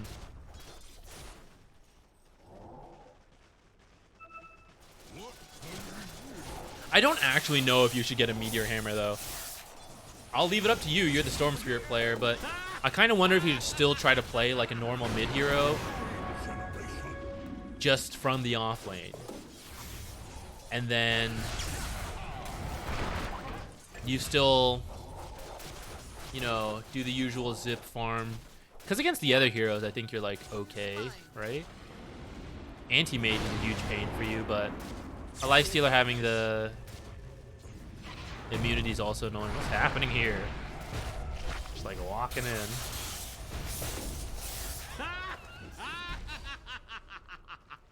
The Dire might want to mine their Yo, top Mango me.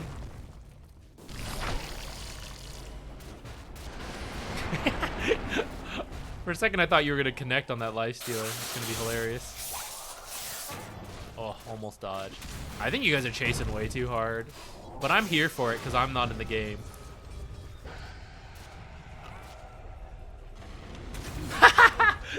Oh man, if that had worked, that would have been hilarious. Yeah, I think you guys chased a little too hard there. All right, how's our other lanes going? Yo, DK rocked that Anti-Mage a bit.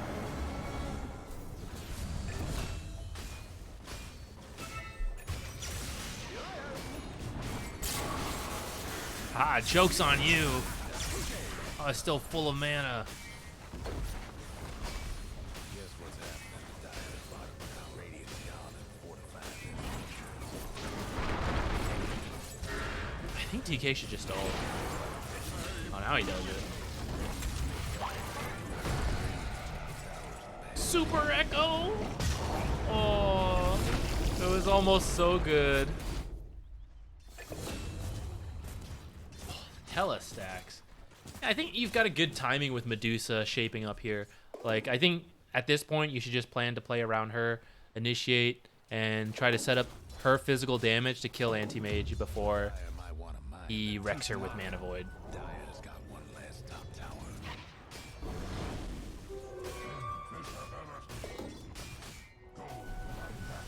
Meteor Hammer's content bait. Tower ain't a pretty sight right now. Sometimes, I'm not gonna lie, sometimes while playing games, especially while streaming, I do think about like, how would this look on a YouTube thumbnail? Would people click it? And that influences like the build. Like half the time I want to do double boots Spirit Breaker is just because I know it would look silly on a thumbnail, and people would be like, 2 boots. It'd be like, ha, it wasn't that great, but it works this game. I think about it.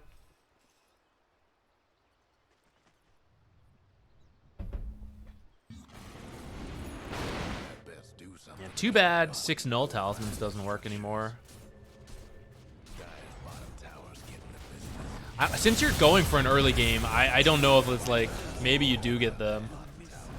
At least like 1 or 2, but I think I'm also good with just going back for like power treads into like the Kaya, stuff like that, or you want to go like arcane boots into something else. I just think it needs to be like whatever you think is going to be best to set up for Medusa.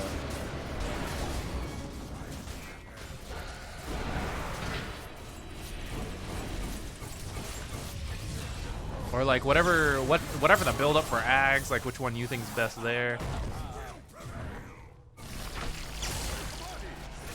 Womp womp.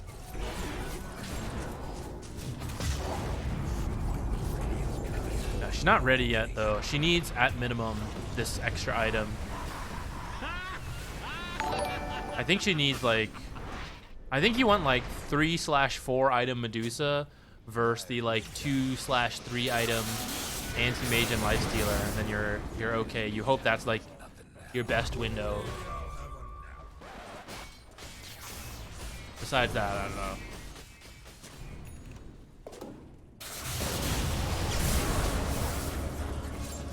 Yo, get away from us. Scatter.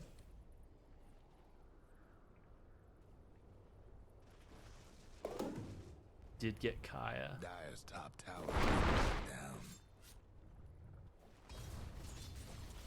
Eblade CM, was that her? I think so. I think, or it was Wind Waker, or it was both. I can't remember, but we definitely did like a really wacky CM build. It was unironically good that game though.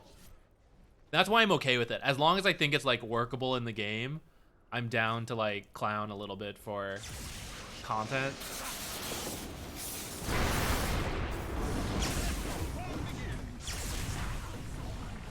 But I wouldn't like force the same build 12 times to get one working game, I think. That doesn't make sense to me.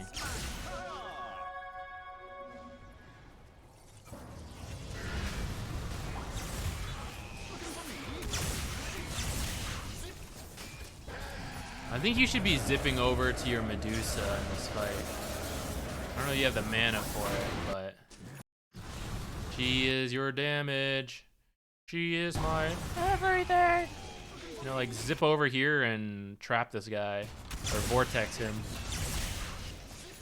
vortex meteor him or something. You know, like before that rage is up, then I think Medusa can kill him. These fights just have to be about Medusa. You have a DK, right? He's not gonna do all that much damage. It's like slow damage over time. Eventually you get like big echoes, sure. Skywrath ult, you know, maybe. But like she's gonna be your consistent damage in these fights. And I think you wanna like zip to her. Especially now that you're an off laner, you know? Off lane storm this game. Keep her in mind. It's called limit testing. Yeah, there we go.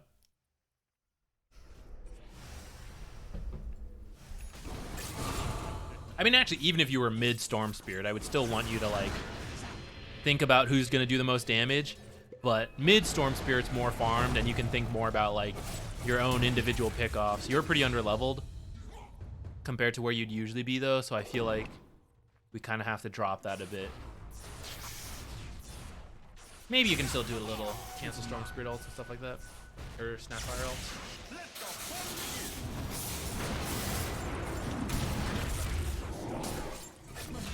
You're just winning too many fights because you do seem under-leveled here, even compared to the supports. You do die in some fights. Maybe you're trying to be overactive. Actually, I'm looking at it now. You only have 56 last hits.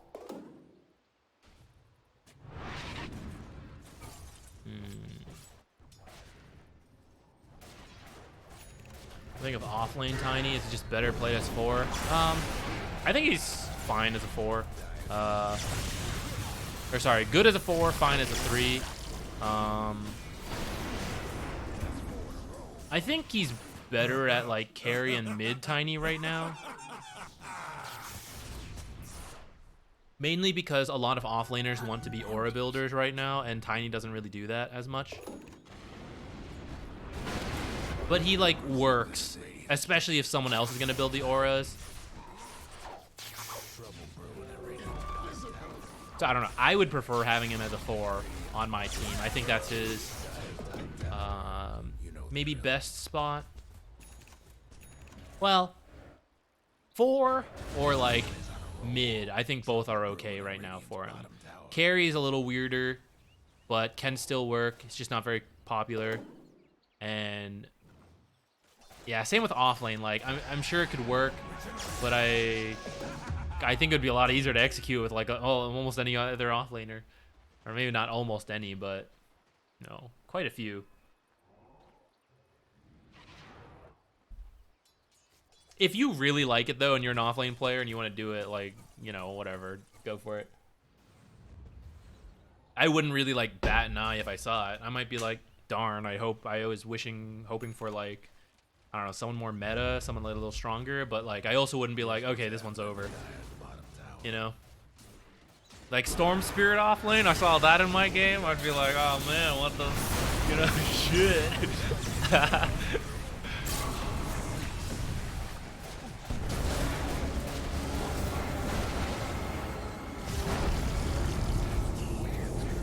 Storm Spirit flexing in this game would be fine, just to be clear, guys. I'm just teasing. If you flex lanes, that's totally okay. If you like intentionally pick like offlane Storm, then I'm like, that's a little something. We'll see how this goes, but I think you're okay. So let's go back to this, right? Come back to that same idea. Just gotta play for the Medusa. You're 11, she's 9. She went Butterfly. I guess 2 right clickers. Whatever, let's not worry about it. She at least has a second item after the Manta, so her damage is there. You guys are both initiating over here, but she's like still back here, you know? Then you pull him technically even further back. I know you don't have like perfect control of this. Like once you zip, you have to guess where he's gonna go. But I think DK had stun, so like you want to pull him towards. I know it sounds minor, but right, like any little extra bit can matter in a fight. So like we gotta like think like whatever towards the Medusa. And then you're like zipping over here. This shit's scary. I'm useless. Zip over to your Medusa. Stay near her so that you can continue to like help her out with vortexes. Or I guess maybe you don't want to get too near her so you don't get mana voided right next to her. But you know, like running over here, I think, right, she can't help you over there at all. Like even if you vortex someone here, I think you have issues.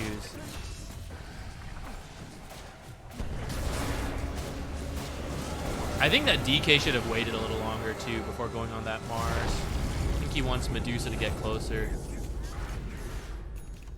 Yeah, look at her go.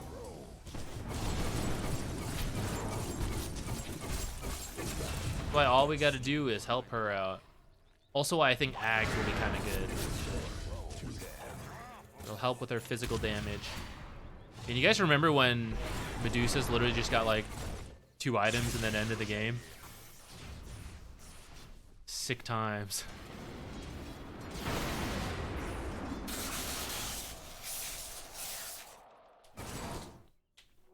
Actually, you guys remember Carry Tiny too? I was like, well, I guess at this point it's like 2 TIs ago. And that was a time. Yeah. Just tiny every game, deleting everything. Just an awesome time to be a support. Just feels great. Just deleted every game.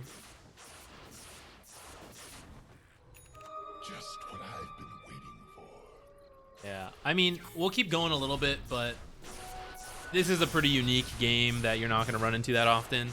But I guess the important lesson, even in these kind of games, is like come up with a win condition plan. Even if it's not like the best, just come up with something and go with it. In this game, I think it's Medusa, play around her, and you have to like prioritize that.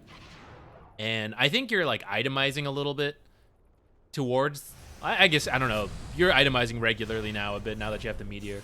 But like your playstyle has to reflect it too. It's like not playing away from her too much, stay near her, like you need her damage. It's not even like what's best for the team thing. It's like what's best for you. Like you're not going to kill people without her. So it's also good for your team though if you're like, you know, playing with her. Lol, I saw this coming. I was wondering why your damage output was so low. It's because your static remnant's so... Is this normal? Or did you just do this because you're off lane? Isn't this still worth getting points in before overload just to have the farming speed? Or is that not the build anymore?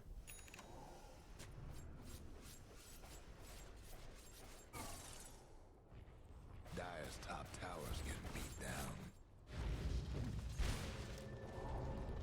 I'm gonna start the next giveaway if you all want to join. Just did it for offlane because of the slow. I think just still getting static remnant to improve your farming speed so that you can, well, one, if nothing else, you get back to getting levels to get the overload. But I think it just helps with your damage output, especially while farming. Won't last much longer. I guess we're kind of seeing the result of not having it, right? You are pretty underfarmed and underleveled. And being so slow to like push this out also led to you to die against that Mars. Like the faster you can do that kind of stuff.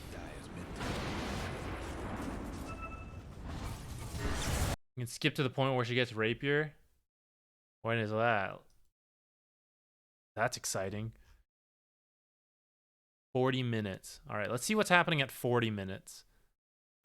Because Rapier Medusa, I could see being like, all right, the Hail Mary play, we got to do this. Okay, 1 rack's down. Fairly even. What are her other items? Silver Edge. She have to have the break? I feel like just straight Daedalus could be better. Am I missing something?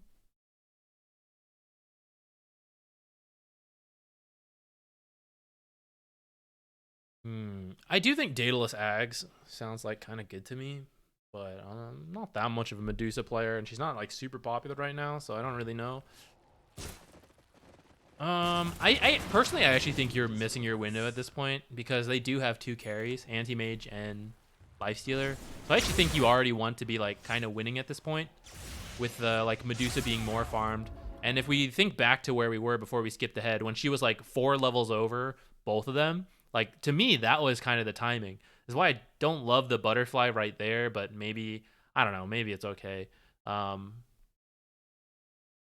think that was a better timing than trying to figure out this like 6th item, because these 2 are also pretty much slotted, and now you're gonna have like 2 carries versus 1 carry. There's too many darn wizards. It is scary, but I think I'm okay with her getting it. I guess we didn't like see everything, but you guys just have to like really play around it, which is kind of what you had to do regardless. You always had to play around her. I'm guessing she dies, he gives up the divine, and then you guys lose.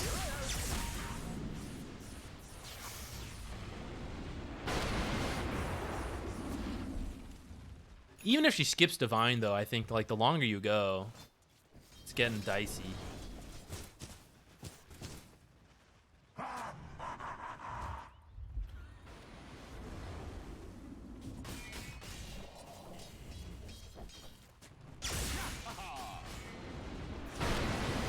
Did she? Well, she has the crit from Silver Edge. There it is. All right, let's see. Why is this so bad though? This fight. Did they initiate with a gank? Oh, then bash Earthshaker feels bad.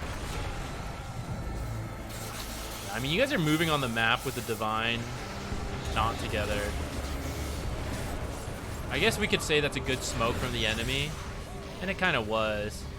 But also, it's like a gem, an early game gem, right? You got to go with the gem carrier. If someone buys Divine in your team, like, you got to go with the Divine carrier. Oh, dang, he's too fast. Imagine using Meteor Hammer at 43 minutes when you just picked up a Divine. I think if he just walked up and W'd this Skywrath, he kills him. The Meteor Hammer channels. But in honor of your loss, the Dire might want to mine that top tower.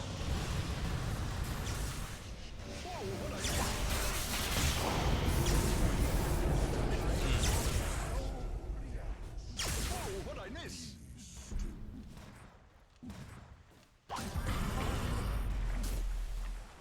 Ow.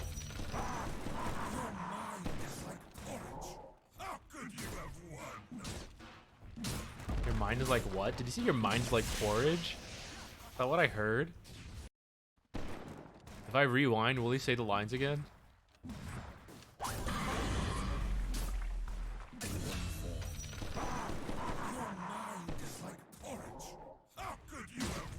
Let's say porridge.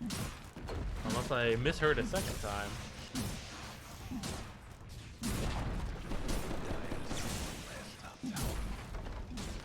Well, that's this one.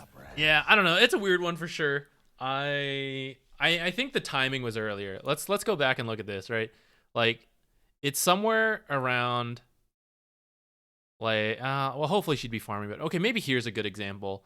Not the best, but like she's ahead of both of them because they're trying to split so much farm, and you're having a really rough game. If you had a bit of a better game, this would look like a little better, I guess. But this is the idea: is like when you have one carry versus two, the timing isn't in the late game 6-slotted carry.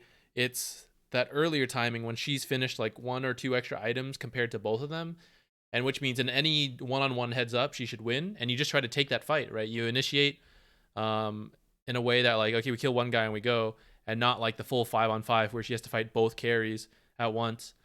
But hopefully if she does, she's technically more farmed and may be able to do it.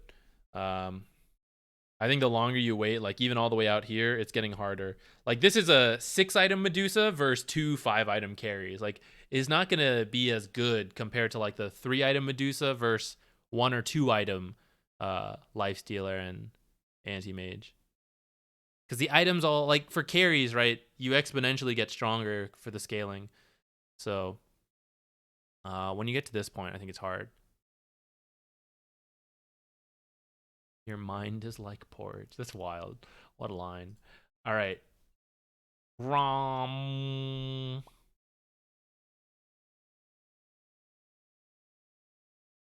Hit me with it.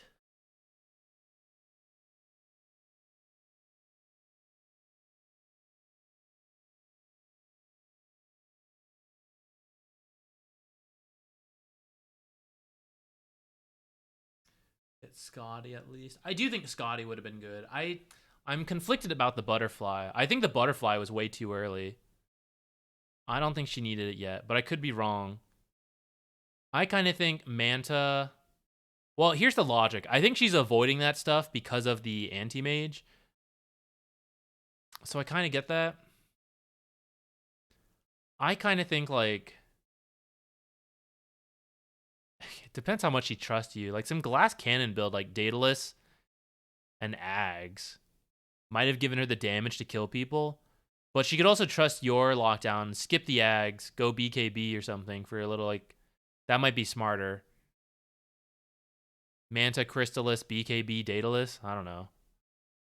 Maybe Scotty there is also okay. Manta, Scotty. Scotty does feel really good on Medusa. Really good against Lifestealer. It's good against Anti-Mage. It's just worrisome about the extra mana.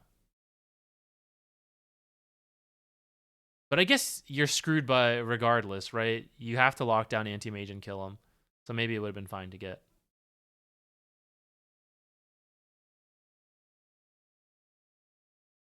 That's not true, Fragzoff. You'll be here till, I don't know, like 3 more hours, and then I'm leaving. And then you don't have to be here anymore. With or without your replays.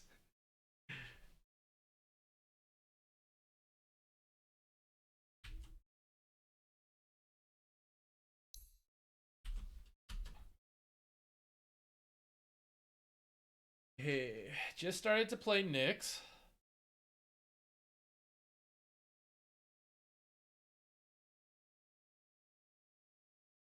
Should have blocked the camps. I think team fights played poorly. Okay. I did look at 7TV. I tried to set it up a little bit. I didn't add like that many, but I added some from 7TV. I don't know what the best way to do it would be. You guys tell me what emotes you like to use, and then I put it in. I don't know.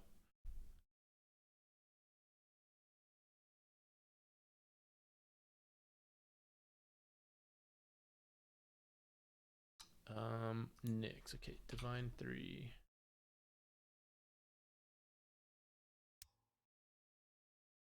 Ban somebody.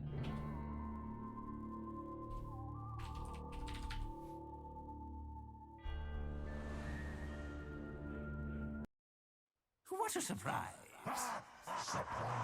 30 seconds to go.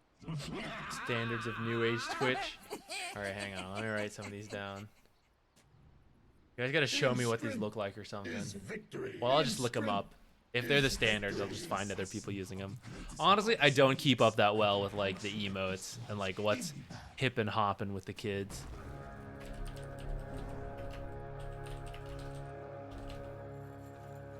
Like this is 3 separate emotes, right? Not all one. Alright, let's see.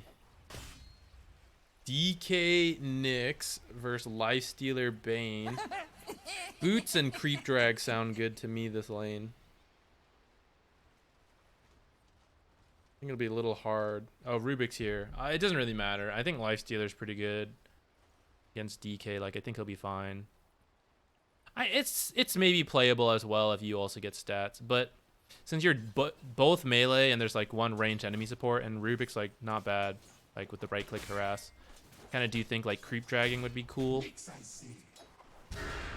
If you want to play the lane, I think you shouldn't get boots. Like I'm not fully sure if it's like a horrible idea to play the lane, but if you are going to, I don't think it should be boots. It should be like some stats and stuff. Maybe like a windlace, but like some kind of stats. Boots to me is like, we're just like creep dragging and camping and stuff. No, my courier. Sad. I've been there. You had 2 sentries. I'm guessing you were gonna like block and or unblock. You can skip tangos, get the clarities, buy tangos from the tanks. Oh, I guess the courier dies. Doesn't really matter either way. You don't want that to happen. But another option if you want to block earlier.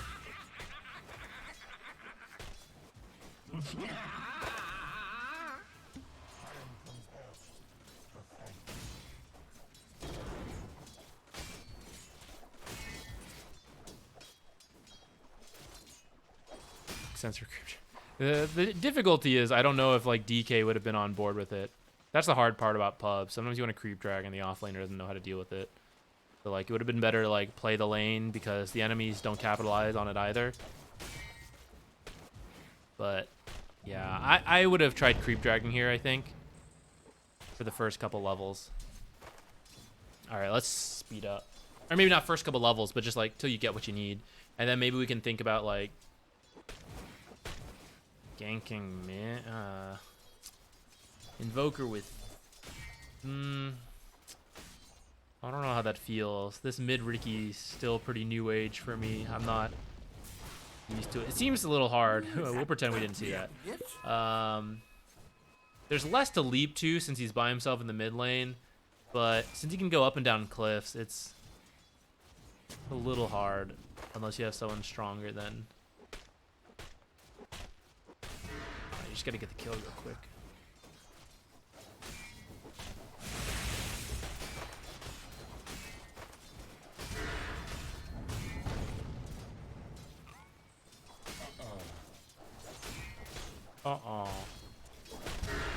Yeah, it's... Well, nice. Very, very nice Sunstrike. Maybe we can go top rune after that. I'd try to stack a lot maybe too this game. That's another thing. Like, this is really good. You don't need to be here at all. You should be leaving. Whether that's to stop Rubik from pulling. Rubik was by himself because you had killed Lifestealer, so you shouldn't have let him do this pull for free. You can let him, you either stop this pull or you go and like try to get the rune or stack depending on the timing. I think those are all options. You didn't stay near DK too long, so it's not too bad.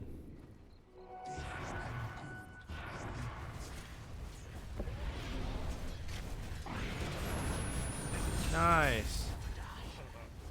I think it's okay to just die to the tower, actually. Your death time's pretty low. You can die to the tower, come back, and then get going. If you had walked home, it would have taken you longer.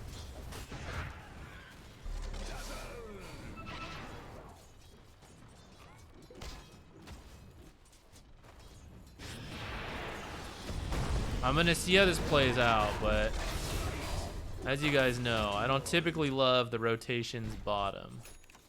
Like, preemptive. He did get a kill. Holy shit. DK just solo killed Lifestealer. Alright, it's all well. All is good.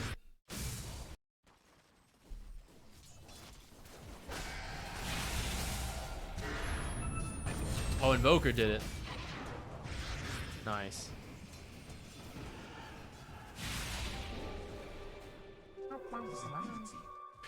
Make our way back up here. Try and bottom again. I guess you do have an Ursa. Rip.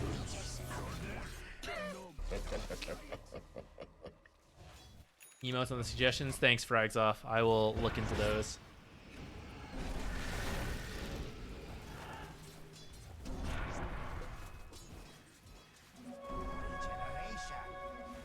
I guess there's not much happening top either. But with the sun strikes, right? Like DK stun into your stun, that's also pretty good.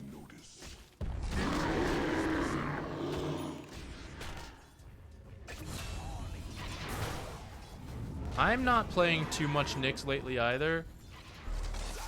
But I don't know if you really need this point in mana burn. Can't do nothing about dire structures right now. It's like okay against Rubik and Bane, I guess, but the others don't have that much intelligence. Well, I guess in that sense, if you burn a little, it's kind of good, but kind of thinking just more points in Carapace might be better.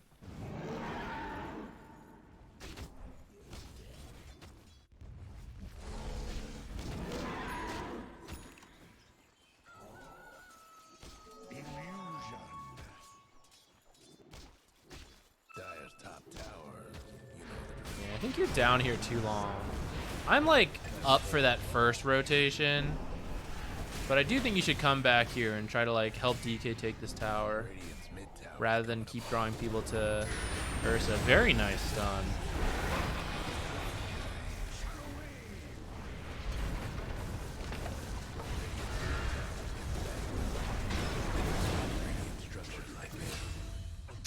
We haven't been streaming that long, but I feel pretty tired.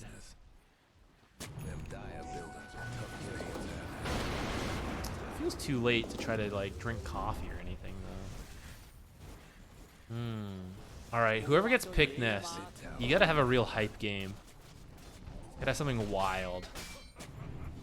Wake me up. I'll just stand and like walk around a little after this. Is it Meteor Hammer Ricky? That's Midas Ricky. That's somehow worse.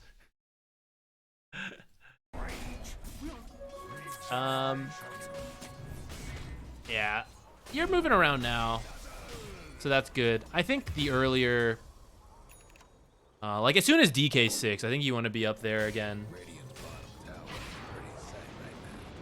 and get this kind of stuff rolling. This feels really nice now, right?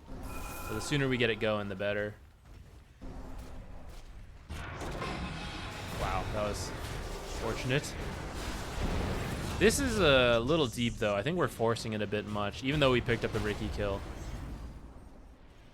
It's like we just watched the game with it, right? You're winning, you take all the tier 1s, but that doesn't mean like tier 2s are easy. You still have to like be careful and respect it. So like poke at the tier 2s, but honestly don't do it too much, and just like farm up. Get stronger than them. You'll out farm them because you have more of the map.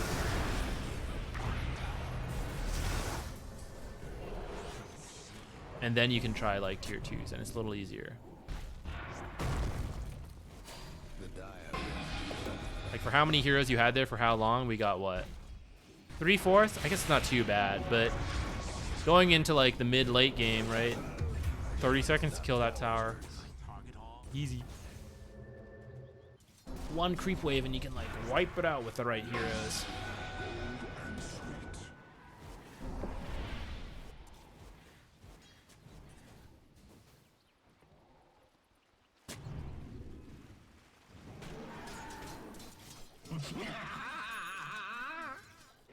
Who is this? Yeah, go around, find him. You might need to carry detection, like the dust. I think maybe I had some earlier and I just forgot. I don't see it right now though.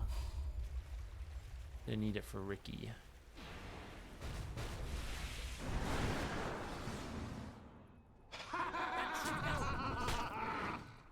When was the last time any of you got a dust kill? I can't even remember if I've ever gotten one. I feel like that's something I would remember. Maybe I wouldn't notice though. That works, I guess. Unfortunate, you just ulted, but it's whatever. I don't know if you saw him and then ulted. I think you ulted and he walked in. Because if that was the case, I think you can kill him without having to ult to him. Worst case, you can always ult and then hit him after you see you need a bit more damage.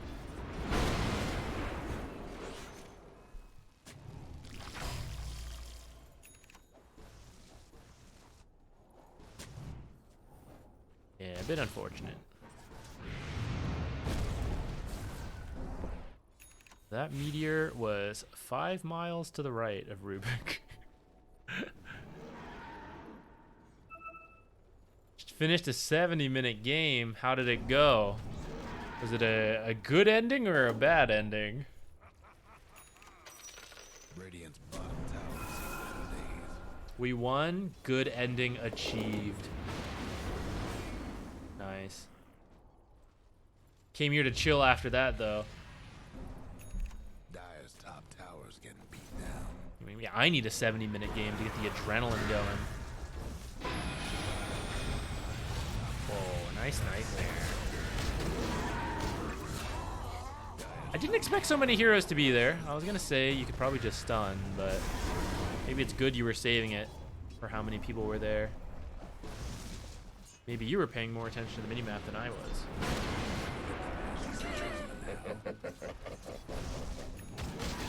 I was just about to say, Ursa should be doing Roche at some point.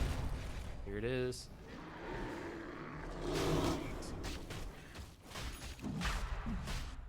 I thought it was a dazzle Maya for a second then. Snap refresher. Sounds fun.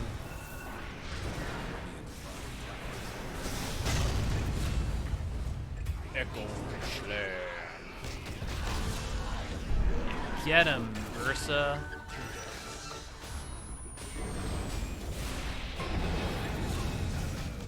All right. What were you saying again that you would struggle with?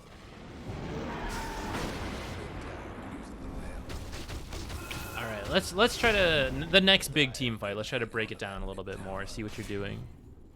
Your team's going for the high ground. This is a little scary. I think top tower looks good here. It's got a fortify out already. Yeah, go top. We're about to throw away our Aegis.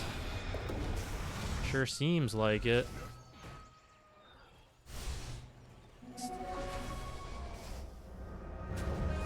Guess it's time efficient. Just trying to debate if it was worth it. All right. It's okay, Rom. It happens.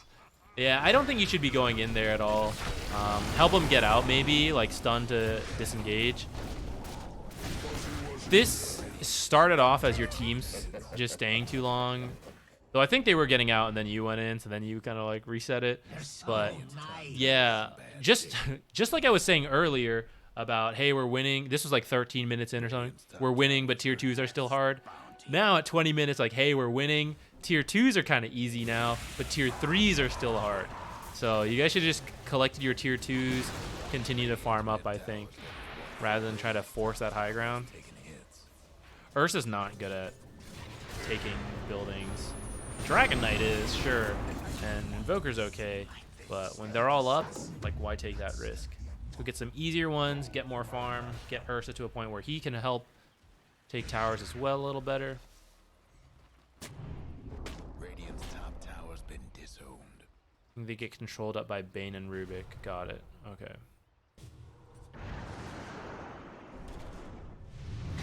Stun.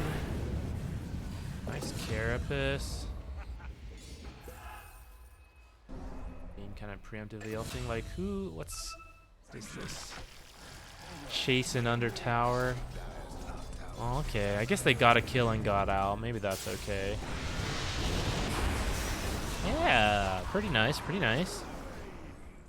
That's the power of vision. See, we're back at the tier 3s. You might be surprised, but 23 minutes, not actually that much more farm than 20 minutes.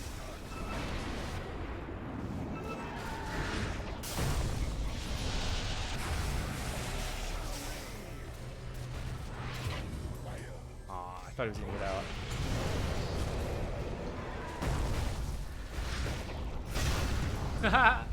Oh, that's unfortunate.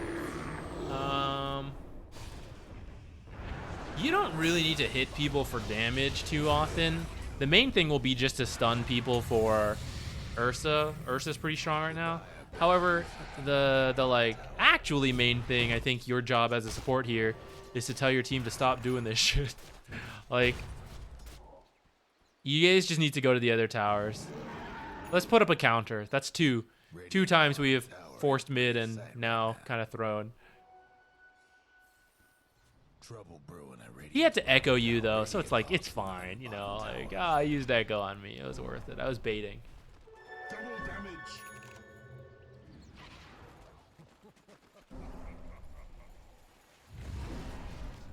Okay, let's see what happens here. You smoke up. You go looking.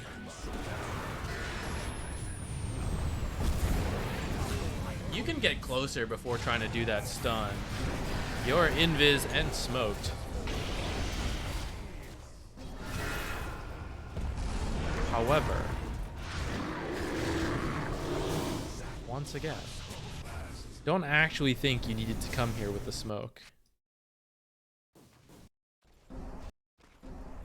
So you see this, right? You see 3 heroes here, and then you guys smoked here anyways. So like, if you want to fight here and try to get those 3 heroes, sure, but it's going to be tough with no vision, right? Ricky's down here. He can TP back to join his team. It feels bad to like run at Ricky because you lose a lot of map control, but it's also kind of okay because you have like no ward set up right now anyways. Like, I'd be kind of okay with that, but I actually think you don't really need to smoke, or if you do, you like just continue to play top and set up vision here in preparation of the next Roshan and like take this tier 2 tower. I don't know if you guys really need to like keep coming back to this area. I mean, maybe this isn't really that big a deal if you guys just like reset after that. Like, I don't think you need to chase the Bane into front of his building again either. Especially because after the first kill, right, Ricky should be on his way back.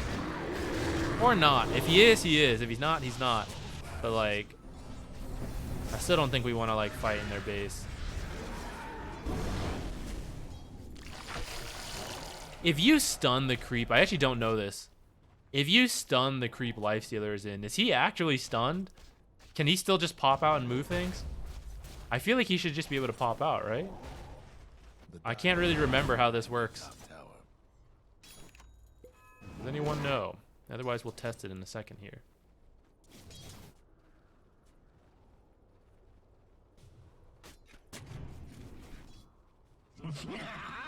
Same as Haunt.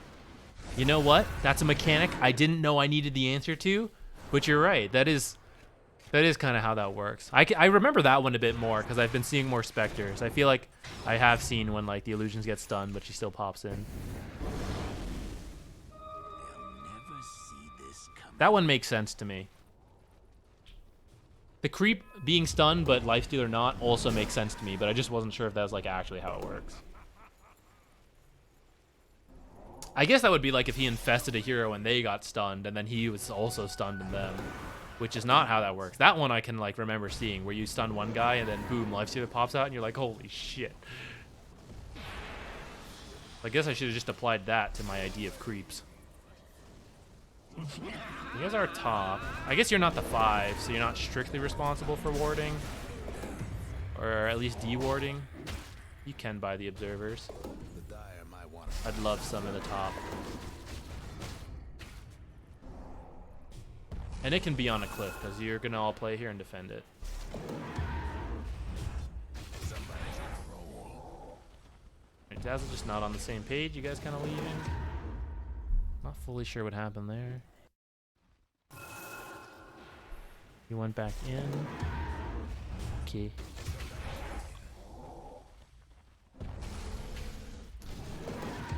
It's a slow one. Well, your team does want to make its way back top.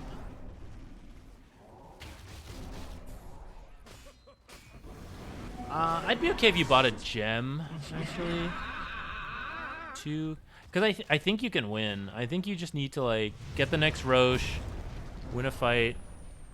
These 2 towers should already be down, but like we can do those.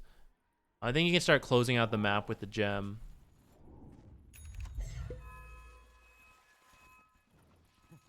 Though actually for that same reason you could not get a gem because you think like, you know, we're gonna go here and then here and then here. So we don't actually need a gem. We're just like, we have enough sentries to like avoid Ricky. No, don't do it to me.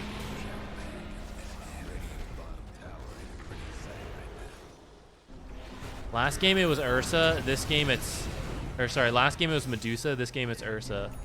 So like whoever, the whole team should be thinking about Ursa. He does the damage.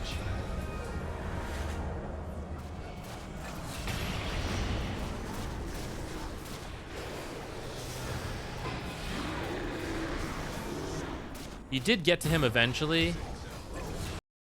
But like, just to show, let's watch his perspective.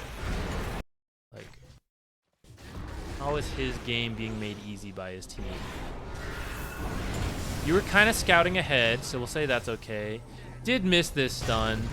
I mean, it happens. I won't worry too much about it. I think you know you're supposed to hit the stun.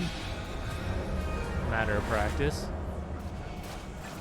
And then, like, no one's here, right?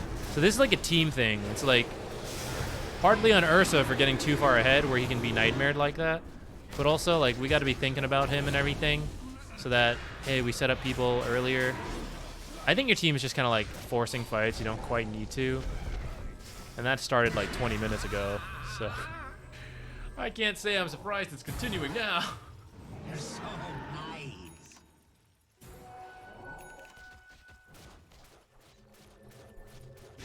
Yeah, it depends what you need, Silverbird, and who the target is. Like, if you need the break, you have to hit. Or sorry, it's got no break anymore, right? So take that back. Break is even more irrelevant now. Do you need the damage or not? And most of the time as Nyx, you're just setting things up. So you stun out of invis. But it depends on the hero. Like a hero like Drow. Drow's not a good example, actually. Who's a different hero? Some heroes you have time to hit and then stun, and it's not a big deal. But especially once BKBs come out, you should just stun. Who cares about the pure damage? I don't know why. For some reason, I cannot forget the fact, or like, I cannot remember the fact that break was removed from this ability. I've done this multiple times where I think this ult has break, and then I'm like, wait, no, it doesn't. I don't know. One day I'll remember.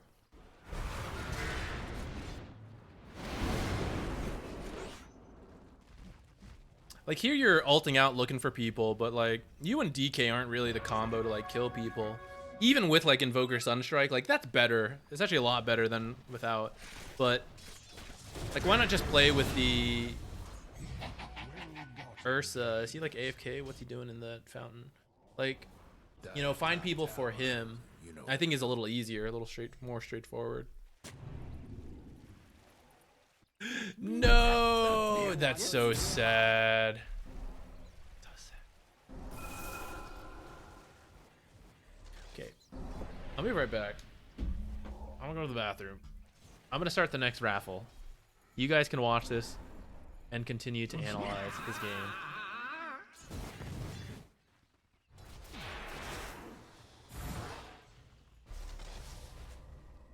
Join in if you'd like.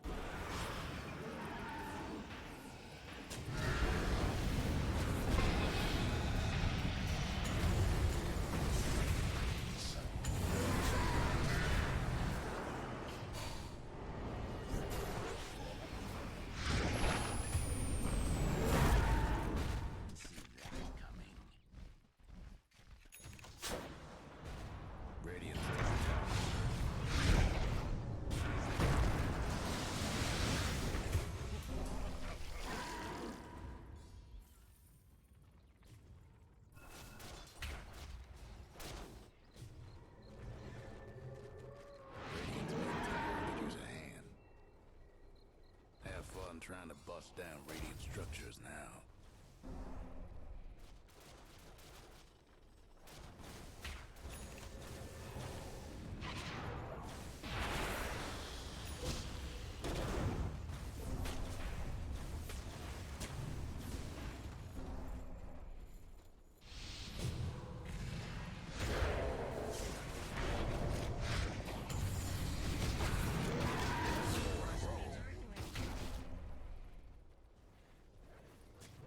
Radiant's mid tower is getting banged up.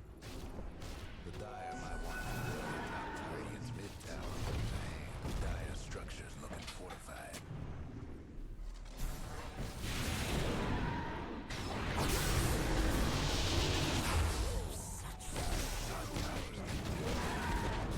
Dire's top tower's gone. Trouble brewing at Radiant's bottom tower. How did he do while I was gone? Radiant's bottom tower seen better days. He like stretches back here, falling asleep. It's just like being in school again. Finally got T2 top, nice.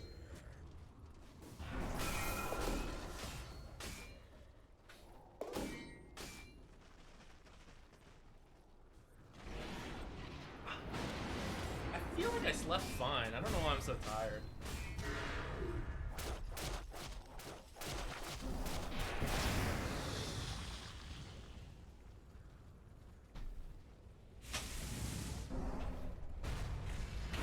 I think it's in these fights you need to stay back. Let me see your items. Hey, here's a great example. I was about to say, looks like you did build a blink, and I think that's great because your job can be just to find the Bane. You have Invoker Tornado too. That's also a really good one. But besides that, DK could go, but I think it's okay for you to do it, right?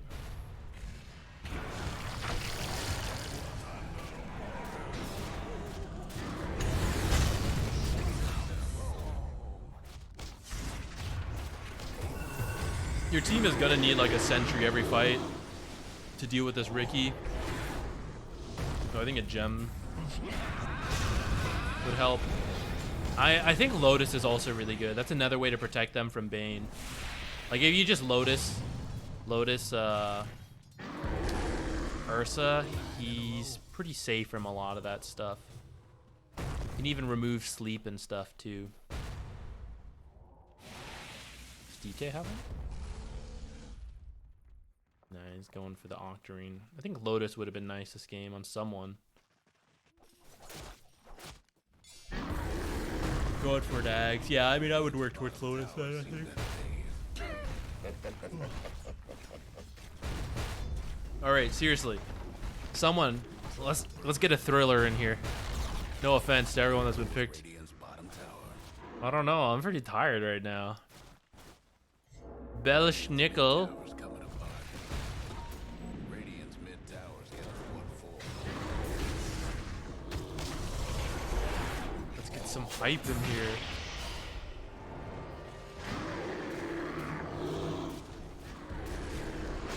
Ursa's so tanky, actually. What the heck is this? Alright, there goes Enrage. Now he dies. Ridiculous.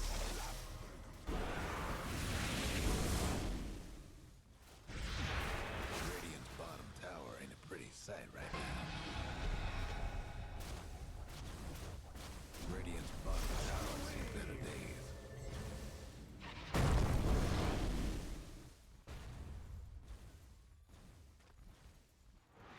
No hope for more. We'll see. It's true. I was thinking about it. I was like, should I just end early? Because I don't know how useful I am when I'm like sleepy looking at these replays. My mind like glazes over a little.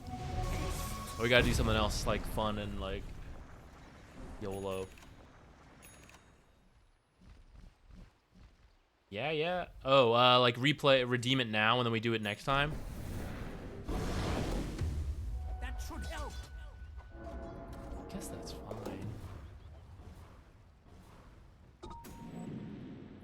I'm thinking about it because I limited it to like a certain amount per week. I guess that's okay. I guess it doesn't really matter.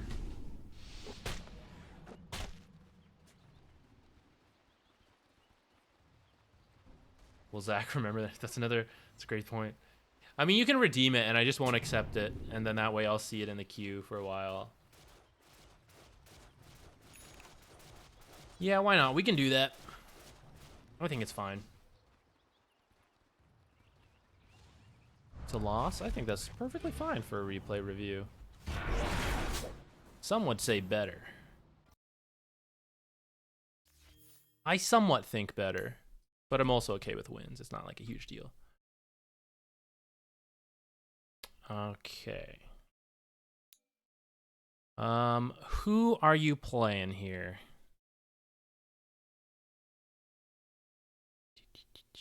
Sniper, carry. Got a Clinks. Looks hard.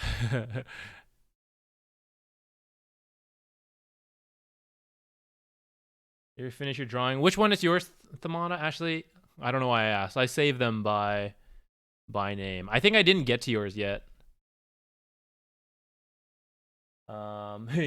You are okay. I finished Patch just now. So we have Swix left. We have Filipino Refugee. We have yours, Thamada. Then we have Meepo player. Oh, I did Sombra's. Okay, let me mark that one. Sombra's replay analysis was done. You're the Lich? All right. Once this finishes downloading. Thamada, did I write yours down? What did you want? I don't know if I did write yours down. Let's see if I remember it. Off the top of my head, I don't, but I'm trying to dig in there. No, I can't remember.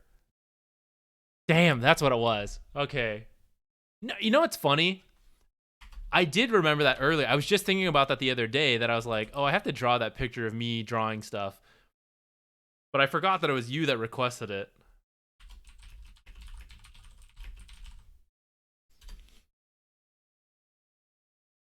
And then I don't remember what Filipino Refugee asked for. Might have to skip over theirs until they drop by the stream again. Or I'll just reject it. What's happening here? Maybe I gotta restart. It's like stuck in downloading. Sometimes just closing and opening it again works. This is probably the most I've ever opened and closed Dota on a stream before. This is like our 6th, 7th time, I feel.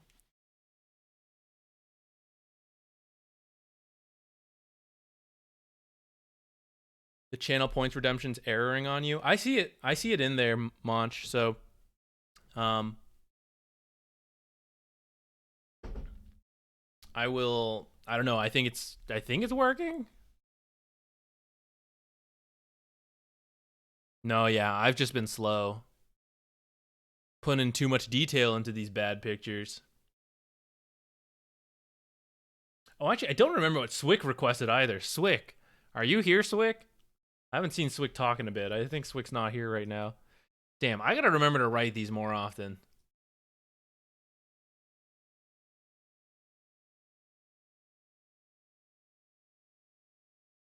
I also have like 50 million of these that are drawn and not uploaded into the Discord. Do they have to be? I guess it's easier. You guys can't access them otherwise. Alright, I'll do that someday. I'll sit here and just like post them all in. I'll take that long. It'll take me like 15 minutes or something.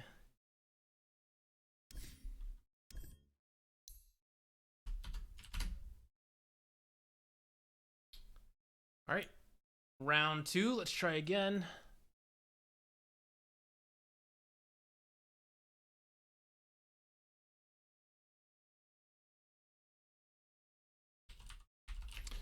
Oh, the reason is this is too old. Sorry. Do you have a more recent game? I think this one's on the 20th. So it's gonna be a little too long ago.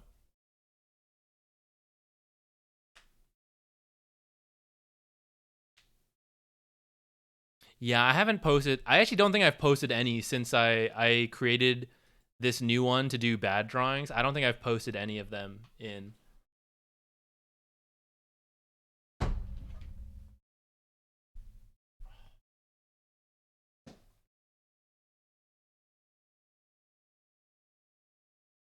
A stretch while we wait the new ID.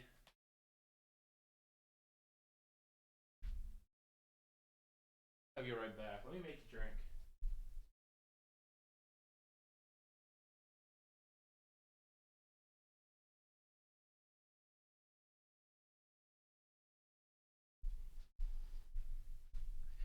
I'll boil some water and make some chrysanthemum tea. Maybe that'll jolt me up. Yeah, I didn't even do anything today. Maybe that's the problem. Maybe I've been too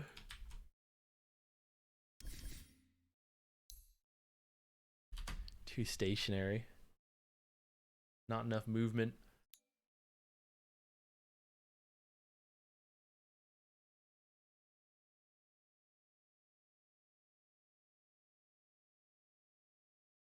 This lighting's bugging me.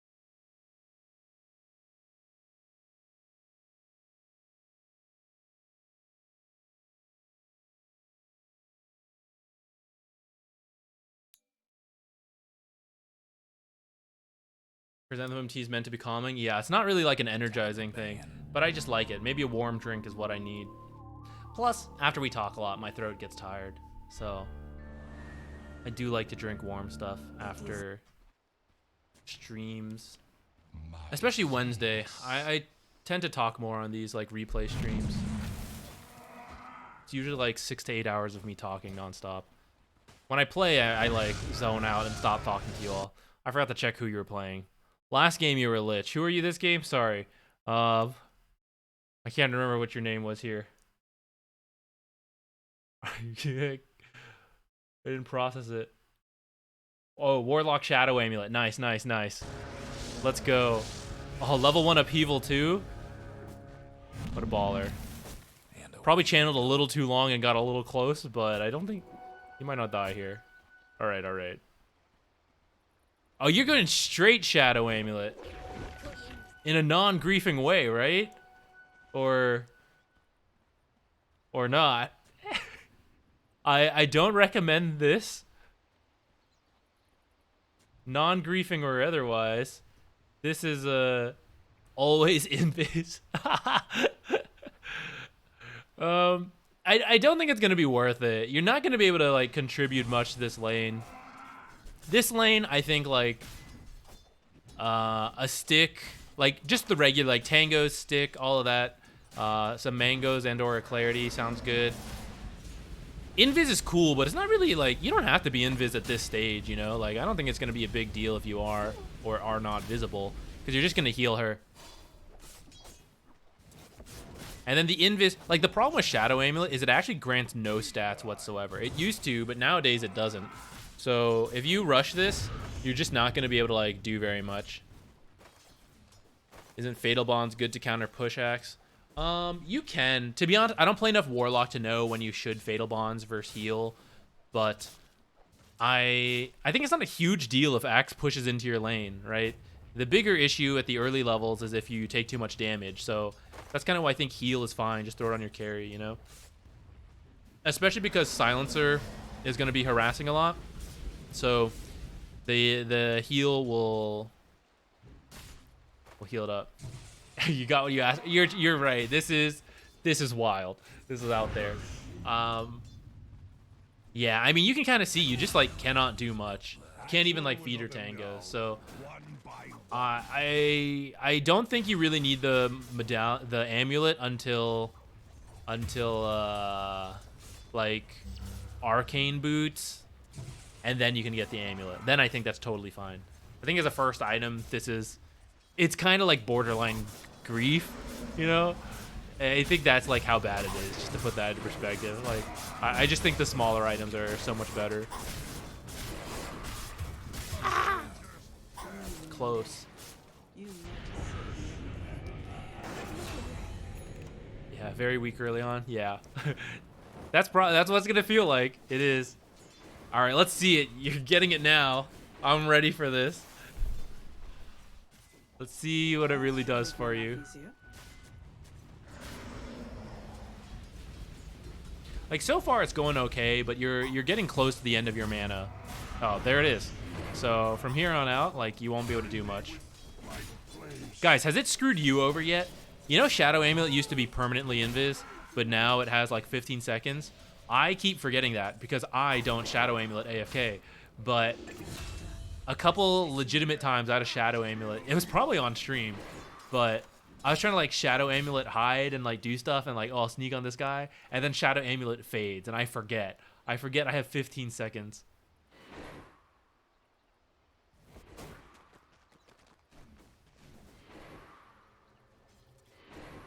You've died to Shadow Amulet fade? Yeah, me too. CD on allies. I think the old one had CD on allies too, didn't it? I can't fully remember. Maybe not. Thanks. Hey, you got mangoes now. That should be swab. You should get the mangoes first. Well, as we were saying, I think you should get several other things first. But, yeah, like this is 1,000 gold that just like doesn't do anything for until you like actually need to be invis, right?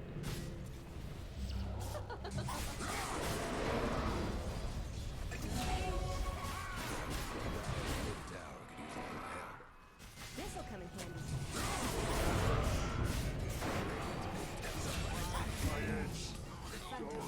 All right, we're gonna zoom ahead because honestly, there's not much more to say for this besides rushing Shadow Amulet's not gonna be the play. Let's skip forward a couple minutes to when you have like regular items plus Shadow Amulet, because at that point we can just imagine that you started with those regular items and then went to the Shadow Amulet. Trouble brewing at Radiant's bottom tower. All right, we're kind of there. Let's go here. Let's see what's happening in this fight. This is just like a really fast Glimmer Cape rush at this point.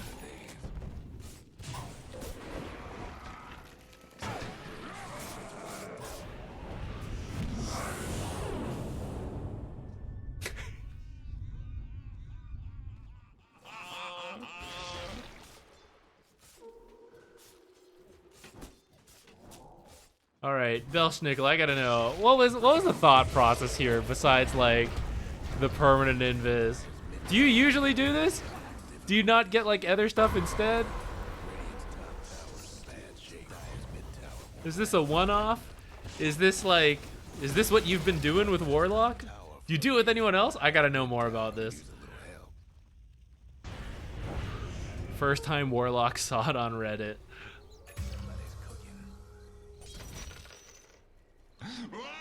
I'll tell you what, you made it through the laning stage. This is honestly not even the worst. I mean, they did kill PA a couple times in the lane, but I think this is their carry alk, mid alk. It's not doing that hot.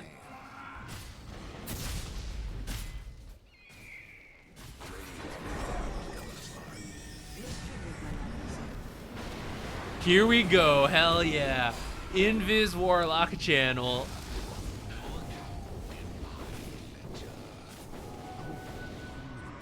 Getting an Aether lens too. This game, I'd probably just go like Greaves this game. I think you're gonna need a Dispel for the silence, and it's gonna be nice for your team. Beastmaster doesn't really do it. This is I think this is a good auras game because of the Beastmaster. He's gonna be building auras. You can build some. Mr. Zopenko, thank you. I'm glad you liked it. It came from one of these sessions. I don't know what we'll do for this one. I like when Wednesday videos we can pull from the Wednesday streams, but I wasn't thinking about it during this stream. Was there any key lesson that we talked about today that you all think would make a good video? Otherwise, I'll watch the VOD and I'll like zoom through it, or maybe I'll come up with a different idea.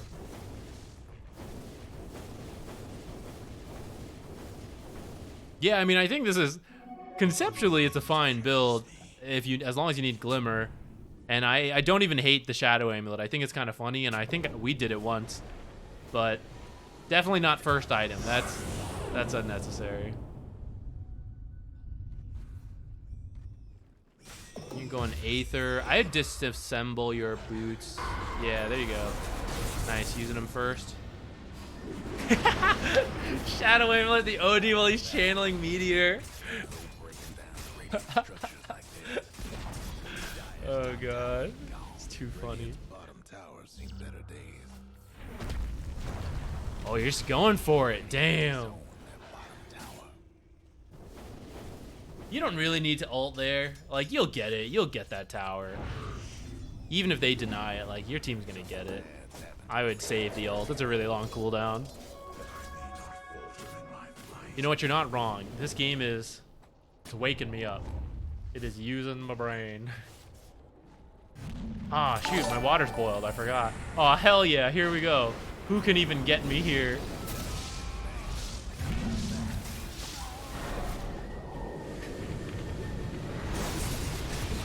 Oh, shit. No.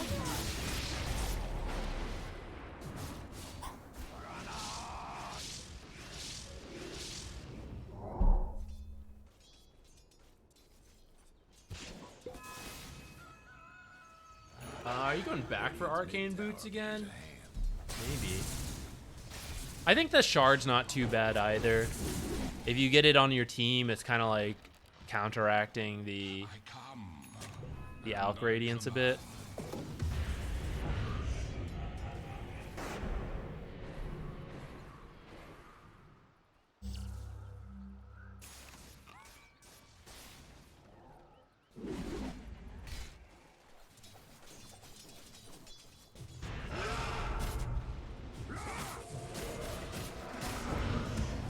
We got a lot of wacky builds this game. Oh my god.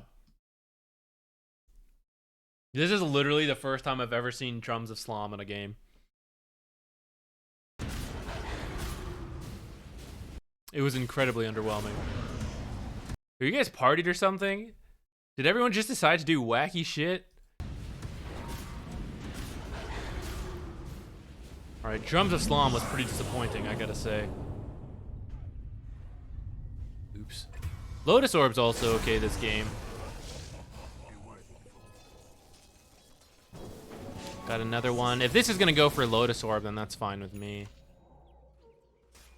Otherwise, I don't think you strictly need these arcane boots.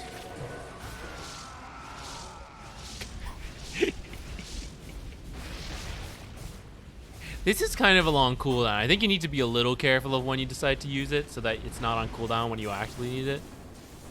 I don't know if I would like try to initiate this like 4v4 fight, 4v5 fight. I forgot I boiled my water. All right, I'll be right back. Let me go pour my tea.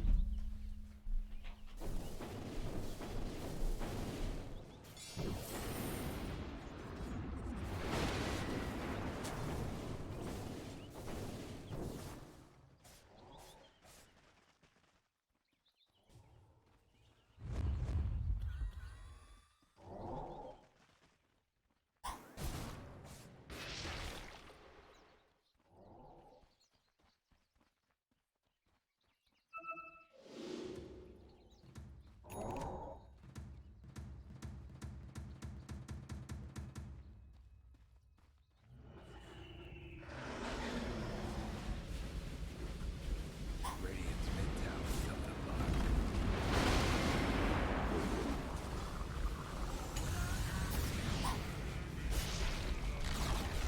Radiant's mid tower's getting 1-4. I'll pick all fun. Oh, this is unranked, isn't it? Oh, okay. Thank goodness. I had Archon in here from, I guess, your Lich game. And I was like... I don't know, I just assumed it was ranked. I was like, oh, this seems a little bad for ranked, but unranked, I'm all on board now. Drums of Slum, get him! I saw you pinging, telling him to run back into your slow. Well, it's working out for your team. Radiant structures must have been fortified. All right, this is a pretty fun one, but I don't know how much I like actually gave advice on besides Shadow Amulet first. Not a great idea, but it's unranked, so it's fine. Maybe a little careful with where you're like going for your channels. The Radiant's Nice. couriers are gone. Sometimes you like throw them out a little early. Maybe that's the play. But I don't know. I think I would save it a little more till there's like more commitment before doing it.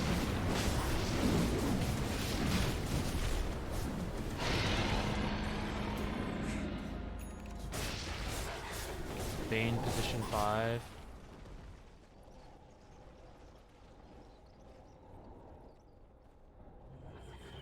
Monkey Sage, it's just buy more regen pretty much. Few heroes have a Dispel to deal with that. Some of it's also like don't take a lot of like AoE damage once he uses it on you, but otherwise, yeah, you're just gonna need regen. Monch, I don't fully know. I think there's just stronger position 5s. I don't know if it's like his numbers are weak or he just doesn't like fit the meta exactly. But I don't know, the feeling I have when he's on my team or in the game, he's just like not as impactful as like other supports. Radiant's mid tower's coming apart. I don't exactly know why though. I think some of it is just like laning became much more like, to me, Bane's identity was he was one of the strongest laners. And nowadays it doesn't really feel like Carry on.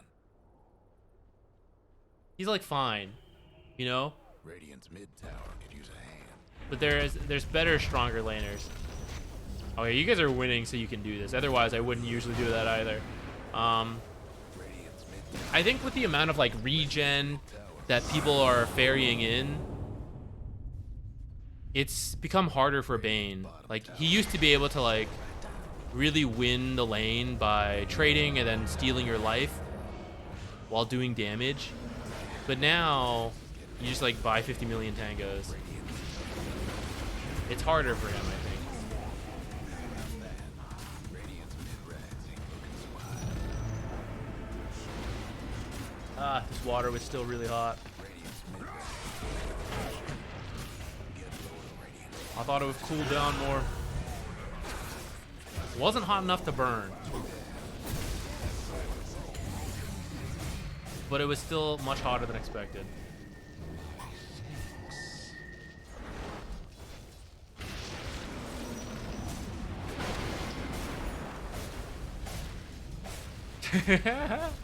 Frags off, I think you're right.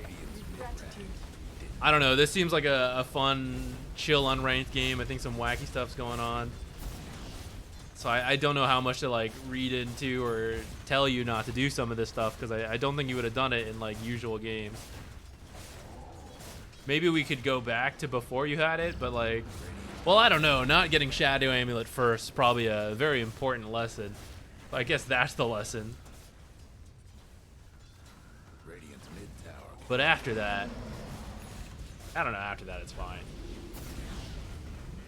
All right. Monch, do you want to do yours now or later? I mean, I'm a little bit more awake. I'm going to keep going. We're not going to stop here yet. I will probably stop early. I was thinking 10, which is 2 more hours, but maybe we'll do like 1 more hour. Otherwise, we got to switch or something. I don't think I can do replays for 2 more hours today for whatever reason. I don't know why. I just know I must be a little tired today. You got to go? All right, no problem. We'll do it next time. We will open up the raffle then.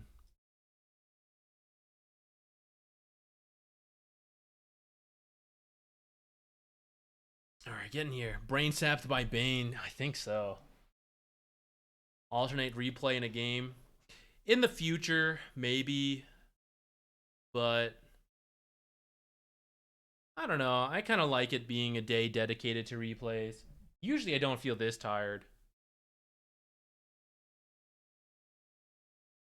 Jackbox? I don't own it. I'd have to go buy it and download it and everything.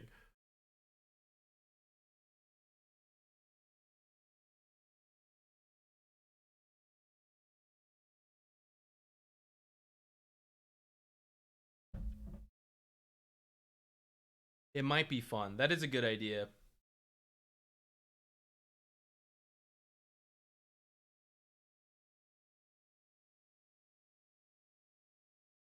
Seth Daddy.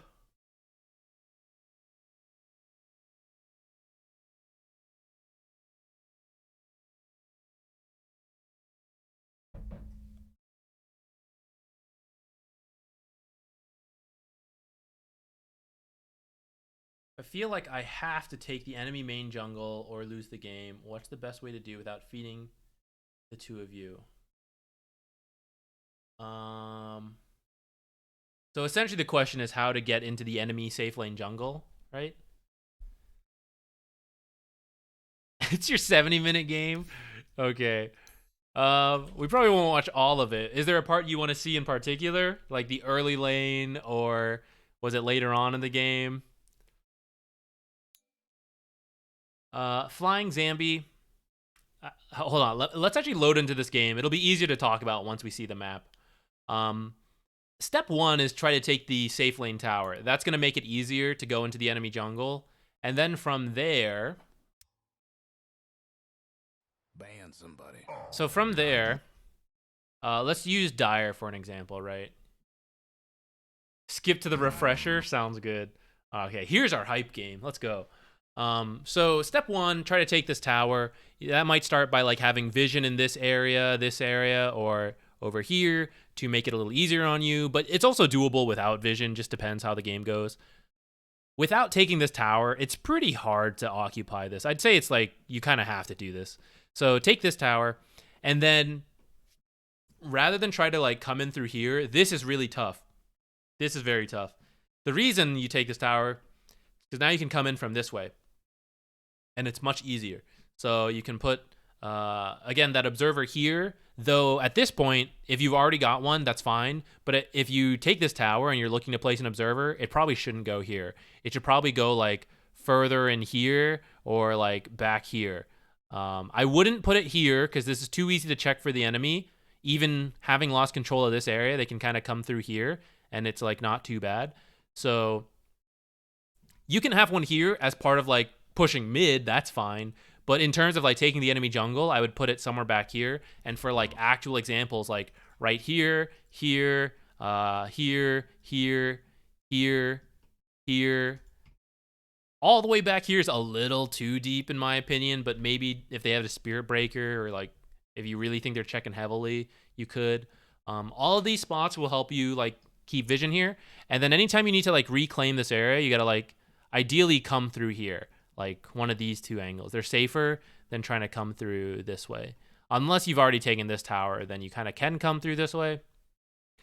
But besides that, you don't strictly have to smoke. You just have to see on the minimap where people are, right? If they're all missing and you recently know they were like in this area, you can't really come up. But especially like in the early game when this tower's falling, like usually the mid laner's here and like there's 2 laners here, right? So usually it is kind of okay for just 2 or 3 of you to push into here on your own, whether you're smoked or not. You can smoke, but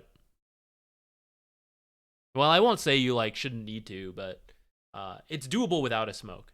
So, all right, let's see when you got refresher. I don't know if that helped answer the question or not. Hopefully it did. Wow, you are farmed this game, Seth Daddy. All right, 61 minutes. Oh, and then let me show you some for Radiant. The same thing for Radiant, right? Try to come in through this way is going to be easier than coming directly through here, or through here is actually not so bad either. Radiant is easier than Dire. This entryway is in my opinion, pretty dangerous. This one is like less dangerous, but still a little tough, and so is this one. I think it has to do with the distance from mid. I don't know. But some good wards here. This is the same cliff idea as this one, but this cliff, a little better if you want to use this while holding this area. It's more defensible for you because you're like holding this area, right? So if you imagine the Radiant trying to de-ward that, coming down through here is a little tough. So it's harder. And it's like, this is like behind this tier 2. So that's why this one's a little like too deep. But this cliff is like in front of this tier 2. That's why it's a little better. This cliff, similar idea to this cliff, which is like, it is good. This one's actually better than this one in terms of like vision for this area, but it's equally a little difficult to hold sometimes. Easier actually a bit, but it can still be difficult because you're like trying to play down here, which means someone can walk up and do this, and it's early game, so you can't like fully defend it. Besides those cliffs, again, anywhere around the outpost can be pretty good. Somewhere along this ledge, right over here or right over here. I use those a lot. This corner's good. Where else? I would avoid, if you're going to use the outpost, like the edges of the outpost, avoid this edge because anyone putting sentries here will get this area. I'd recommend like down here.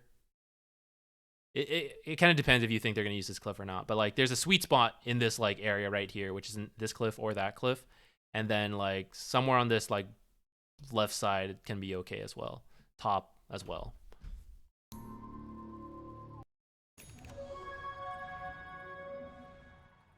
What did I just say? 50 minutes? 60 minutes. Here it comes. All right, let's go. Seth Daddy bringing the hype. Oh, go to 55? Okay.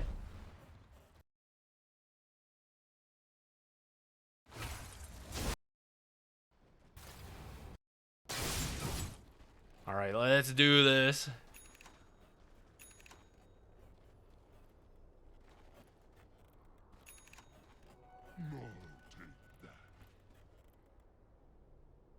All right, 28K behind. 40 to 27. Levels are not the worst. And Anti-Mage is pretty farmed, it looks like. 125 seconds. That doesn't bode well. Daddy's on a mission. Never mind. Mission's over. I'm coming home.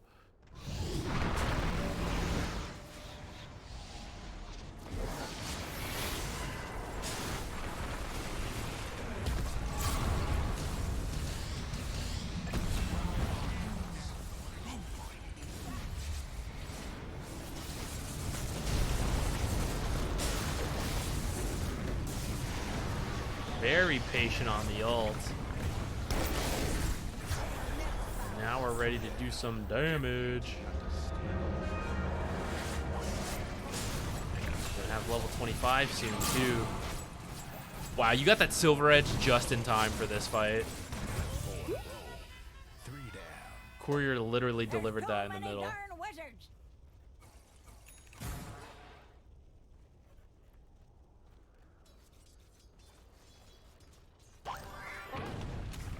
Yeah. It is a long game, so I'm not surprised you're starting to get more like core items, but itemization wise, I think 4 staff sounds fine to me.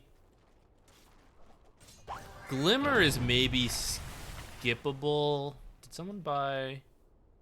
No one bought Greaves. I might build Greaves instead of this Glimmer. Though I don't know how the game was going earlier. It's not the best because we're here at 55 minutes. Oh yeah, I forgot to change this. I think you were hard support, weren't you?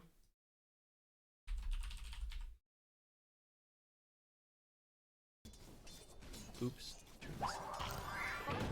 Oh, you were 4?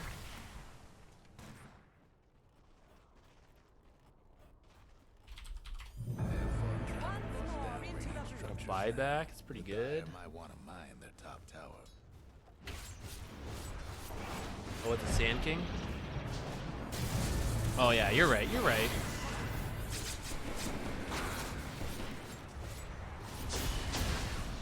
Once you get buybacks, you're good to just retreat. You guys don't need to hang around this long.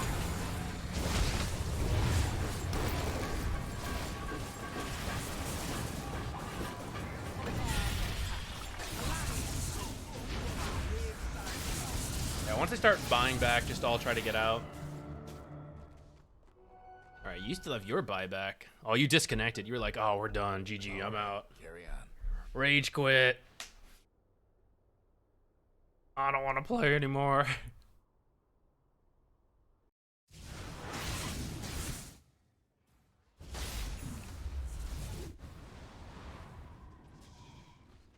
Ain't looking.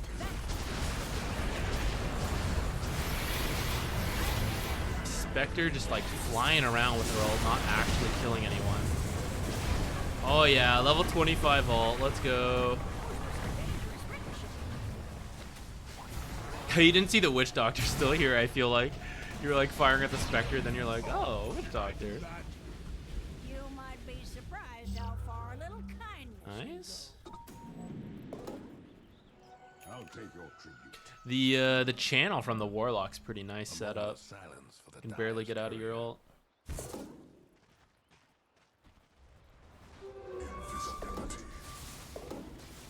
Alright, here's the refresher queued up. And more. Did you buy this out? No, you bought back for that fight. Right. Nice. Here we go. At this point, you can probably sell the Glimmer next to make space. I don't know if Hurricane Pike is like that amazing to like build up force staff wise.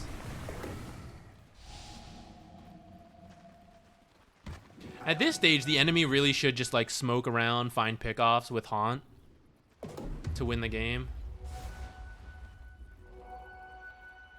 I mean, 15k is like meaningless at 63 minutes, but I don't like that. They have a much easier buyback time. Radiant's bottom ranks. Down here, anti-mage. Oh, he's getting out. We're okay. You guys are freaking me out. You're all split up. You should all be grouped up as well to prevent what we were just talking about, is the enemy finding us all. Here it is. Mess that Witch Doctor up. Mess that Mirana up.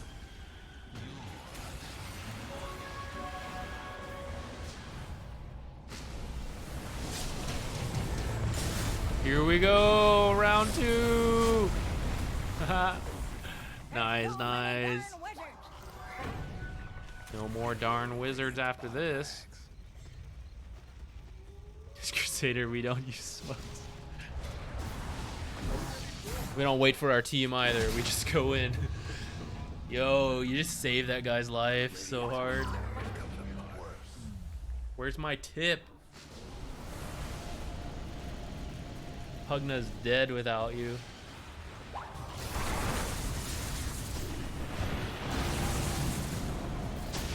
I'm draining everyone.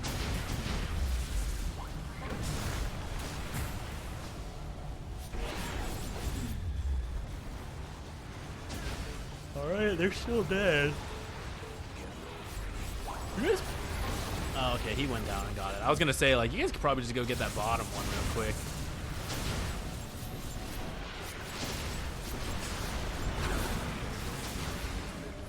Your team also needs to get your tier 5s, don't you? Or do you not have them? Oh, you did. You're just not using one.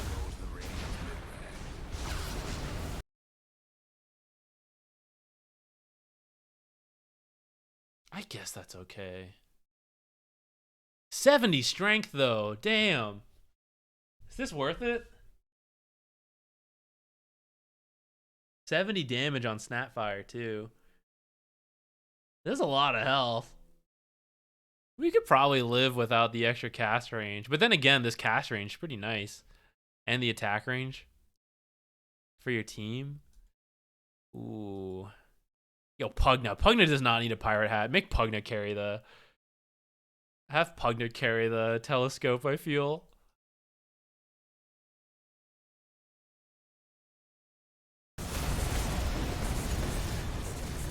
No BKB.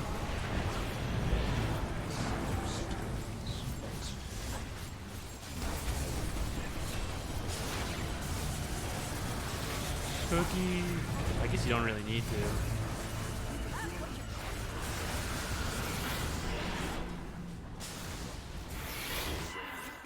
Run away.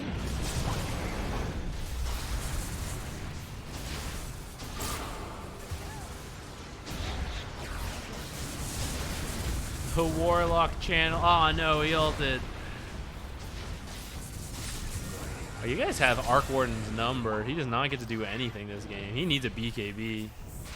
Buy one. Radiant's top tower. That wasn't even his refresher? I thought he used his refresher earlier. Was that a refresher shard? Radiant's top tower. What was that? Radiant got one less top tower. SK items? There you go. Probably doesn't need this bracer anymore. That could be something else. 67 minutes and still having a bracer is kind of wild.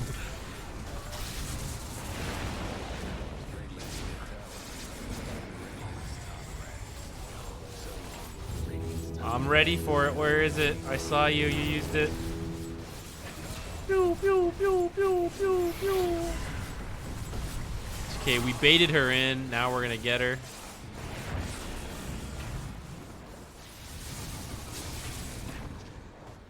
Your team could try to force it, but you also have Megas, so it's also okay to just like chill now. Wait for the Megas to come in.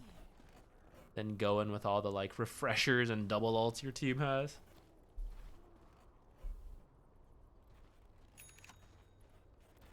Backpack branch. Hey, he's been with me the whole game. He's my good luck charm. I feel like sometimes I have a stack of mangoes way into the game. Like I buy 3 mangoes and I don't use a single one at the laning stage.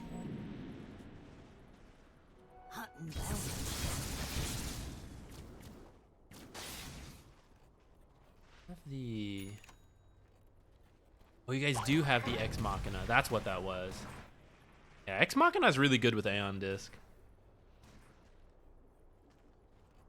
You have more items. I feel like you should take Ex Machina from Warlock. He has a lot of like passive ones. Oh, well, not anymore. Okay, okay, now it's fine.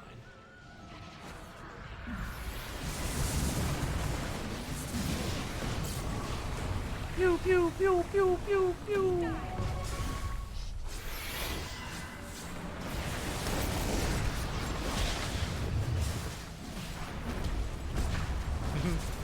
Man, invis in the late game is invincibility. No one has space for that kind of detection.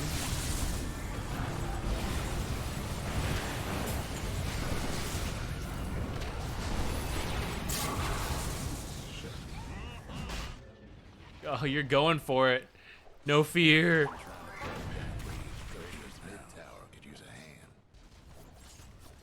Let's go, go, get in there.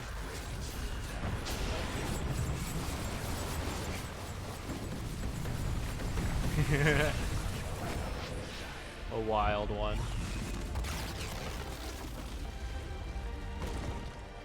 I don't know. I think Mega is still... It depends on the lineup. Yeah, they can kind of kill Megas, but like... I guess it just depends how confident you feel against the remaining heroes and like how confident you feel about knowing their buybacks. Like 3v2 and you've already been in their base a while, so you've used a lot of cooldowns. That's like you're right, it is 60 minutes, so actually it means a little less. But this is one of the ways you throw the megas. Is like some teams like commit too hard for megas. They try to like stay, they die, they have no buyback, and the other team like death balls straight down mid and then ends. So it's like a mega creep comeback, but they barely had megas. So I do think it's good, like once you get megas, to like reset and wait.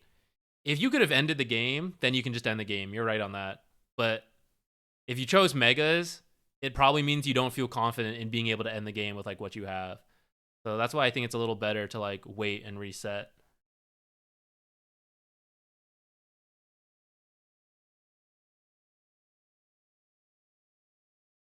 A meme idea. A3 Warlock. The problem is people will get out eventually. It's pretty funny though, the idea. In the early game though, upheaval takes a while to get to that point though. Seth Daddy, that was a wild one. Thank you for sharing it.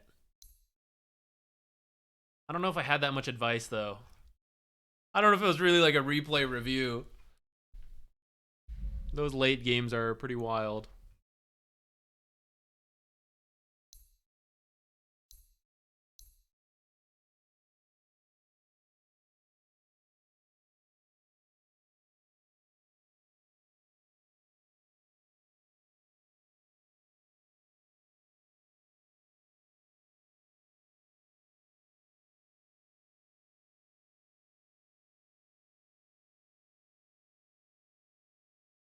Okay, let's do one more.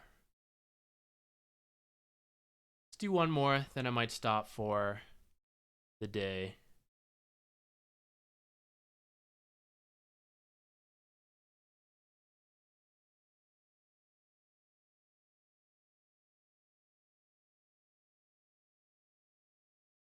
I agree that if you get to 60 minutes, you probably do just want to try to end.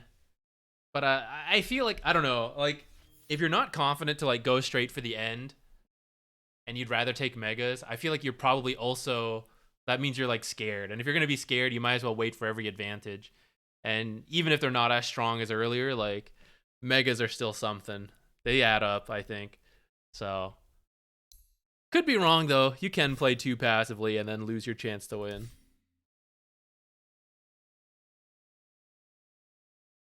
I guess my advice is more specifically for like earlier in the game when you're like 30, 40 minutes, you get the megas, but then you push too hard and you like feed and die.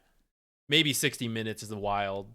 You're right. It is a wild time. So I'm not sure. I kind of think I would still approach it that way that I described, but admittedly, there's only so many 60-minute games I've been in lately. So I used to have a lot more 60-minute games.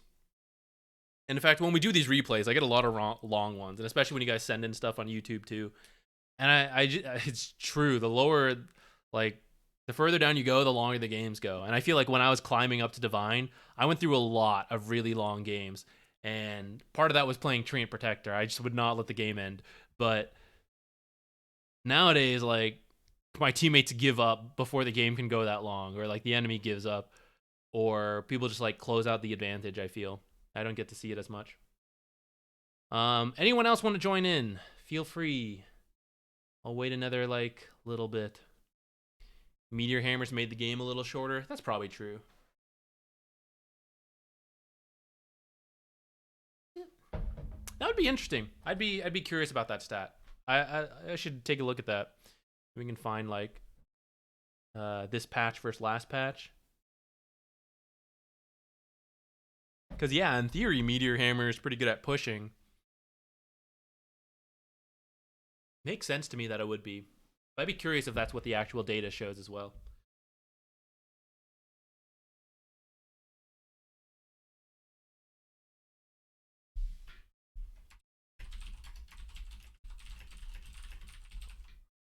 Okay, next. Carnage. Congratulations.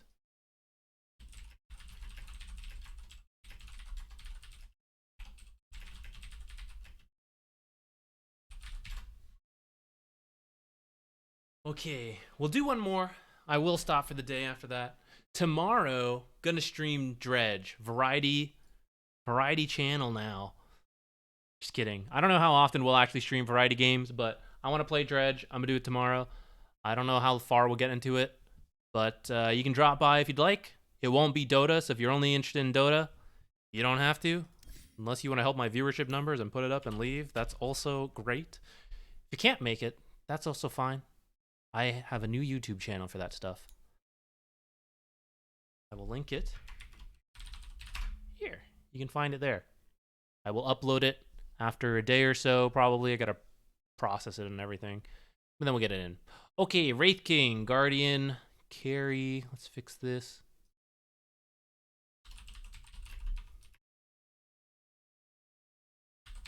Man, this reminds me of coaching Alex. Wraith King was one of the heroes we worked on a lot. Let's see, maybe you make the same mistakes he did. I can give you the exact same advice. Kind of not sure why we lost this game, just looking for general advice regarding game sense. Sounds good.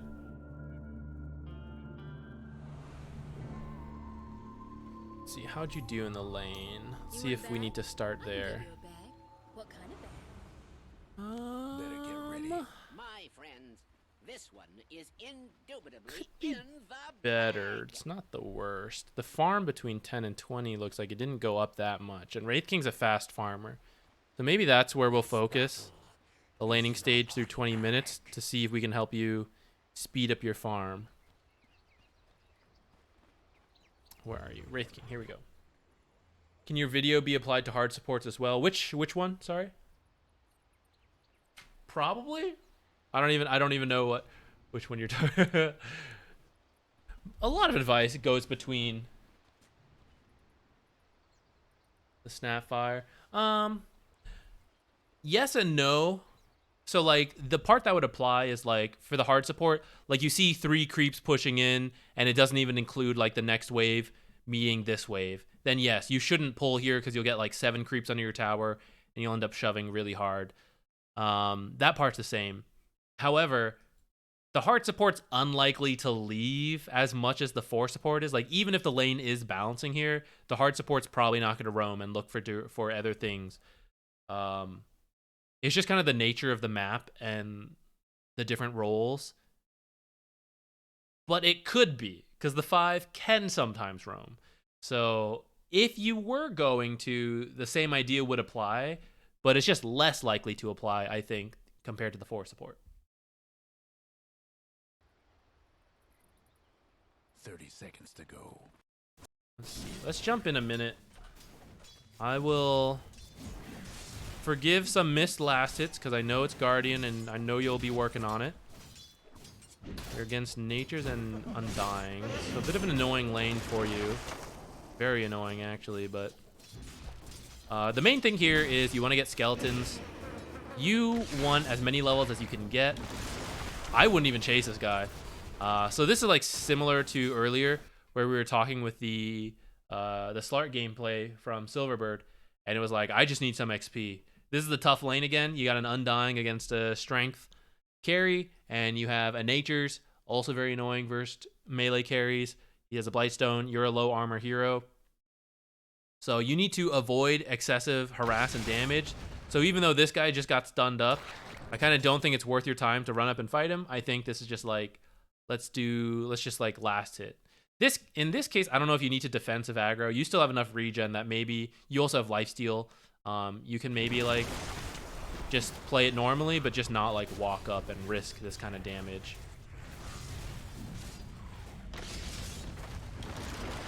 Yeah, now you're like a little too scared to go up, you know? First time for everything.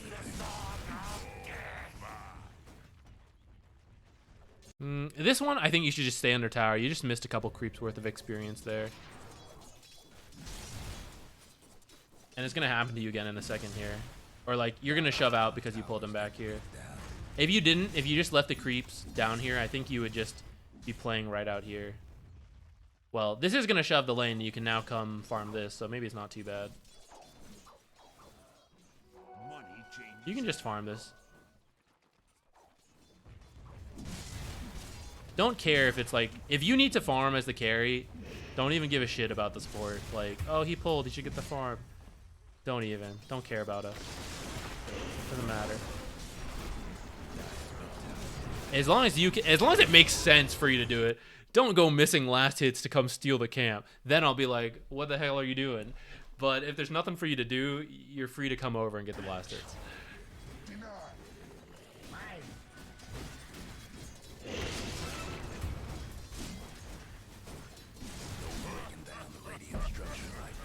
Okay, so honestly, you're getting by the laning stage. Some missed last hits, but like I said, I know you're working on it. So we won't worry about that.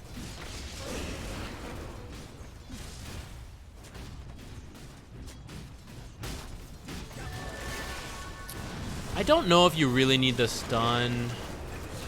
Admittedly, at this bracket, they're more likely to make mistakes and dive too hard, and having the stun's pretty nice. Second time where you're like pulling these behind the tower, but you're missing a lot of last hits for this. Come try to aggro these as well, or I don't know. I think it's okay to just stay under here. You're missing like free XP here.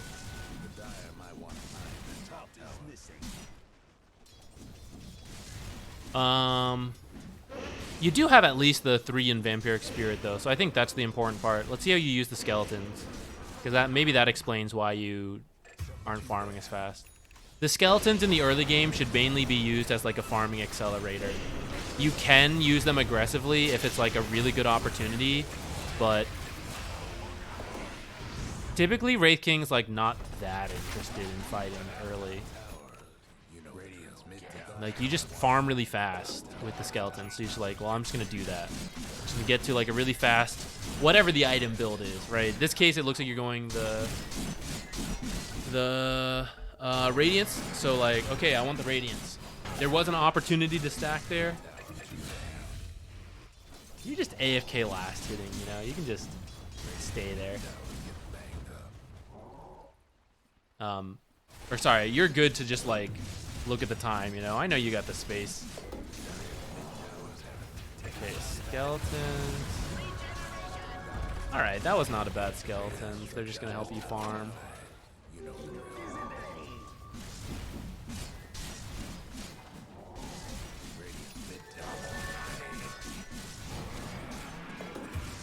You just missed a catapult for no reason. I don't think you really need to go cut the creep wave that far up.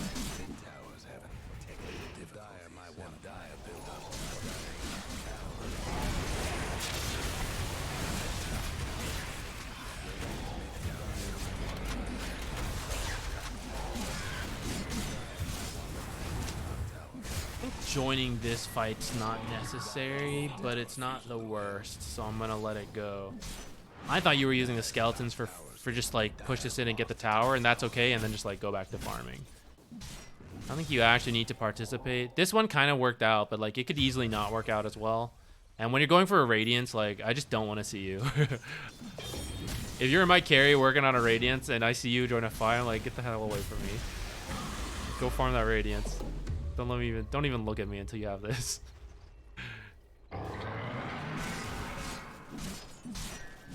Because the risk, you have to be really confident that it'll be okay, because you're floating so much unreliable gold, right? Like if you're TPing here, you have to be like, I'm gonna pick up a kill at minimum, if not 2, and then farm freely, right? It can't be like, oh, I gotta help my team. Forget that. 2,600 gold is nothing right now. You're down here. You're a support right now in terms of your net worth, because this does nothing. So unless you're super confident in contributing with nothing, then you can do it. But most of the time it's not worth it, because then if you die, you also lose like a good chunk of gold.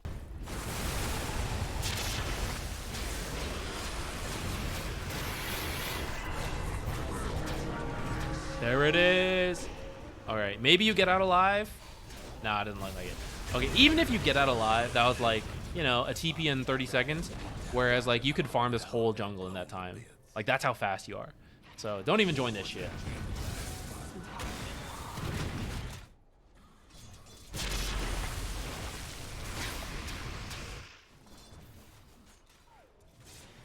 That was an opportunity to take aggressive space. Yeah, you know, well, it depends, right? If you can. It's like, it's okay. Wraith King's not the best though, because he's rather, I guess it depends what you define as aggressive space, but like Wraith King is a good hero to like hold this tower, which many other carries wouldn't, but you like can take reincarnation at any moment, and they don't know if you have it or not, so it can be like difficult to dive you, and then because you're good at jungling, like you get kicked out, you go jungle, you heal, you come back. In that sense, you're taking like a dangerous part, and that's useful.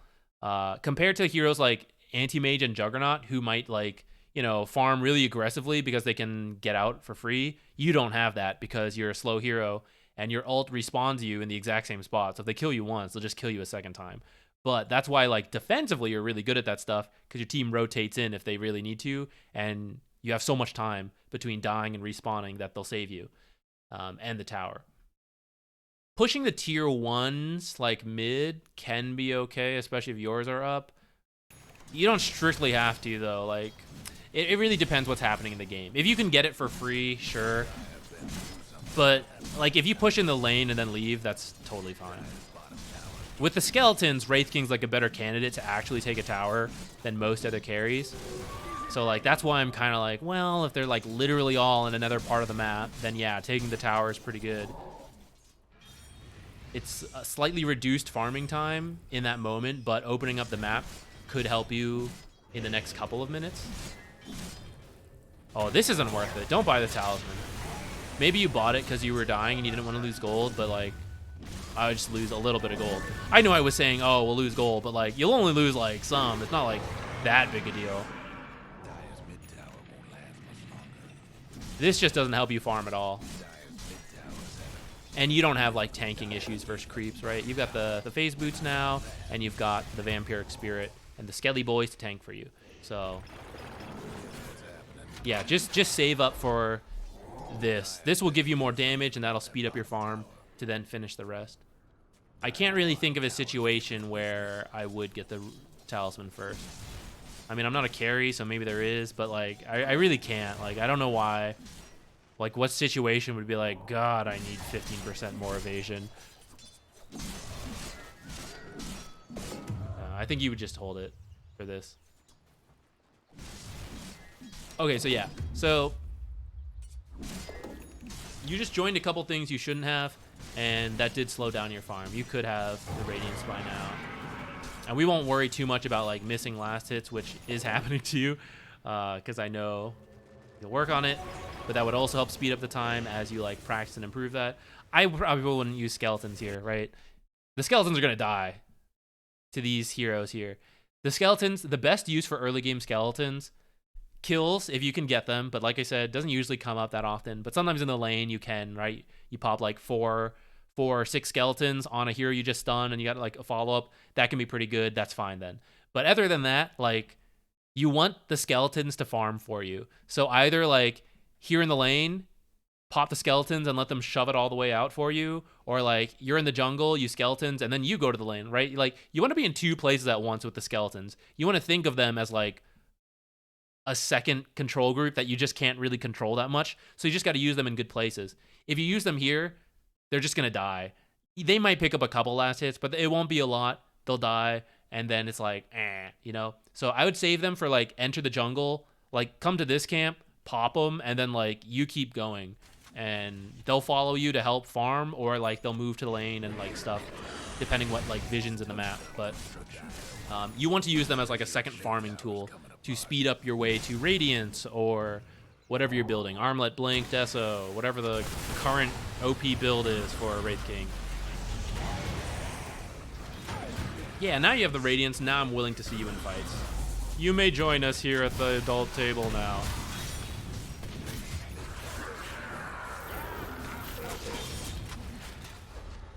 But not too much. Go back to farming now. This tower's low enough you could actually have just walked up and hit it. I mean, that's kind of a minor thing. Okay, so this is where I'm getting worried. So I said you can join some stuff, but like typically Radiance alone, right? Look at your stats. You're still kind of like weak, right? In terms of like actual like health, and then like The damage is like okay, but we don't have attack speed that much.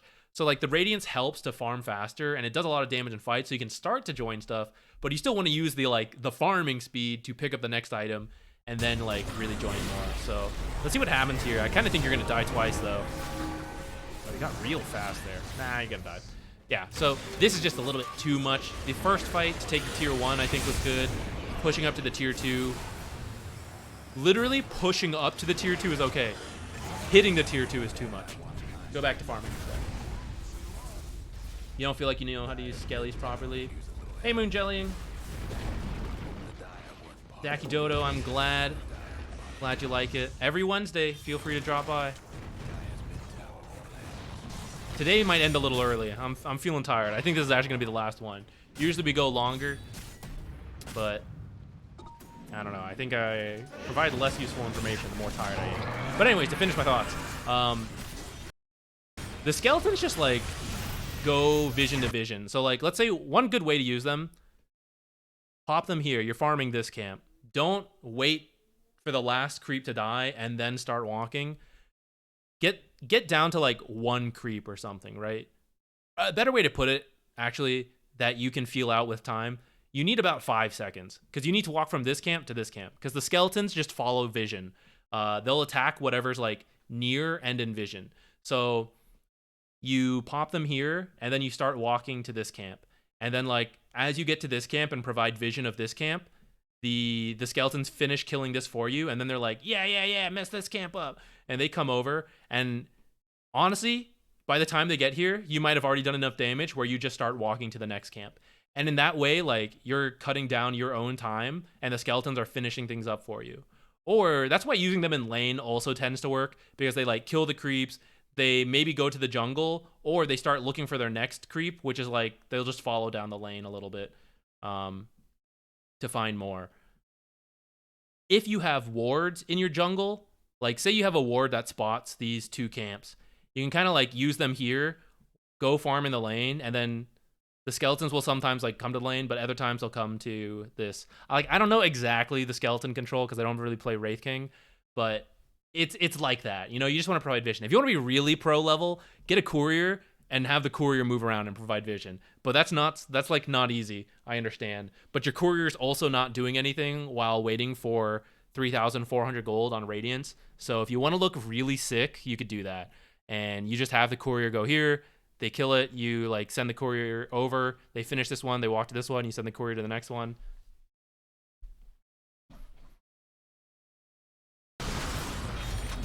Don't I lose XP from walking away from the camps? Yes, but XP range is pretty big. So like, don't walk so far away. Can we see it through here? Maybe not. XP range is about the screen. It's a little less, but like if you're at this camp and you're walking and you're like standing here and you hit this camp and you even drag it, like drag this camp back a bit, right? You'll get XP from this camp dying. You're not out of range. Now, if you leave them in the jungle while you go to the lane, you will miss that XP, but especially while farming up to like a Radiance, the gold is more important. So you want to speed up the gold and you'll get the XP later. Like a hero like Naga, right? Even though she doesn't get the XP from illusions farming, she still does it because gold's awesome. Spawn a level 1 hero versus a level 30 hero. Give the level 1 hero tons of gold, right? He'll kill the level 30 hero. That's a very extreme example, but like gold's good. Gold's more important to an extent. Especially when you're in a farming period, I guess. You're right, though. Try not to miss, like, too much.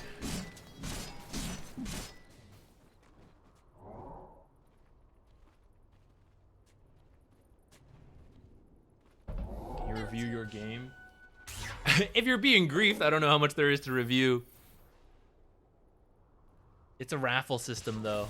It'd be unfair for me to just pull up yours. I'm sorry. Usually I'd say we'll do a raffle and then you can join, but since this is the last one, you probably won't do that. Okay, let's watch these skeletons, right? Like, this is good. You let the skeletons do this for you, and you're gonna go like find farm or join the team, and while you're gone, the skeletons are gonna like keep shoving in the lane, and they'll pick up a couple last hits. They're taking a real beating here because nothing's tanking for them, but like whatever, right? And so like while all of this was happening, this was good, and you were free to do whatever. In this case, you like came back here, but other times you could like farm this stuff, farm that stuff, whatever.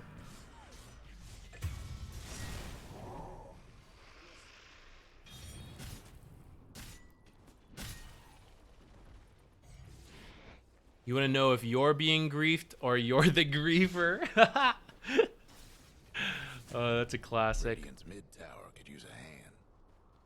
The mana redeeming one. Bottom rag's got I'll have to hold that. Hold that till the next week. Or maybe on like Friday or something when we're playing.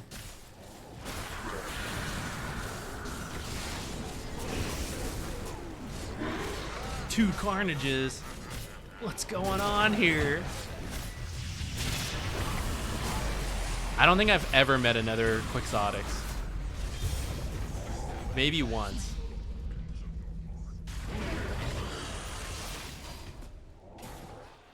I just realized you were going straight into AC. I don't know the actual best build off the top of my head, but Radiant's AC feels pretty greedy. I think you might need like Blink and or BKB first. I don't think you need like second item AC. I think you have more like kiting issues this game than like raw DPS. breaking down the radiant structures like this. Also, I thought you had a Brigand's Blade before.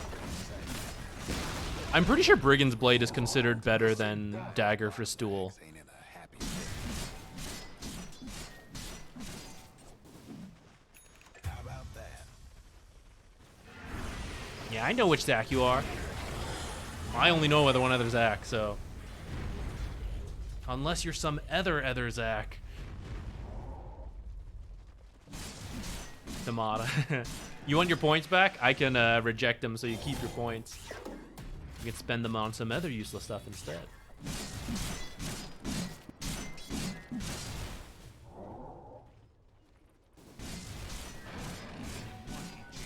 You're for an item now.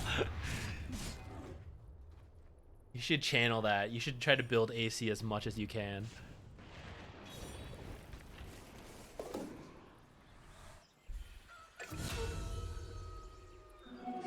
Yeah, you're going straight for Bloodthorn next. So if you think about it, the issue with this build, right, even without knowing the meta build, let's just think about what this is.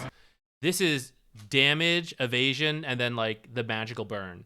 This is armor, attack speed, and then like the aura, which is more armor and attack speed, and a negative armor.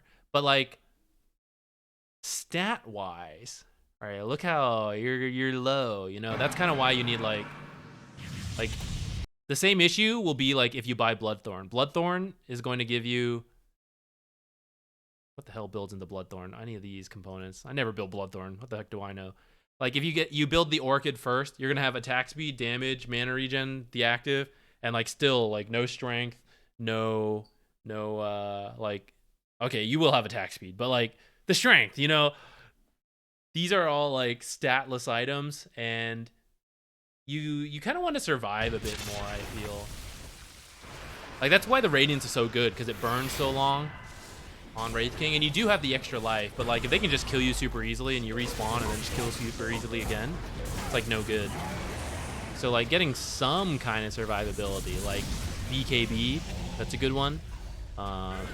Okay, Blink, no stats on that either, but the Blink helps you gap close, you know, so that way you're not kited and killed too quickly. You can like Blink stun, do damage, then you get your BKB for more utility, for more survivability. And then maybe you go for like the AC, at which point the armor has more value because you have more strength and all that. But here we are, and you're still like 1800. These int heroes have like the same amount as you know? Kind of sad.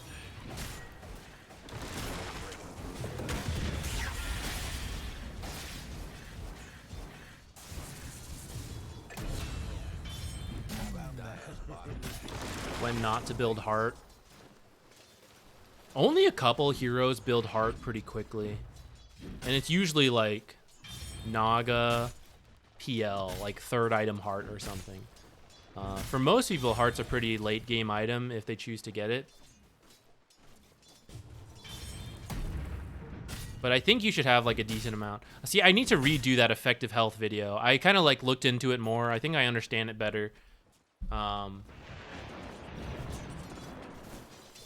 you want like a certain amount of resistances before you build it. What is going on here?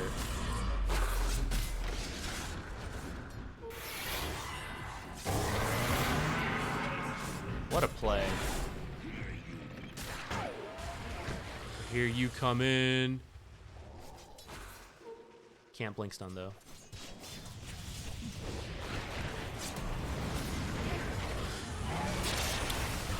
Get him, get him, get him. Okay, I think that kind of covered the main topics here. A lot of the farming discussion and some itemization discussion.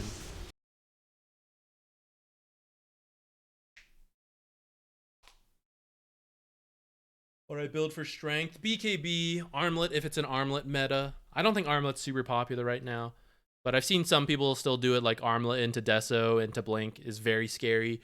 Early power. So if you feel like you need to like be very active, armlet's better.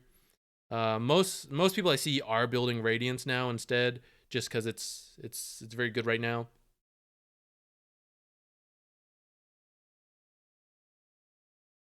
I'll try to understand that word more. Context-wise, I know it, but I don't think I've actually seen that word used.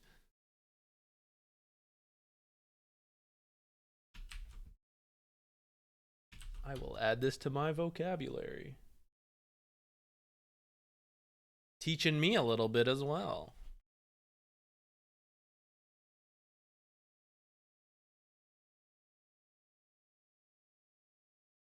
Adding another drawing to the queue. Yes, the mod. Add another drawing in.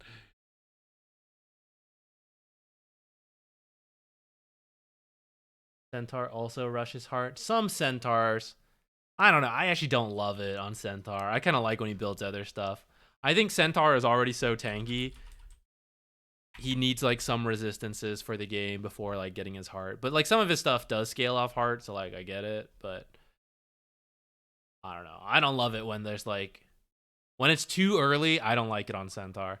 As like a late item game, maybe 4th or later, I'm like more open to it. I don't like it when it's too soon. Monch, I think I am going to stop here. So we'll do it next week. Samata, I'll let you decide. I can either reject it or we can also keep it for the future.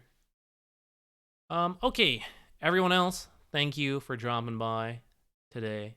Next stream will be next week. We'll play Dredge, and then Friday we will go back to Dota. We'll be playing games and having fun, hopefully winning some MMR. We'll get there. We will get there. What is Dredge? Dredge is a fishing game. I don't know that much about it, but it seems cool. I'm going to play it. It's not Dota. You're free to join if you want. But I understand if you're just, looking for Dota, that's fine. I'm sure there will be many other streams still just playing Dota. All right, let's see. Where can we go today? Let's raid someone. I see Math Magician is streaming.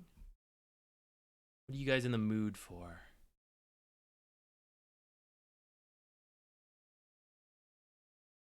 Don't eat too many of the kettle chips? I'll try. The crunch is addictive. It's fun.